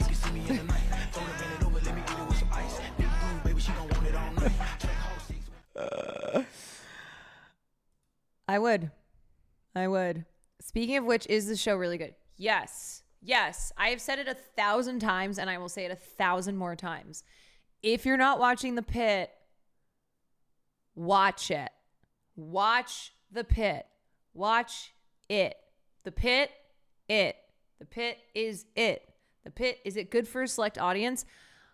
I am not someone who normally is drawn to medical dramas. So when I first saw The Pit, I was like, I don't think this is a show for me. And then I just decided, like, Sam had come over one night to eat pizza, and me, Will, and Sam were trying to decide what to watch. And I said, do you guys want to watch The Pit? It's on Max, and I think people like it. Like, I don't really care. So we watched it, and then they fell asleep, and I watched a couple episodes, and then I kept watching it. And I was hooked. The Pit is it. Yes. Yes, it is. If you don't got a strong stomach, oof. There are some really gnarly moments. Is it similar to ER? Yes. And it also has Noah Weil in it. I think if you don't have a strong stomach, though, you can still handle it. You'll be fine. Trust. Okay, you guys. So I'm trying to decide, what do I want to game? Should I? Okay, here's the options. I can do a chapter of LA Noire, or I can get into drugs because everyone's playing this drug game. I can check it out. Everyone's doing drugs, but they don't know that I'm the Walter White who's just come into town. It's me. Hi. Well, regardless, I'm going to download it because I know that Sam had wanted to play it. There's just a game called Drugs. Drugs, yes. You know. Okay, why? You have an account alert. Oh, what is that? Okay, it's called what? Schedule 1. I'm going to download it anyway. Schedule 1. Let's buy it. Let's get it so we can have it. Okay.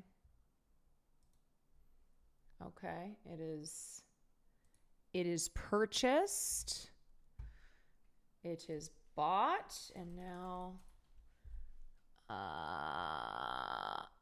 let's get it. Why is it called Schedule 1? Because it's a class of drugs.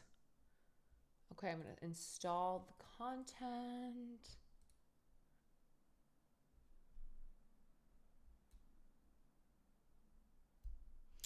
So Schedule 1 drugs do not have a medical use, and there's high potential to abuse them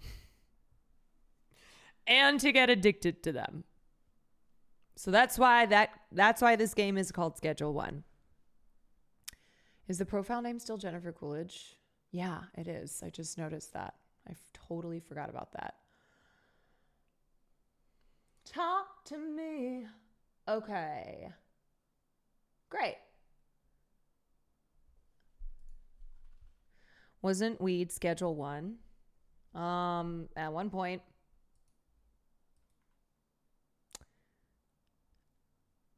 Okay. So Schedule 1 is so fun. Drug Deal Simulator 1 and 2 are awesome too. I feel like I want to try it, you know? Unless you guys, we're doing a vote. Okay, we're doing a vote. I'll let you guys vote. I forgot it's a democracy. Why do you know that? And why does your new place have a big plant room? Because I love plants. No, I did want to grow mushrooms once upon a time, though. Like, I really wanted to get on that, especially when weed was legalized and weed shops were popping up everywhere. My friend and I were like, we should do this, but with mushrooms.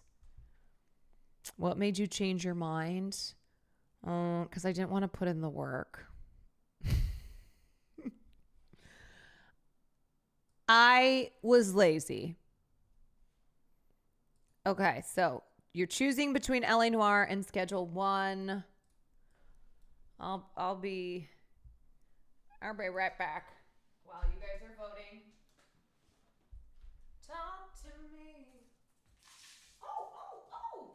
You just came scooting in.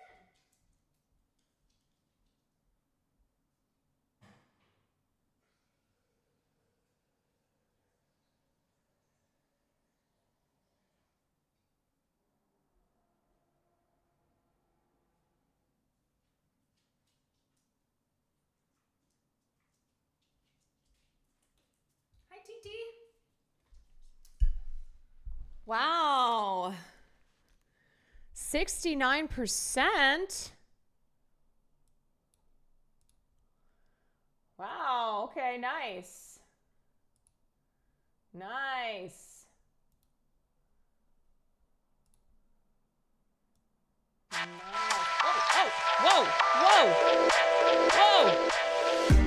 Whoa, okay. Okay. Wow.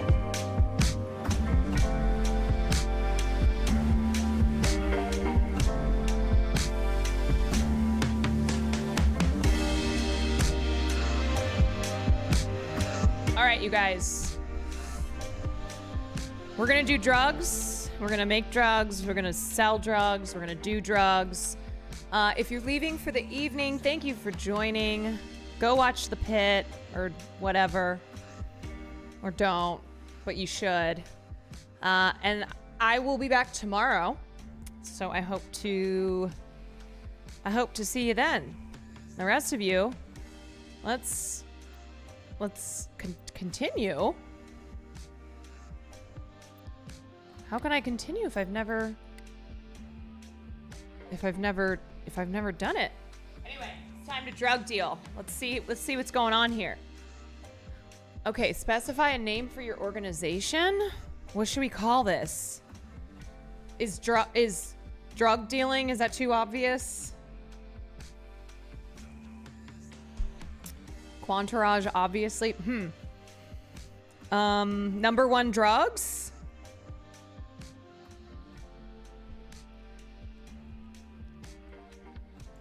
Not drug dealing. The drugstore. Not a drug dealing organization. Is that good? Best drugs ever. Drugs are us.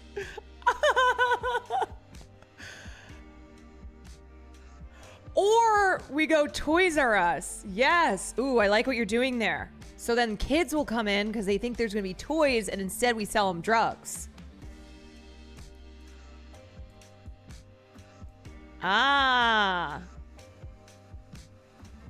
Okay. Okay, but we're going to do it with a Z so we don't get a copyright claim. Toys R Us.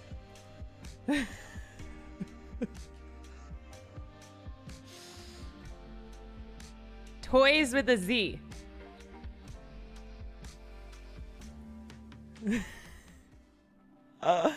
Okay, all right. I have no idea how this is going to work, but we'll see.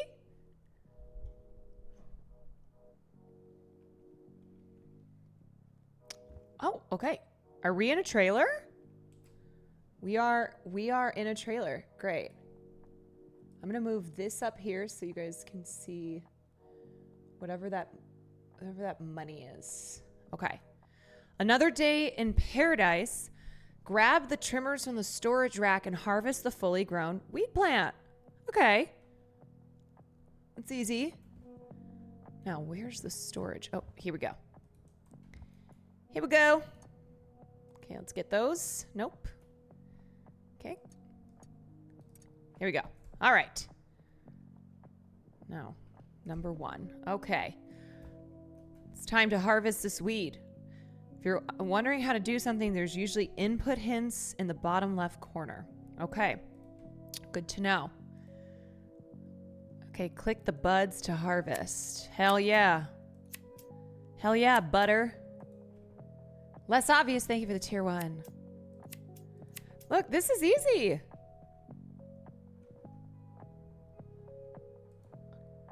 Wait. Where's the... Oh! Oh, okay. Package all the weed at the packaging station. Okay. Is this it? Yeah. Great. Product packaging. Wait, was that... Did I do something wrong already? Oops. Did I destroyed the plant? No, you're good. Okay. Package. Drag package product.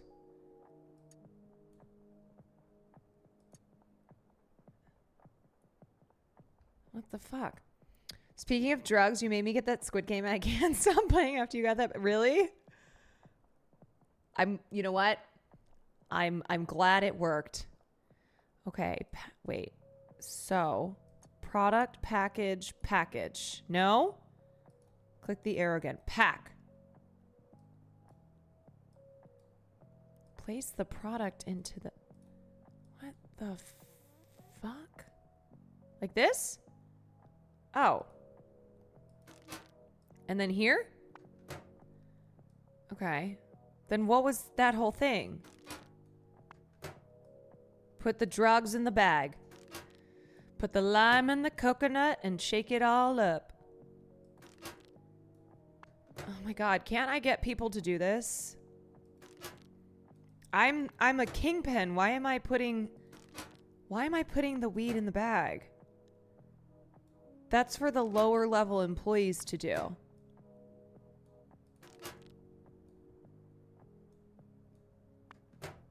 Okay. Drag. Okay. Okay. Now what? How do I get money? I guess is this how all kingpins start out? Is that they put the weed in the bag? Hold shift and left click to move entire piles. Right click to move. Oh, okay. All right. So now, do I smoke this? Okay. So I've got OG Kush. No, I don't. I'm not supposed to. Okay, grab the watering can from the storage. Okay, and then I'm going to put... Do I want that? I'll hold on to those. Never get high on your own supply. Fill up the watering can at the sink and water the other weed plant. All right. Oh, need some water.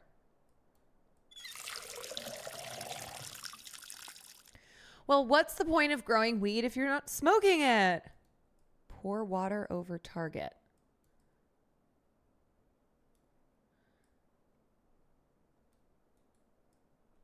Okay. How do you do this? A and D? Oh! Oh! Okay. Fill up the can again. And then no soil. Do we want to, is this, no, that's not weed. No. Okay. I'm creating the first business where I'm my own customer. Yes. Respond to your customers in the message app. Oh my God, I have to do everything. Open phone. Okay, how do I do that? Here's my money. I don't have any money. Tab for phone. Okay, messages. Hello, I'm after 2 times OG Kush. I can pay 60 for it. How do I barter and get them to pay more? Nobody wants to get off their ass and work anymore. Okay, you can't. You can't yet. Okay. Okay, so I just have to take that. Select deal time. You can complete the deal anytime within the window. Okay. I guess I'll go late night. Oh no, I have to go in the morning. What am I, a morning weed dealer? I'll meet you behind the gas station between 6 a.m. and 12 p.m. God, that's 6 hours. You got, well, this guy's going to pay 90. Why wouldn't the other guy pay 90? You got 2 times OG Kush. Yeah, I do. I'll pay for it. 90. Okay. God, I have to do morning for this guy too. Oh my God. Okay, I'll meet you outside the tariffs.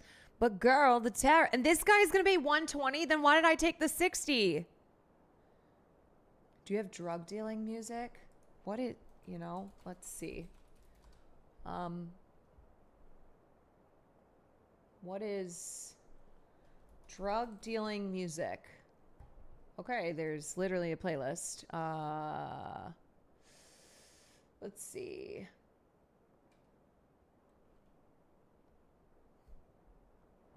Why do I feel like why do I feel like the Spotify playlist of drug dealing music is going to end up being kind of racist?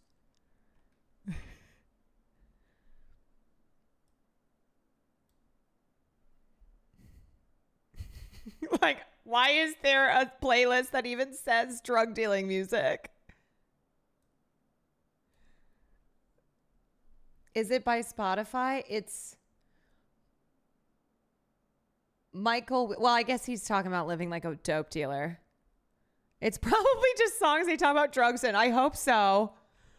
I hope it's not like, oh, here's just a song by a black artist for this drug dealing playlist. Okay. I guess I'm gonna take this money. Okay, so let's go. Okay.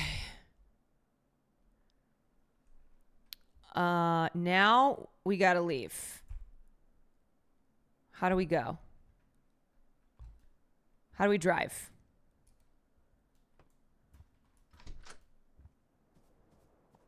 Is this my car? Who's this? Uncle Nelson? Why does he look like that? Morning, buddy. Lovely day, ain't it? Is this Willie Nelson? Mm-hmm. If you're heading into town for some deals, would you mind grabbing something for me? I've got some business with some fellows staying down at the motel. Tell them you're here for Nelson's package. No need to pay for anything. Okay. Wait, if I need anything, I can just throw him on his tab? Okay. Uncle Nelson looks like he's been smoking that OG Kush.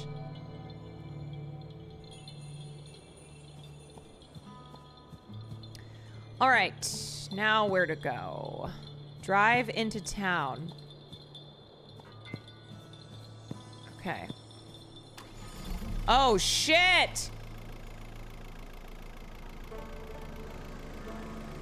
Oh, God. Oh, no. How do I know where to go?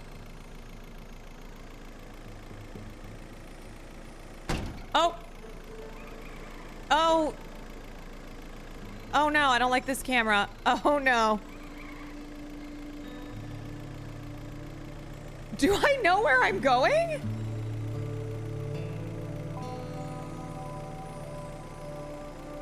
At least you look cool. Do I look... I do? Okay.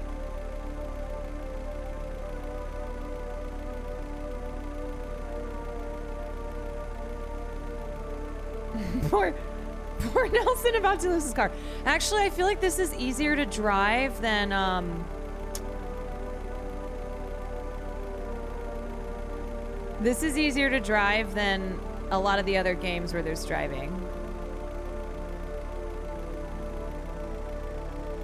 Okay, wait. Oh. Gas station.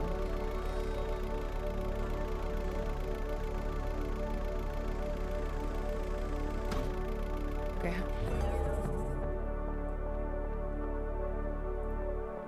All right, where do I meet this guy? Is this him?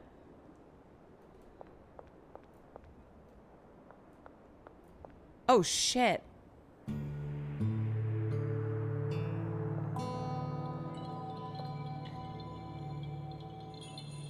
Is that it? Yeah, I got the stuff. Okay. To move a custom amount, right-click, drag an item, and scroll to change. Okay. Right-click. Oh.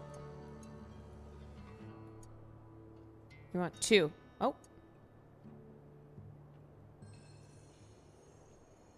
Here you go. Okay. This is the vehicle you last drove. Here we go. 2 times OG Kush. Hey!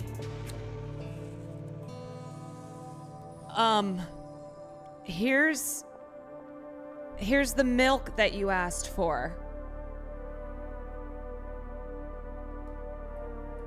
Okay, wait, actually, this alien music is kind of a vibe.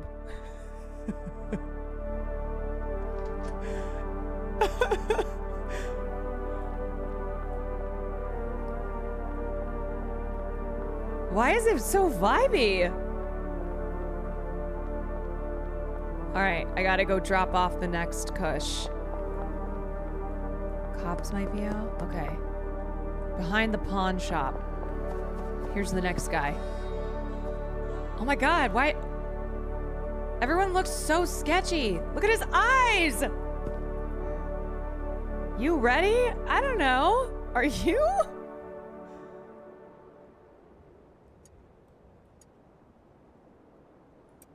Okay.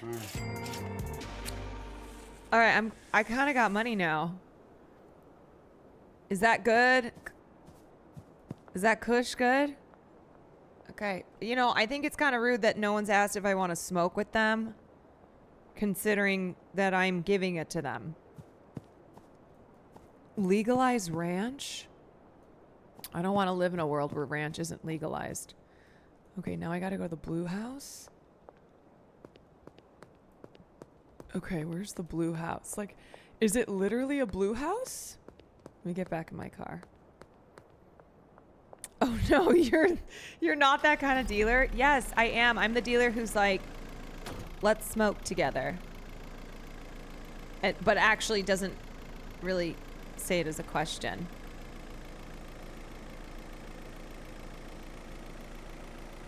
Okay, is this the blue house? This guy looks sketch. Okay, Doug. All these people look like they're South Park characters.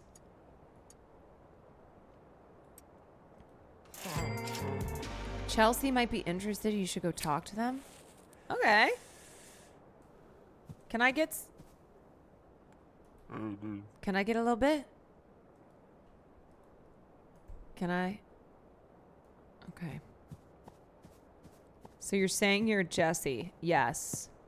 Except I'm Walt in the way that I'm a science genius and a ruthless businessman. Oh wait, no, you're right. Rick and Morty. Rick and Morty is who it's like. Open. Press M to open the map. Okay, it's not opening. Oh, I don't have it yet? Okay. If I had a drug dealer that looked like Caroline, I would have thought she was a cop. You guys, you're always like acting as if I give off cop vibes. Wait, if you crouch, you can pickpocket? Oh. Wait, how?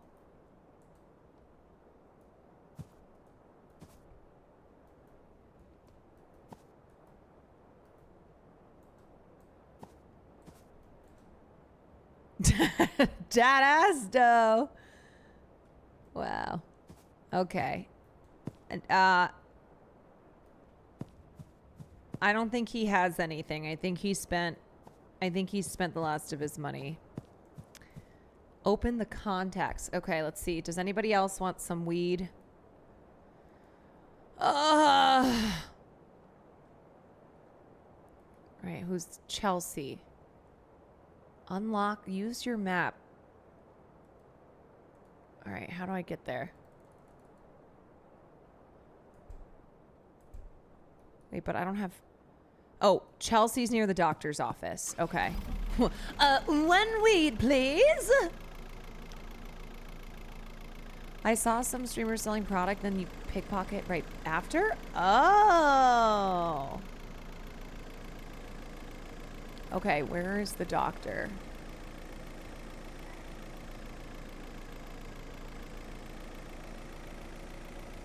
Oh, fuck me! Oh, Jesus.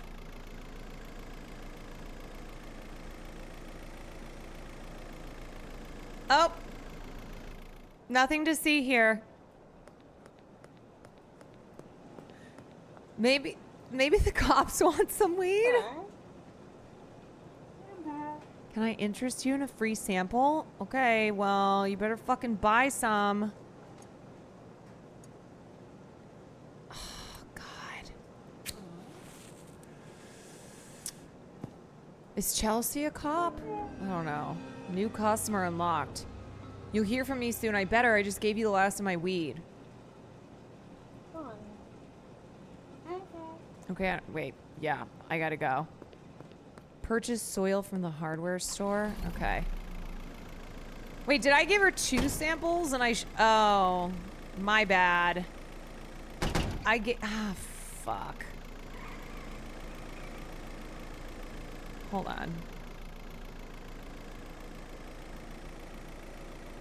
Who's taking free drugs from a stranger? Do you see this town? They're taking free drugs from strangers. Actually, no, we all know who each other is. Why does everyone look yeeted out of their minds? Morning, mate. What can I get ya? Okay. I need soil. 2 soil. What else should I get when I'm here? Do I want a bed? Like, is that important? A grow tent. A small grow tent with built-in lighting and pot plants will grow faster but smaller. I have $270.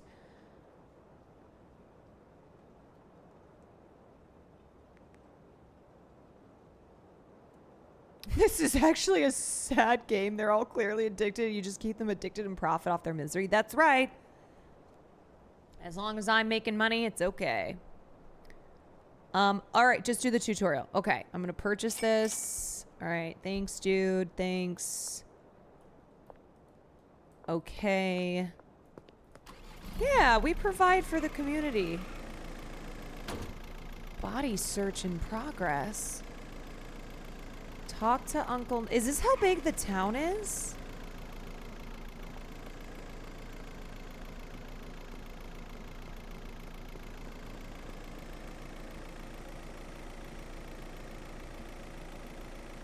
All right, where's this motel?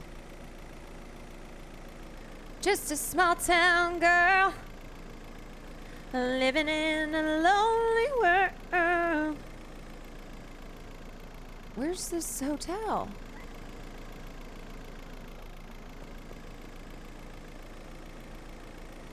Is this it for the town? Check compass. I'm checking the compass. I don't know. Is like this the motel and it just is small?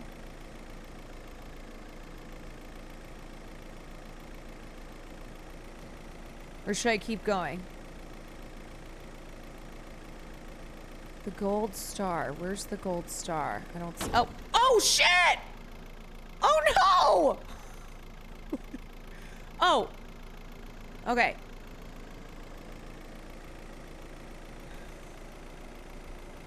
I don't know how that happened. It's this damn Cybertruck. Yo, yo. This guy looks sketch. I'm here for Nelson's package. It's already paid for. What? Also. Okay. Yeah. Wait, what is Nelson's package? Drive back to the ranch? The more you talk, the more I think you're a narc. Yo, yo. You got the goods?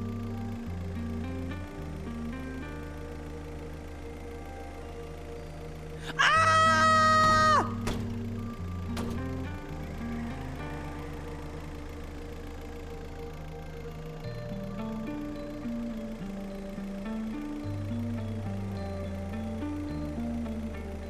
All right, we're going back home. Hey, is your friend Mary around here? Is Mary here? That's my drug dealer dog. I'm never getting my package.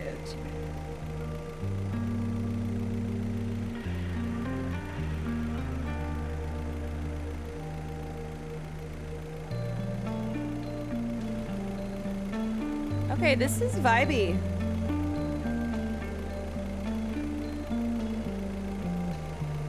Oh! We're home.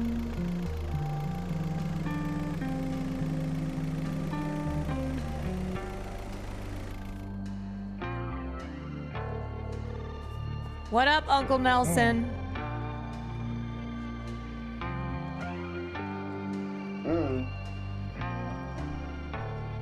Okay, you welcome, dude.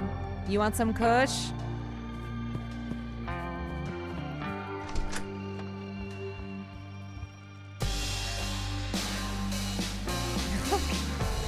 Shit.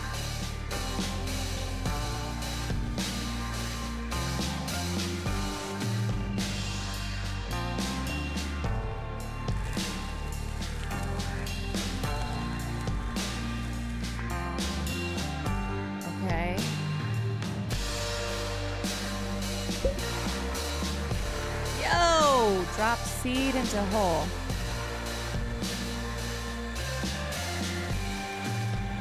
Okay.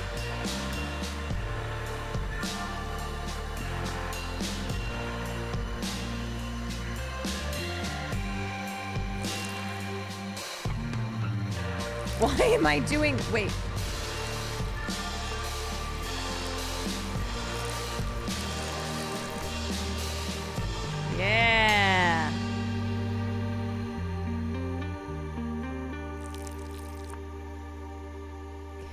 Okay. All right, it's growing. It's growing. Trash. Let's make sure things are nice and clean. Shows a single plant in your home. No, they're all dead. I killed them all. I have no alive plants. Whoa! That's weed. All right, well. Oh, I can keep watering it? Okay. How long is it gonna take? That's 77%. So I just go to bed? Okay. All right. Day 1 done. Let's go. 270 bucks. This is how we win. This is how we win. Easy. Looks like I'm the only game in town, too. Oh, fuck!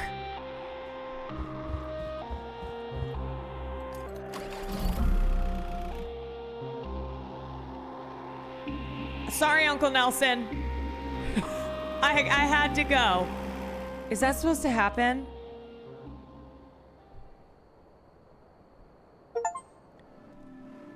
Oh, I'm in a lab now. Okay. It's 'cause you... Wait, that's not supposed to happen? Oh, it is? All right, I'm a small-time drug dealer from the South. Hell yeah, brother. In a fresh town with no cash, no product, and no contacts. $0 and a dream. You only know one way to make money. Time to get to work. Time to get to work. My cam wants to focus. Oh. Stupid cam. Okay, so that was just the tutorial prologue. Now the real game begins. Oh, shit. Jesse, it's time to cook.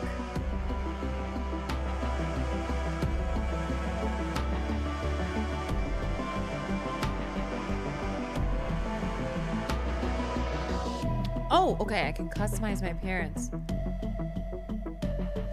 I feel like I'm probably less likely to be seen as a drug dealer, kingpin, if I'm a female. You know? They'll be like, oh, she's a lady.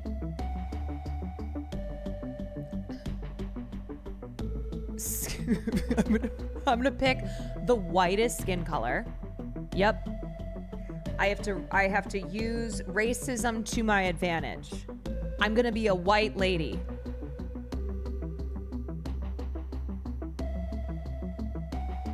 Skinny. Okay. What's this? Can I make my ass a little fatter?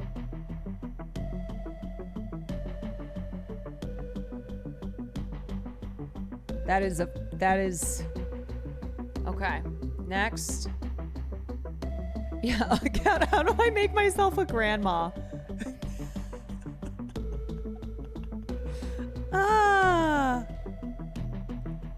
Okay.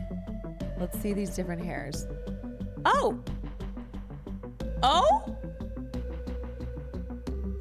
You have to look like a wine mom. Yeah, let's see. There's blonde hair. Do I go for wine mom or do I go for grandma? You know? Like, do I pretend to be an old lady? I feel like I pretend to be an old lady.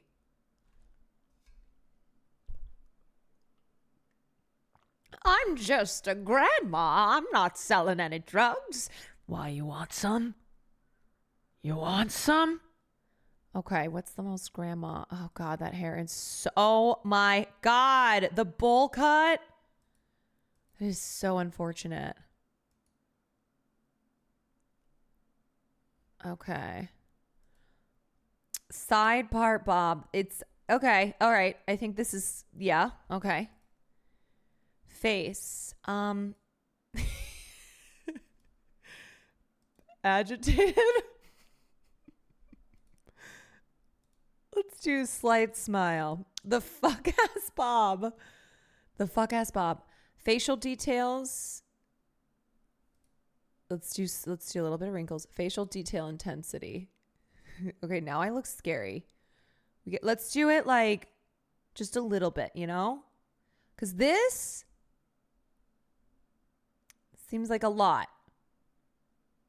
You just watch Sing Sing and oh, it's so good, I know.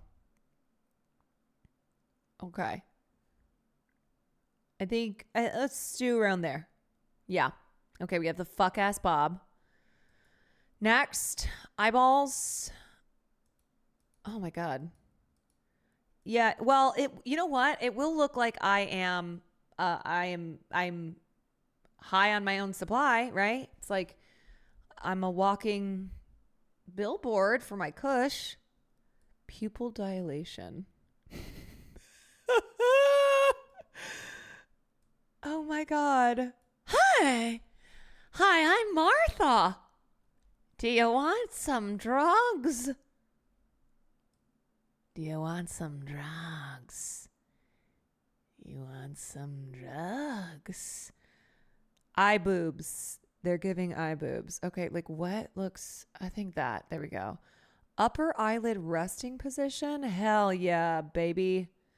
What's up? Yeah, you got any of that green stuff? Okay, and then this is like no eyelids. Hi. Lower eyelid. Okay, scary. I think we're just going to go big ass eyes. Hey, want to get faded? You want to get faded? Okay, eyebrow scale. Okay. A little unibrow. What would like, let's see, some overplucked eyebrows. I think that looks about right. Yeah, those eyebrows look good. Eyebrow thickness. I think we'll do like here. Eyebrow resting height. Okay. Hey! I thought you said you wanted some drugs. Don't you want some fucking drugs? Hey! Eyebrow resting angle. Oh, okay, that looks a little more evil. This looks like, well, how do you do? My name's Linda. Oh, like if the cop pulls me over, I'd be like, oh gosh. Oh, I was just going to the store to get some groceries to make dinner tonight.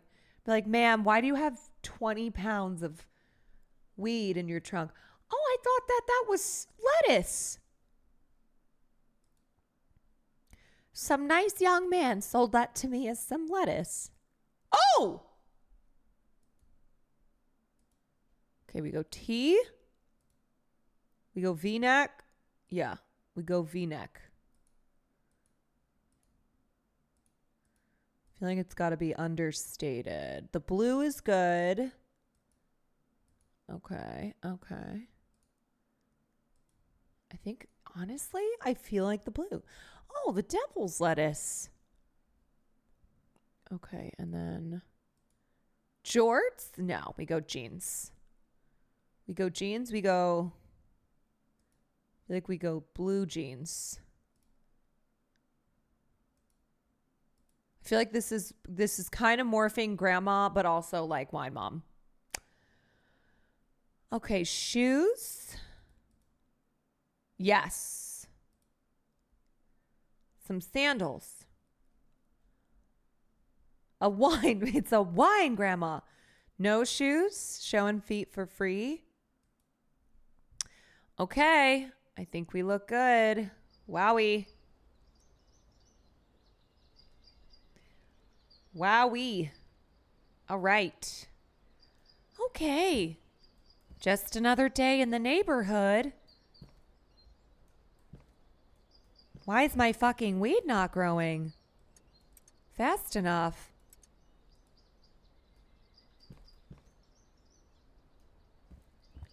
%82 grown. Okay, hurry up. Can't make money. It's not growing. Open your phone. Okay, let's see. I've heard you're in some trouble. Best not to talk over your mobile phone. Go find a payphone. The UN? Why is the UN texting me? Well, shit. Okay.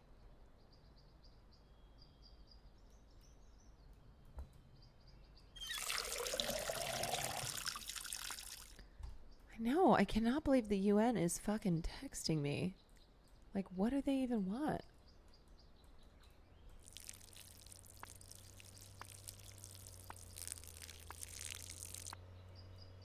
Okay. These should be almost ready for plucking.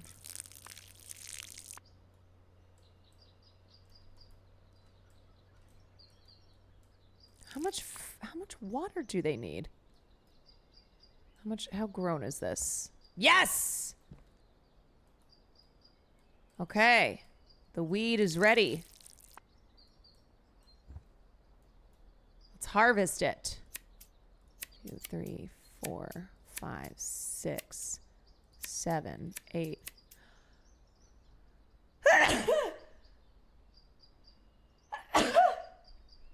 I'm just an herbalist. I'm selling Herbalite. Bless you. Thank you.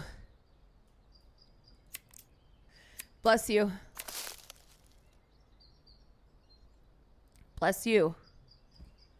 All right, well, before I go out, might as well, you know.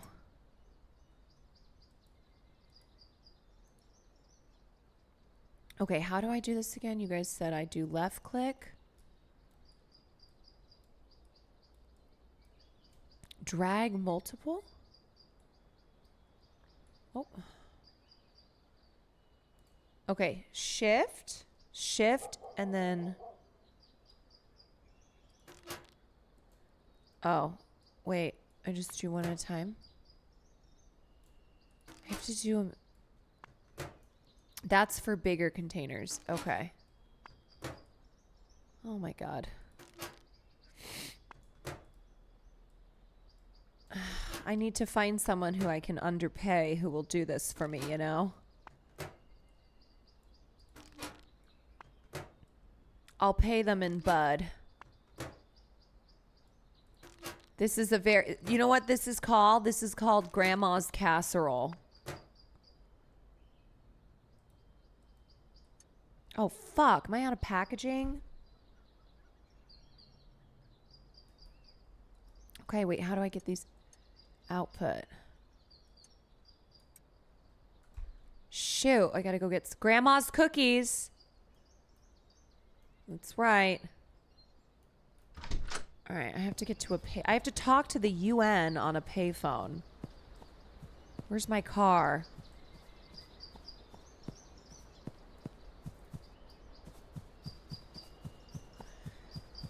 You want some cookies? This is literally what I do at work. Are you allowed to smoke weed? That would be crazy if they said no. All right, is this a payphone? Oh my God, it's ringing. Oh my God, it's Uncle Nelson. God damn, good to hear your voice, buddy. Looks like our luck finally read out. The feds got Uncle Nelson? Oh no. Oh, I don't know him at all.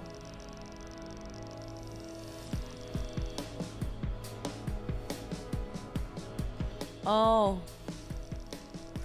I've got some cash stashed out there. It ain't much, but... oh! Town Hall fountain in the canal behind the supermarket. Okay. Okay, wait. How do I call the UN, though?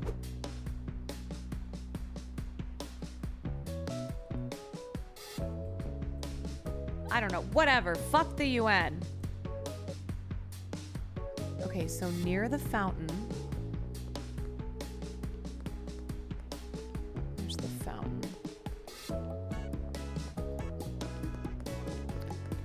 Okay, is this the canal?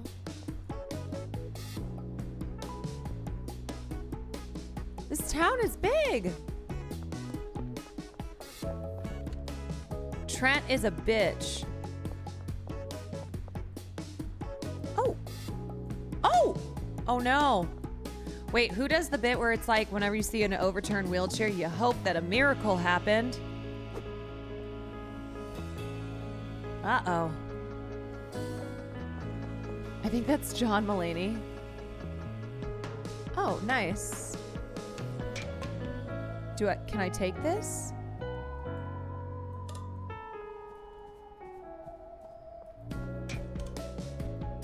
Okay.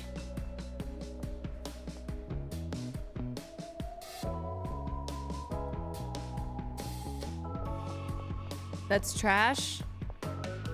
So I don't want it? Is this money?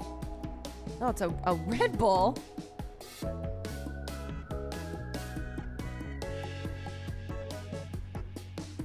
Oh, here we go. I know, this is like some real jazzy funk. Nice. Okay, old Uncle Nelson.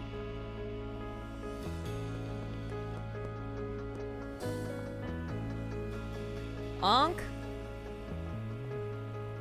W-Unk. Near the fountain, let's see. Well, the fuck?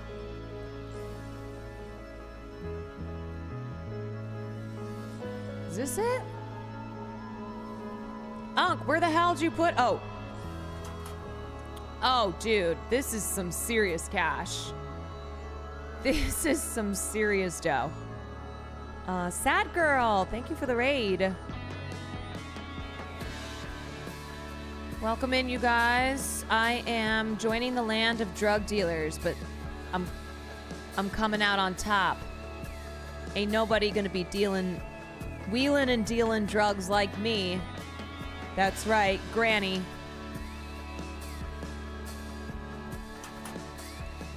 Ooh! Oh, I got money.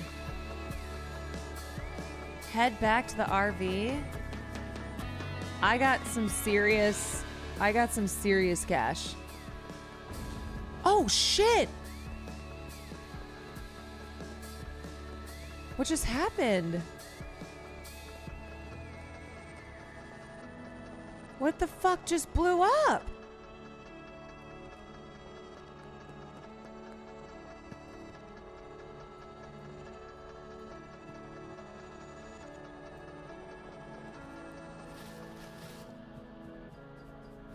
Was it a Cybertruck? Oh my god!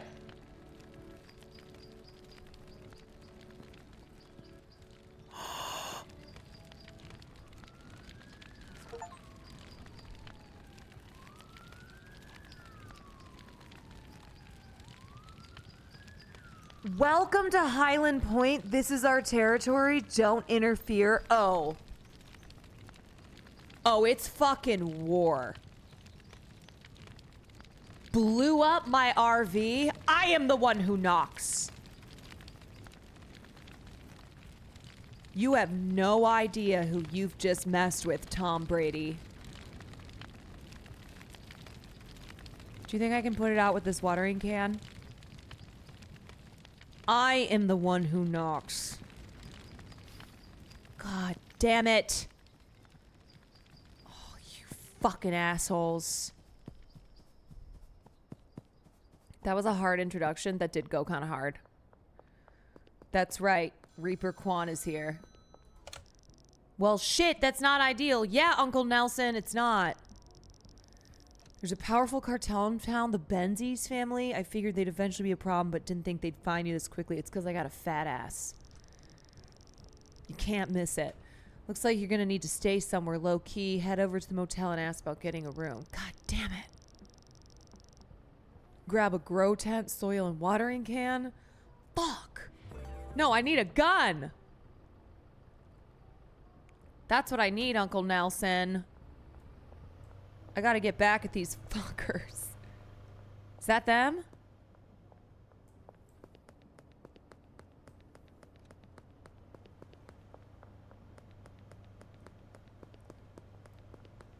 damn.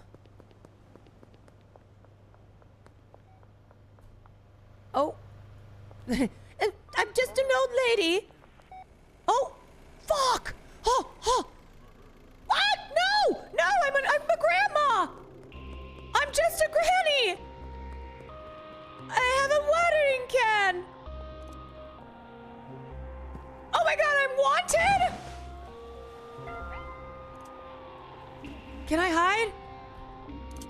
No! Oh my god, did they tase me?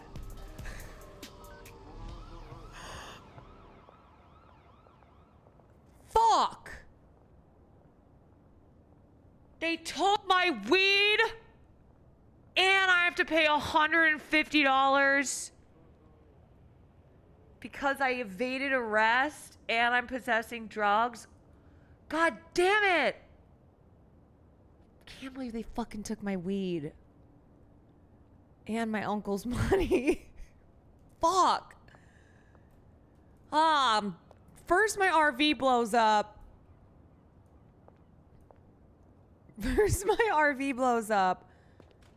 And then I get arrested. This sucks. Honestly, though, chasing a lady with a watering can, it's crazy. Oh, God. God damn it. Who are all these fucking sketch balls? Get me out of here. Being a drug dealer is hard. It is. Ugh. There's a mandatory curfew. Shut up. Get me help. Oh my god, I cannot believe I can't. How do I? Oh.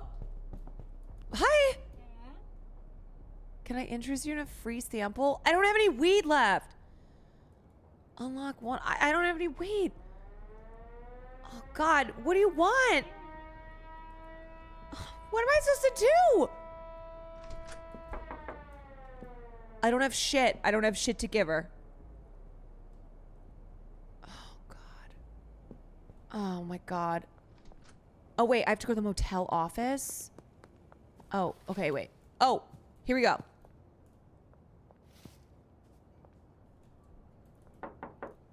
Oh my god, let me in. Let me in. $75 a week? Fine. Fuck, take all my money. God damn it. Oh.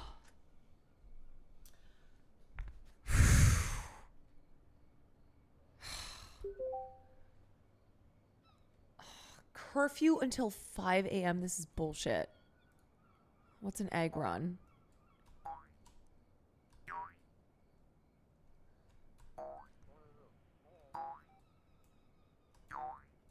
Oh. You'll get it back. People love weed. They better. They better love my weed. And then I'm going to start selling the hard stuff. When does this just go on?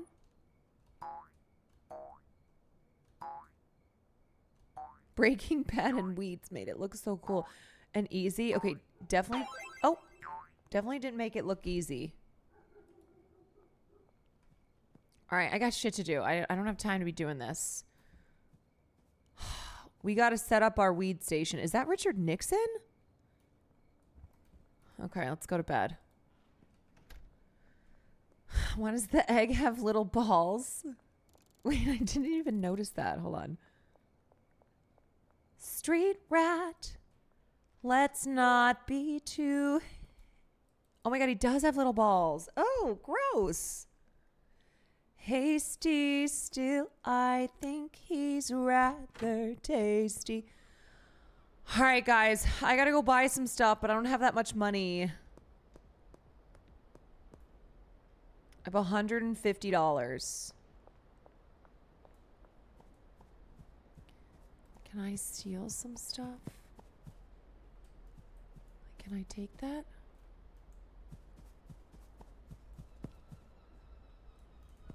You can sell trash? Oh my god, I have to sell trash?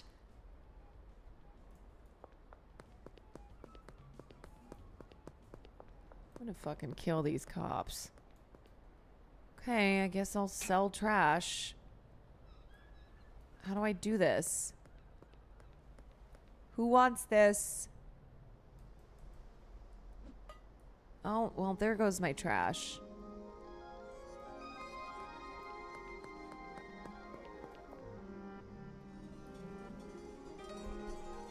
Let me just check the store. Card only? Fuck! God. I'm just gonna try anyway. Okay, I need a growing tent. Oh. Who the fuck takes cash?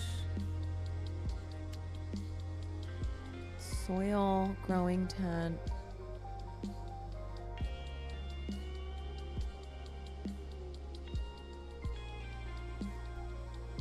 Oh, shit. Visit an ATM. Oh, God.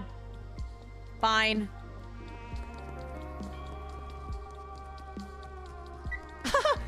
Hello, Jennifer Coolidge. What would you like to do? Oh God, I'd like to deposit. Maximum 150. Okay, I guess.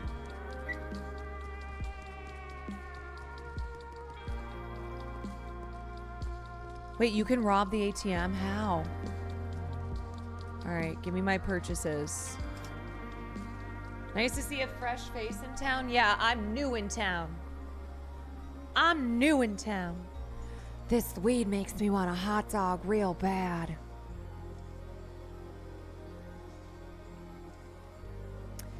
I should get the trash grabber. What line of work are you in? Why don't you mind your own fucking business, dude?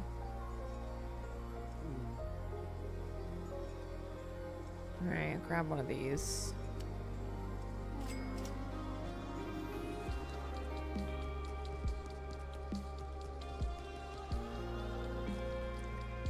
Head back to the motel room. Well, first I better collect some trash so I can get some money. You want weed though? Yeah. Mind your own fucking business. But do you want weed?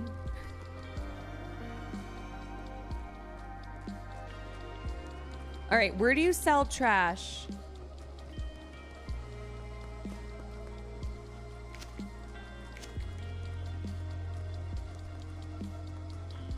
Oh wow, that was a good impression. Hey, thanks. Is that weed? Okay, cash for trash. Okay, insert trash. What the fuck?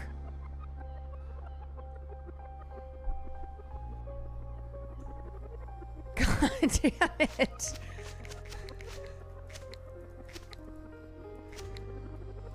God. Fucking hell.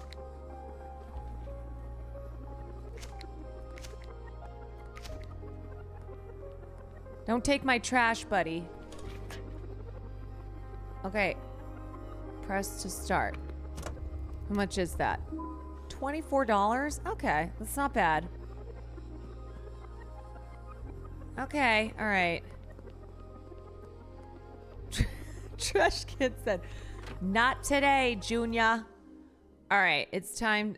We gotta set it up. Where are we gonna do this? Let's see. How about there? That looks good. Okay. You know what, you guys? We get knocked down, but we get back up again. That's what being a drug dealer is all about. I get knocked down, but I get up again. So I can sell some more weed. Okay. Pour water over target. Yeah, I know how we do it. Okay. All right. Hopefully Hopefully that grows. I get knocked down. Oh, fuck. I don't have any weed seeds. Oh, no. Shit. Oh, no. Where do I get weed seeds? Can I get those from the store? Damn it. Oh, shit. I'm going to need to pick up more trash because I got to buy some weed seeds. It's kind of important. How do I... What? Oh. I need weed seeds. Yes. You'll need to speak to a supplier to get your hands on some. I passed your number on to Albert Hoover, the local weed seed supplier. Send him a message and request a dead drop. I vouch for you, so you won't have to pay up front. Okay, wait. Uncle Nelson's kind of a homie. Your order will go on your tab, which you can pay off in the future. Okay. Hello, our mutual friend has asked me to help you acquire... Wait, why are we using the word marijuana over text? Okay, I need some OG Kush seed. Let's get like $100. Should be ready in 2 hours. Oh, fuck. Okay. Damn it, you got... Yeah, was a reporter added to that? I don't know. All right, I guess I'll pick up some trash. Each hour's 1 minute. Hey. You like drugs? Oh, I don't have free samples. Oh, I see. Okay, so basically I'm going to give people free samples to get them hooked. I'm going to get them hooked on the weed. But right now, I need to pick up trash because I have no money. Do you think she was a narc? Okay. More money, please. Yo, I have got to get back to making weed ASAP because this shit is just not...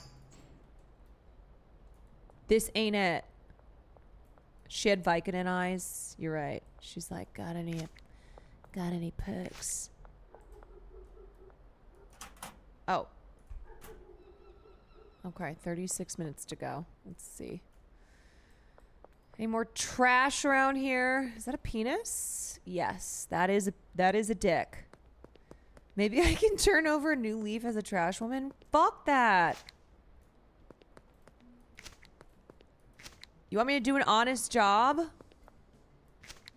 No, I want to become a drug kingpin.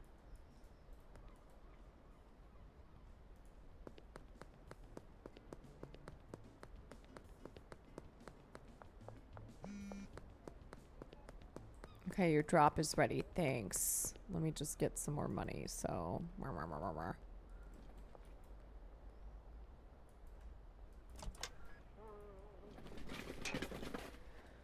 more money, please. Imagine how clean places would be if you could get those prices for trash. So true.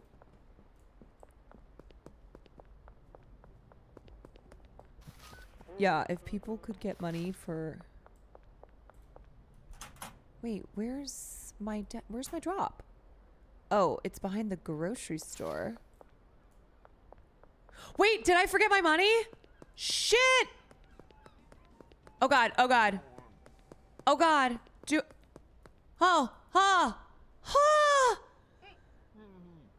Just doing it for the love of the game? Fuck no.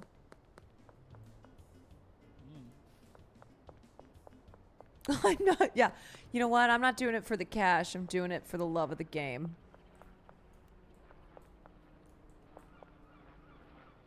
Okay, there's another dick. There it is. Yes. All right, we're coming back, y'all. We're coming back. Okay. Now, let's go replant. Man, this town is filled with trash. This certainly isn't in Tokyo.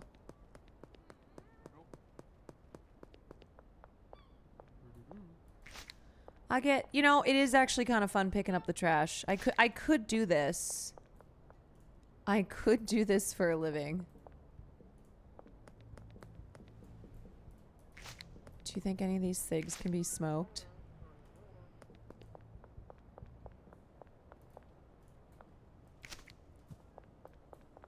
Hey.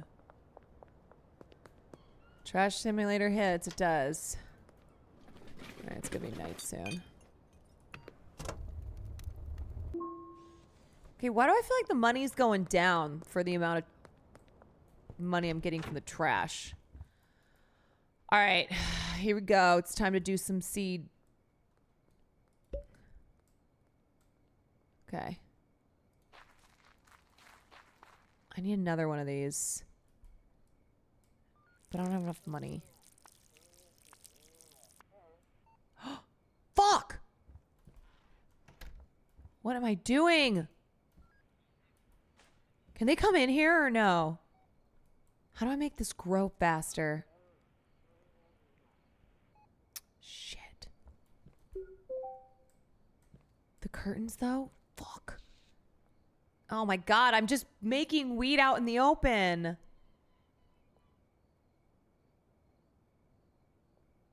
Turn on some lights. Oh, okay.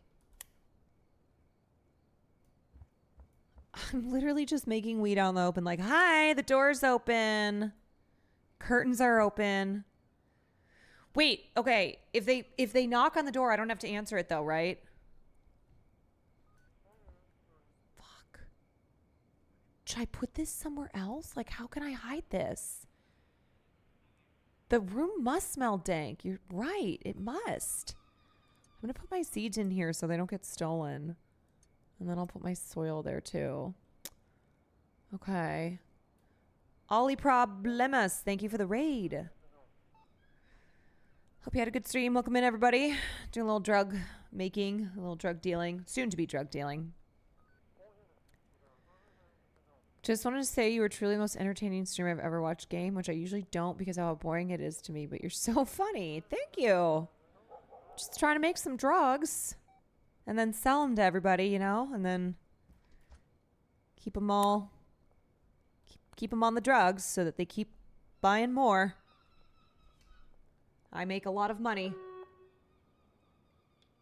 It's private property. Your rental is void if you're breaking the law, at least in real life. Can I get like a cop uniform? Do they sell those? You know what I mean? Oh, thank God. Okay, it's starting to grow. I'm gonna have to go back to the store soon, but I only have $71. I have to pay for those seeds. Fuck. Buy 10 baggies. Oh God, is that the curfew? Okay, so I can't go outside, right?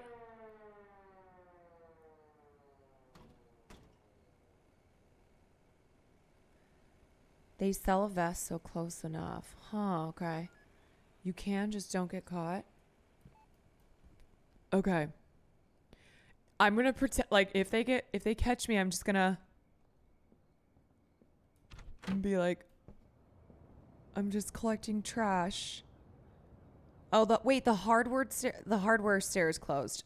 Oh my God. The hardware store is closed. Okay. I guess I'll go to sleep. That's probably good. Okay. God, we didn't make any money today on drugs. Fuck. Launch failure. Thank you for the 4 months. All right, let's go. We got some serious shit to do.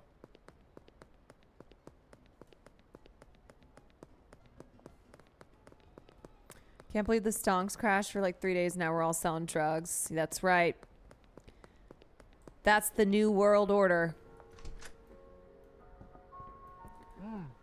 Okay, I need to purchase something. Let's get 10 baggies. It's not for drugs. It's because I like to make little bracelets, and so I need the bags. Add to cart. Okay. One more packaging station.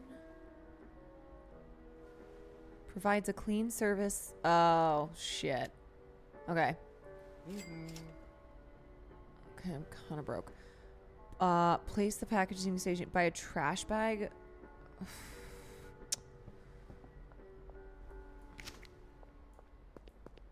There to parcel my sick mother's medicine. Yes, I would never do anything else with those baggies. Okay, wait, can people rob me? Shred Shack?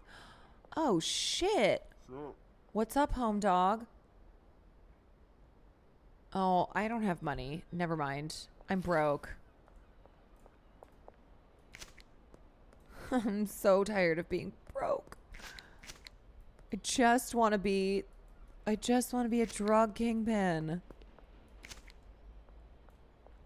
I know. I need to buy a trash bag, but I'm also kind of addicted to picking up trash. Not gonna lie. I get knocked down. Like, honestly, maybe this is my... Was that a bong?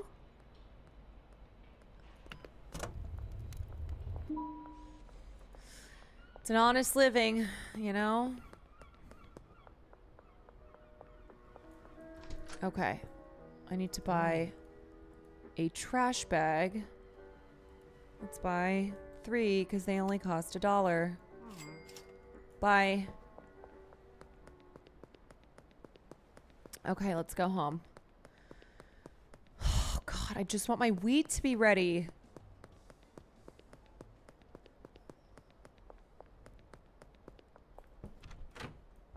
Okay, make sure to close the door. Oh, thank God. Okay. All right, it's ready.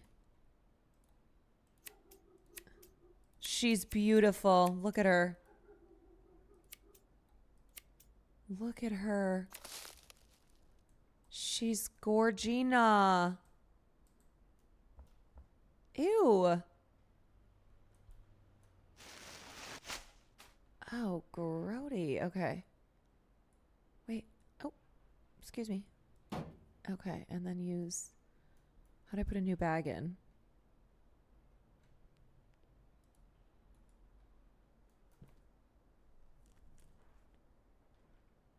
Wait, didn't I buy... Can I sell my own trash? Oh, it's only to take out? Okay.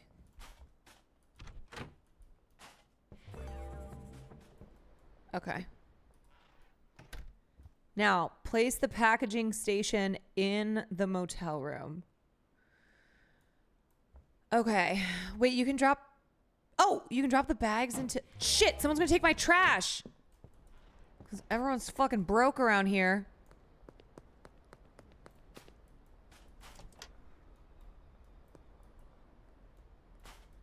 Everyone's collecting trash because they can't make money selling drugs. All right. Chill. Okay. Nobody's gonna steal your trash. Yes, they are. It's tough times out here. Okay, so there's that. And now we're gonna package. Jesse, it's time to package. Okay, pack. Oh, thank God. You know, before I was like, damn, I don't want to put this weed into the baggies. I want someone to do this for me, but I have never been happier. I've never been happier to be back, you know? Like this is the way things should be. Whew, okay. It's time to go do some... It's time to go do some, Girl Scout cookie selling. Wait, why can't I put... Oh, pour soil, okay. I get knocked down.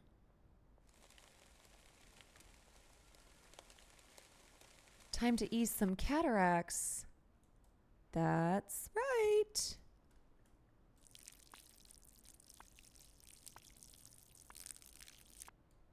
Okay. Sow the seed. Look at how fast I'm getting at this now.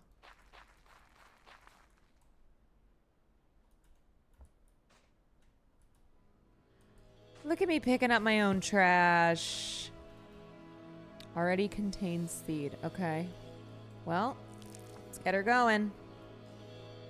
Great. Ready? Let's go sell.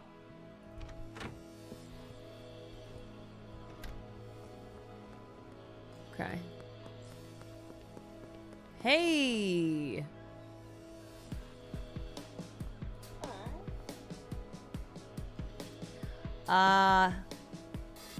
Do you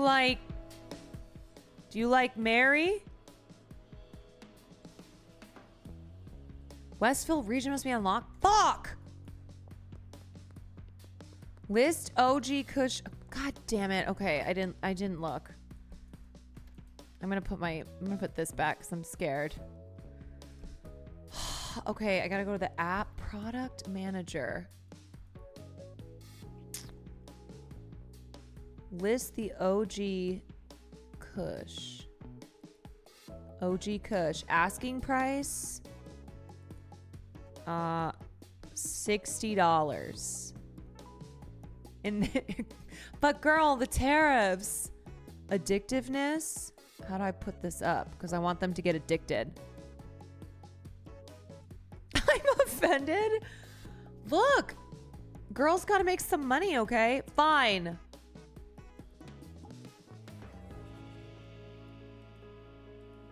Fine. Fine. I'll do it 50. Fine.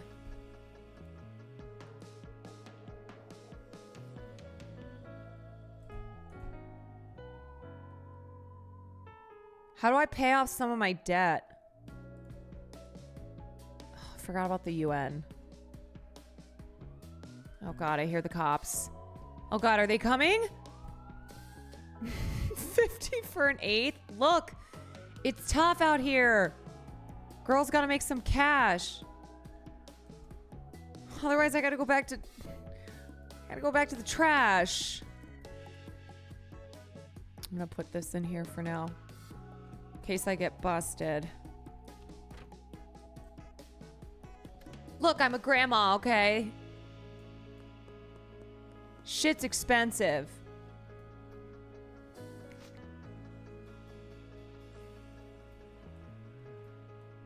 Nobody's messaged me yet. Damn it. Can I go try to sell it still?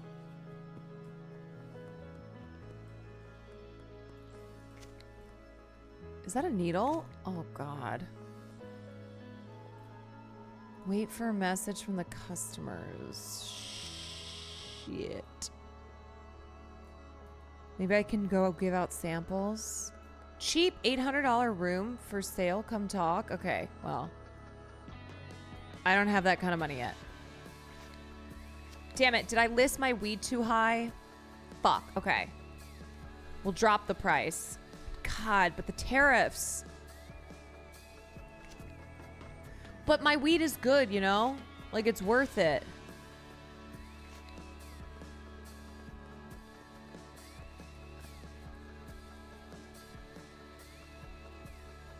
It's worth it. It's handcrafted. It was made with love. It was made with grandma's love. Oh, God. Oh, wait. Did I get a text? Yes. Okay, wait. Counter offer.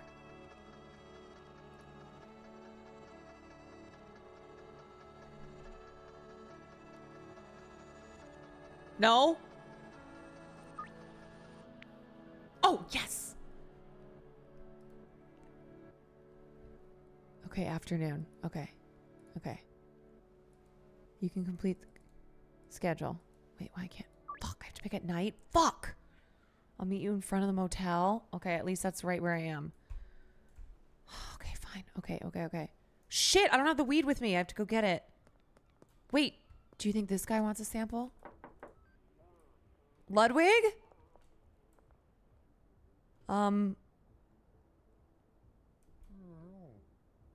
Fuck. Okay. Never mind. Bye. Shit. The deal begins in 1 minute. Fuck. Oh my God. Where's Kathy? Fuck. Okay. Okay. Okay. Hold on. Let me get my weed. Let me get my weed. How much? 3 times. Okay. Fuck. In front of the motel? Where is she? Is this her? Fuck. Damn it. I need this money. Where's she? She gave you a 6-hour time window, but where is she? Kathy! Oh. Green dot, green dot. Hi. Kathy? Yes. Yes. Yes. Okay, we're so back. Plus $14 quick delivery bonus. Yes. Okay. Woo! Yeah, baby. Okay. Alrighty. Buy and place another grow tent. Fuck, I keep hearing these cops. Do you think the store is open or is it closed? Yeah, I'm $150 deep. Hell yeah. Hell yeah. Oh shit. Oh, I got a text. If you got 2 times OG Kush, I'll pay $75 for it. I'm going to counter offer. I'm going to counter.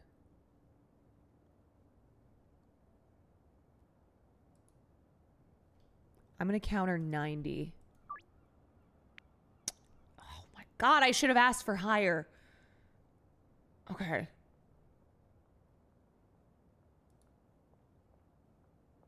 Fuck. Oh, huh. Is that a cop? Oh. Fuck. I'll meet you behind Sauerkraut Supreme Pizza. Fuck.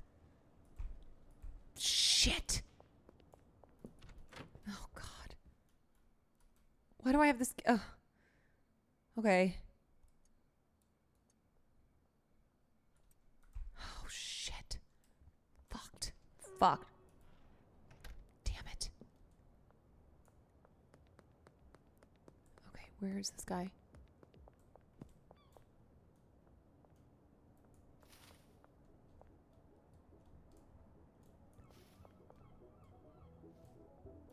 Oh!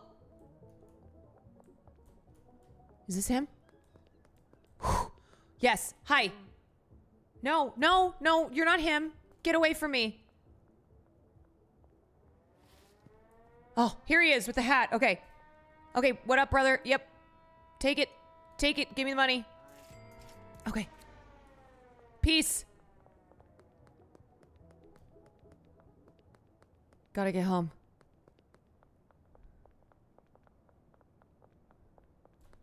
Why are people taking their sweet fucking time? We got a curfew. You're not that guy, pal. Whew. Okay. Oh my God. Okay. We're doing it. We're doing it big. We're doing it big. Yes. Girl, I sound like a cop, really? Damn. Okay. There's my weed. Because they aren't selling drugs. Okay, I guess that's true. There's my weed and there's my... Okay, this is... Use the trimmers to harm. Okay. Fuck. Oh my God. I'm gonna get so busted. Okay, well, you know what? Let's just do what we can. Let's do what we can with what we can do.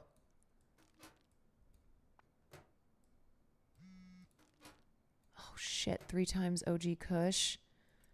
Oh fuck. I need some money. Okay, 3 times OG Kush. Let's see. I can pay $125 for it at this time of night.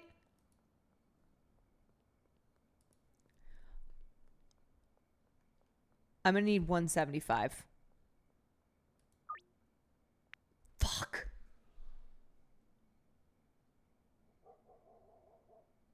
Okay, whatever. What time? Okay. Oh, let's do the morning. Okay. Great. Curfew will be over. Okay. Sheesh. I thought I had to do it at night. No, this is sick. I don't have to do it at night. This is good. Okay, I need to get another grow tent. Well, I guess I'll go to sleep. Jesse's the best customer? Really? Oh, you get a bonus after curfew? Oh, I see. Because of the risk. Damn. All right, well, let's go do this.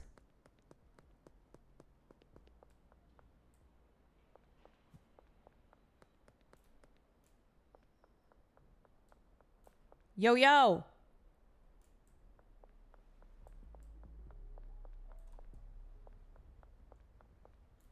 Yo. What do you mean? Yeah, I have your weed, dude. Yeah, you're welcome. Okay. Smoke that shit good. You're welcome. God damn, she looks fried. Well, you know what? She'll make a good customer. Okay, I like to oh shit, I gotta go to the ATM. Damn it. Thank God, now I can go to class. All right, let's put all our money. Yeah, baby. Let's go buy some serious stuff. Make it more addictive just so... Yeah, how do I make it more addictive? Okay, I need another grow tent. Let's add the grow tent. Let's get 20 baggies. Bed. Good for placing coffee on. Okay, wooden table. Oh my God, you guys, word is getting around about Grandma's cookies. Word is getting around. Oh yeah, we need some more soil. Thanks, bye.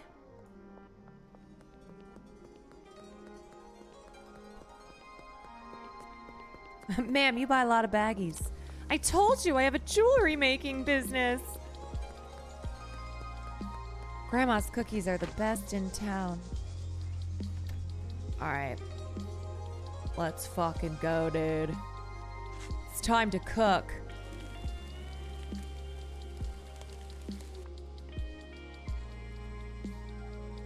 Shit, I only have 2. I need to get some more seeds.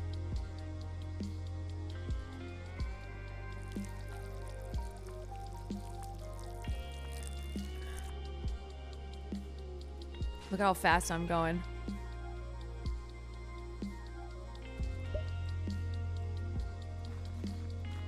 Ain't nobody cooking weed like me. Okay, let's put our other... Let's put this guy down.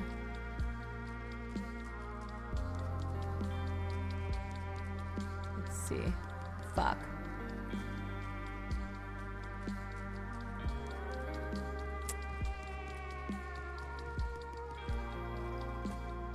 Okay, that's really... How do I... Can I move it? Or no?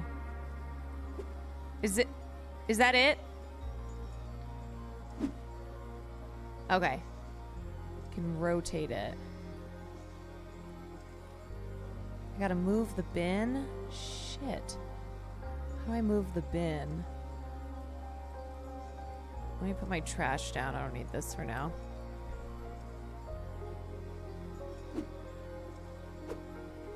Madam, the trash can... Oh, God, Uncle Nelson wants to talk. I don't have time.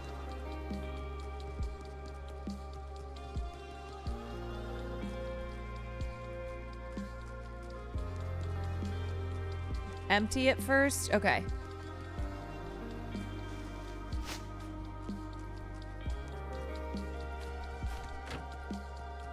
All right, listen, brokies. Who wants my trash? I'm rich now. Okay, let's put the trash.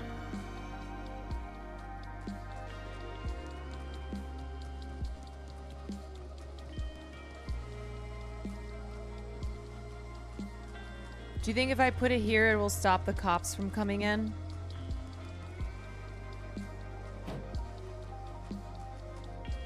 Okay, and then I'm gonna put that there. Yeah, there we go. Now we're cooking, baby.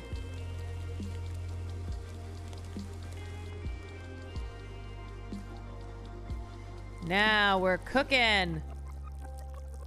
Just, I have a whole ass weed. Weed. I have a whole weed company. Weed garden that I'm growing out of my hotel bedroom. The blue bar is the amount of water that they need. Okay. All right, wait. Let me tend to my customer. What's up? 3 times OG. Kush. Let's do 175. Shit's not cheap, you know? Man, I should always counter with more, huh? Damn. Meet you at the north waterfront. Hey, dog. I need 3 times OG. Wait, do I even have OG? Shit. Oh, no. Oh, fuck me. Uh-oh. Uh-oh.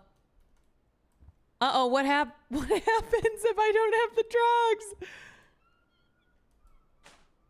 Oh, oh, wait. No, I do. Look, see? Oh, we're good. We're saved. We got it. Woo! Okay. Oh my God, oh my God. I'm so popular right now. People want drugs. They want it. Okay. Let's see what I got. 6, 8. Okay. What's this guy want? Hey, dog. You know what? We're going to counter offer 200. All right. What time? Is everybody just taking my counter offer? Like I can just keep upcharging? Okay. Let's go. Yo.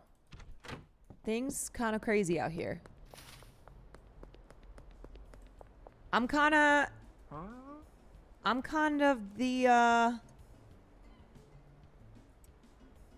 that guy, you know? All right, 200.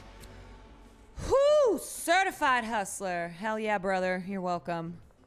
You enjoy that shit. Yesterday's prices are not today's prices. So true.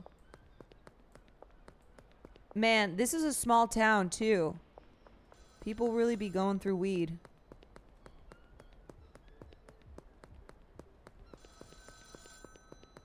Yo. Talk to Austin. Oh my God, it's like if Will and Austin had a baby. Okay. 3 OG Kush. I got you, dog. I should have charged you 200, though, because that's what I charged the other guy. So wubby.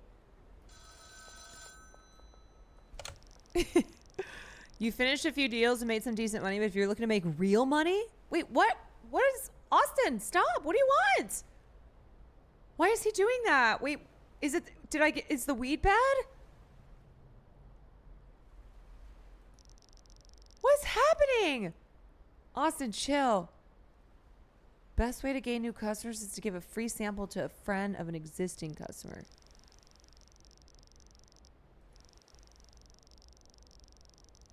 The motel room isn't going to cut it for much longer time for an upgrade.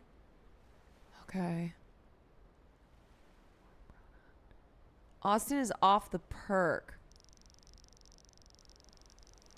Save 800 and then go. All right. I almost have $800. Austin's off to perk. I just need to make like one more weed sale. Let's see. Hey dog, I need one OG Kush. I'll pay 35. How about, what do I need? How about 50, dog?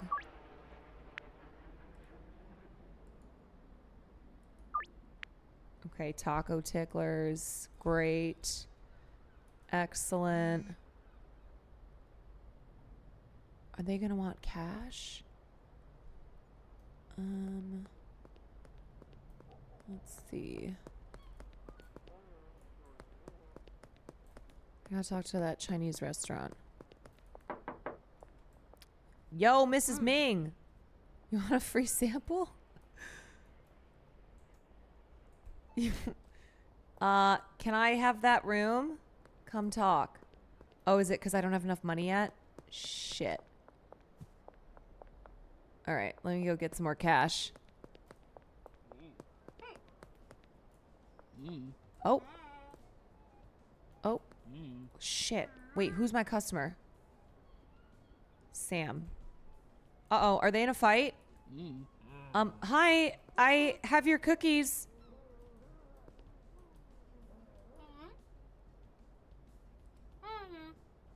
Here, you know what? How do I give one free... Oh. Great. New customer. Sam, listen, dog. Dog, yeah, I got your stuff. Come on. Yeah, I got you, dog. Where's... Okay.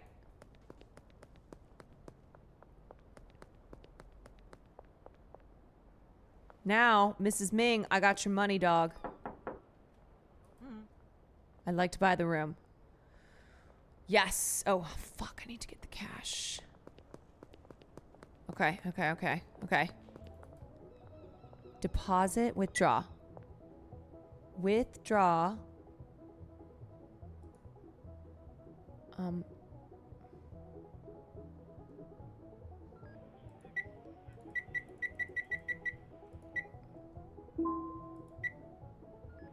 Whoa!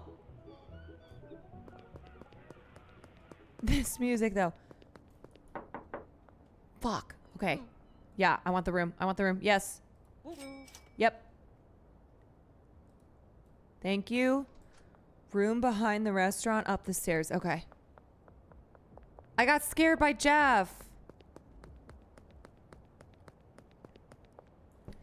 Move the grow tents. Okay. Okay. Oh, shit. Yeah, it's time to move this. Well, first, actually, let's harvest.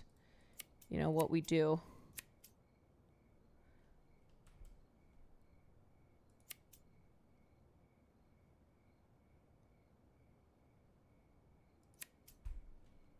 Okay. Okay. Contains plant. Yeah, dog, I know. Okay, let's take that. Let's get our storage. Item. Fuck! Item won't fit in inventory. Oh, I gotta get rid of something. Shit. How do I... You can rotate plants to get the hard to... Oh, okay. What should I do?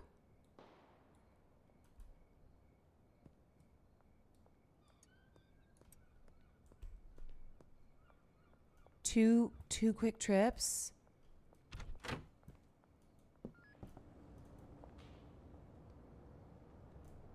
Okay, let's go. Fuck.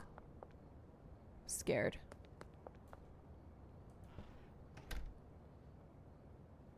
Okay. Fuck. I'm scared.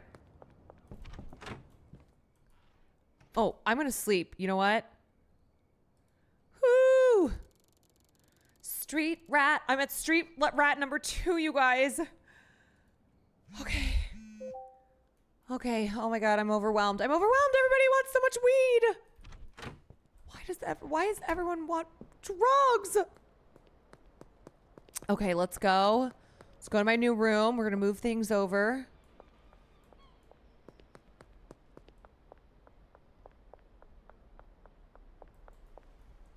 I think they said upstairs. Yes!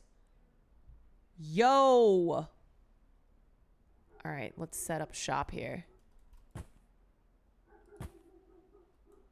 Okay. Oh.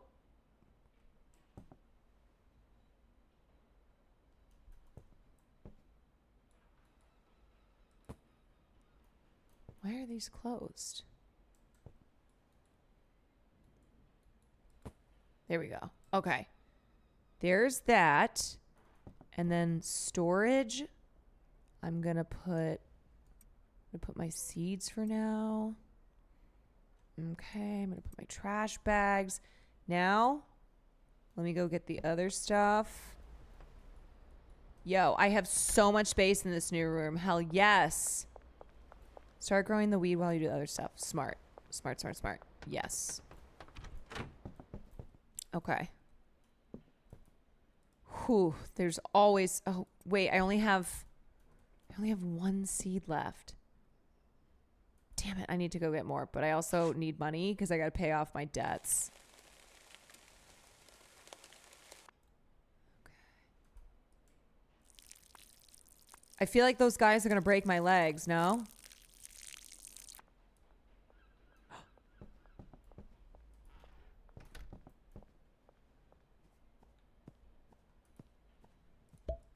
Man, you really gotta make money to spend money, you know? Damn.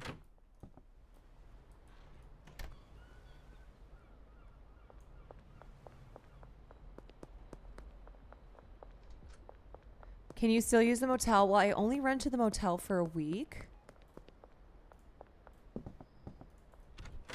Okay. I only rented the motel for a week, so... All right. I think that's it. Is there any evidence of my crimes? I don't think so. I think I'm good. That's right. You gotta make money to spend money, folks. Wait, can I take the TV? Fuck it. Okay. Yeah, fuck.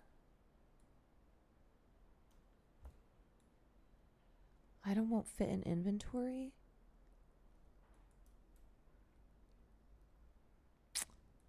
You know what? I'm gonna leave this for now. Yeah, let's go. Let's go. And the trash can. I think I have a trash can in my new place. Am I gonna get fined or something if I'm taking this shit? Fuck it, take the lamp. You know what? We're taking it all. Oh, I already have a bed. Oh, okay. Well, whatever.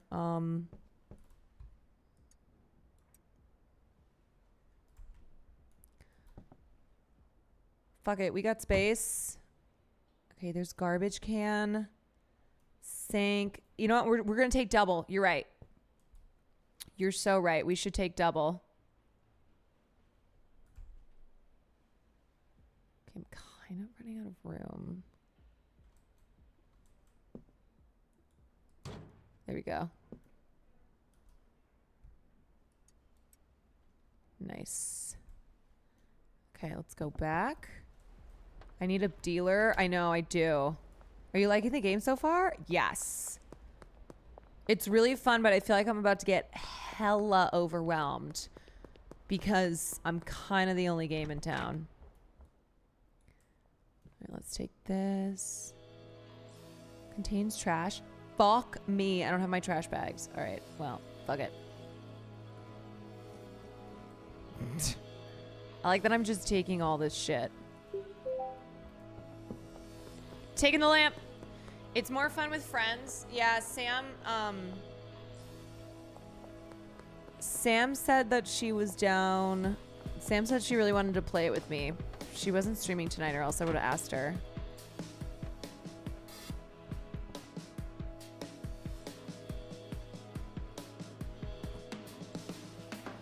Let's go.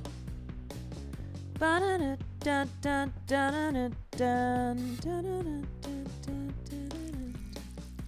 I steal a motel worker too? Bro, I wish. Okay. Wait 17 seconds. Gotta keep my shit clean. What if also Cutie? I mean, I'm down to play with Cutie too. I think she's kind of been doing like Sims and then Baldur's Gate. So I don't know if she's like trying to add another one in, but.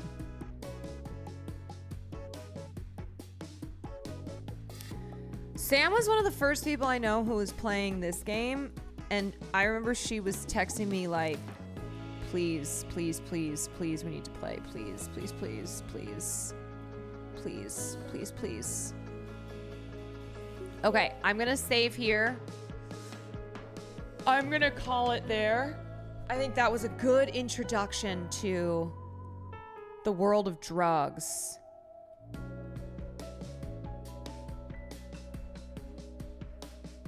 So she can't complain about you not inviting her to stuff. She literally still will. You guys do not understand. You guys do not understand how often I invite her, and then she tells me that she hopes that I walk into traffic. Okay, that was so fun. Genuinely had a blast. Genuinely had a blast. Grandma has taken over the town. Grandma's cookies. Grandma's cookies are going to be on every street corner. Every man, woman, and child. Every man, woman, and child is going to be consuming Grandma's cookies. Maybe instead of Cutie, invite Fan, Lily, Quarter, Jade. I have heard from Cutie, though, that it is a it's very complicated. Baldur's Gate is very complicated. And I think my suspicions are correct that I would have been overwhelmed and miserable. She's openly said if both of you two were in... Sometimes I don't know what she's openly said, so I'm kind of just like, yeah, she's hinted at it not. So the fact that she's openly said that we'd both be miserable.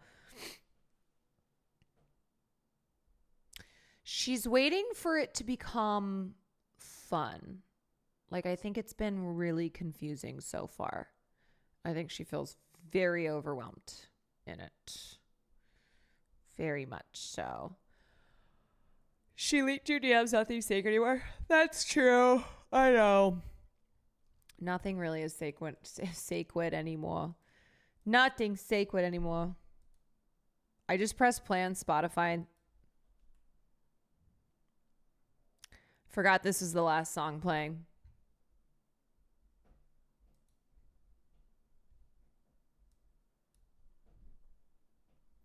Grandma's in town. There's a new boss in town, and her name's Granny. That's right. Grandma's cookies. Don't miss out.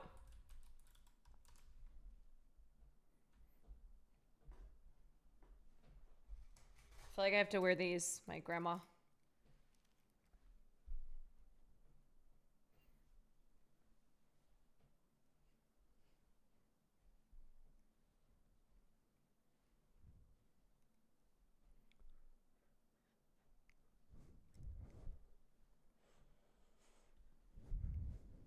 All right, Grandma's Cookie Raid.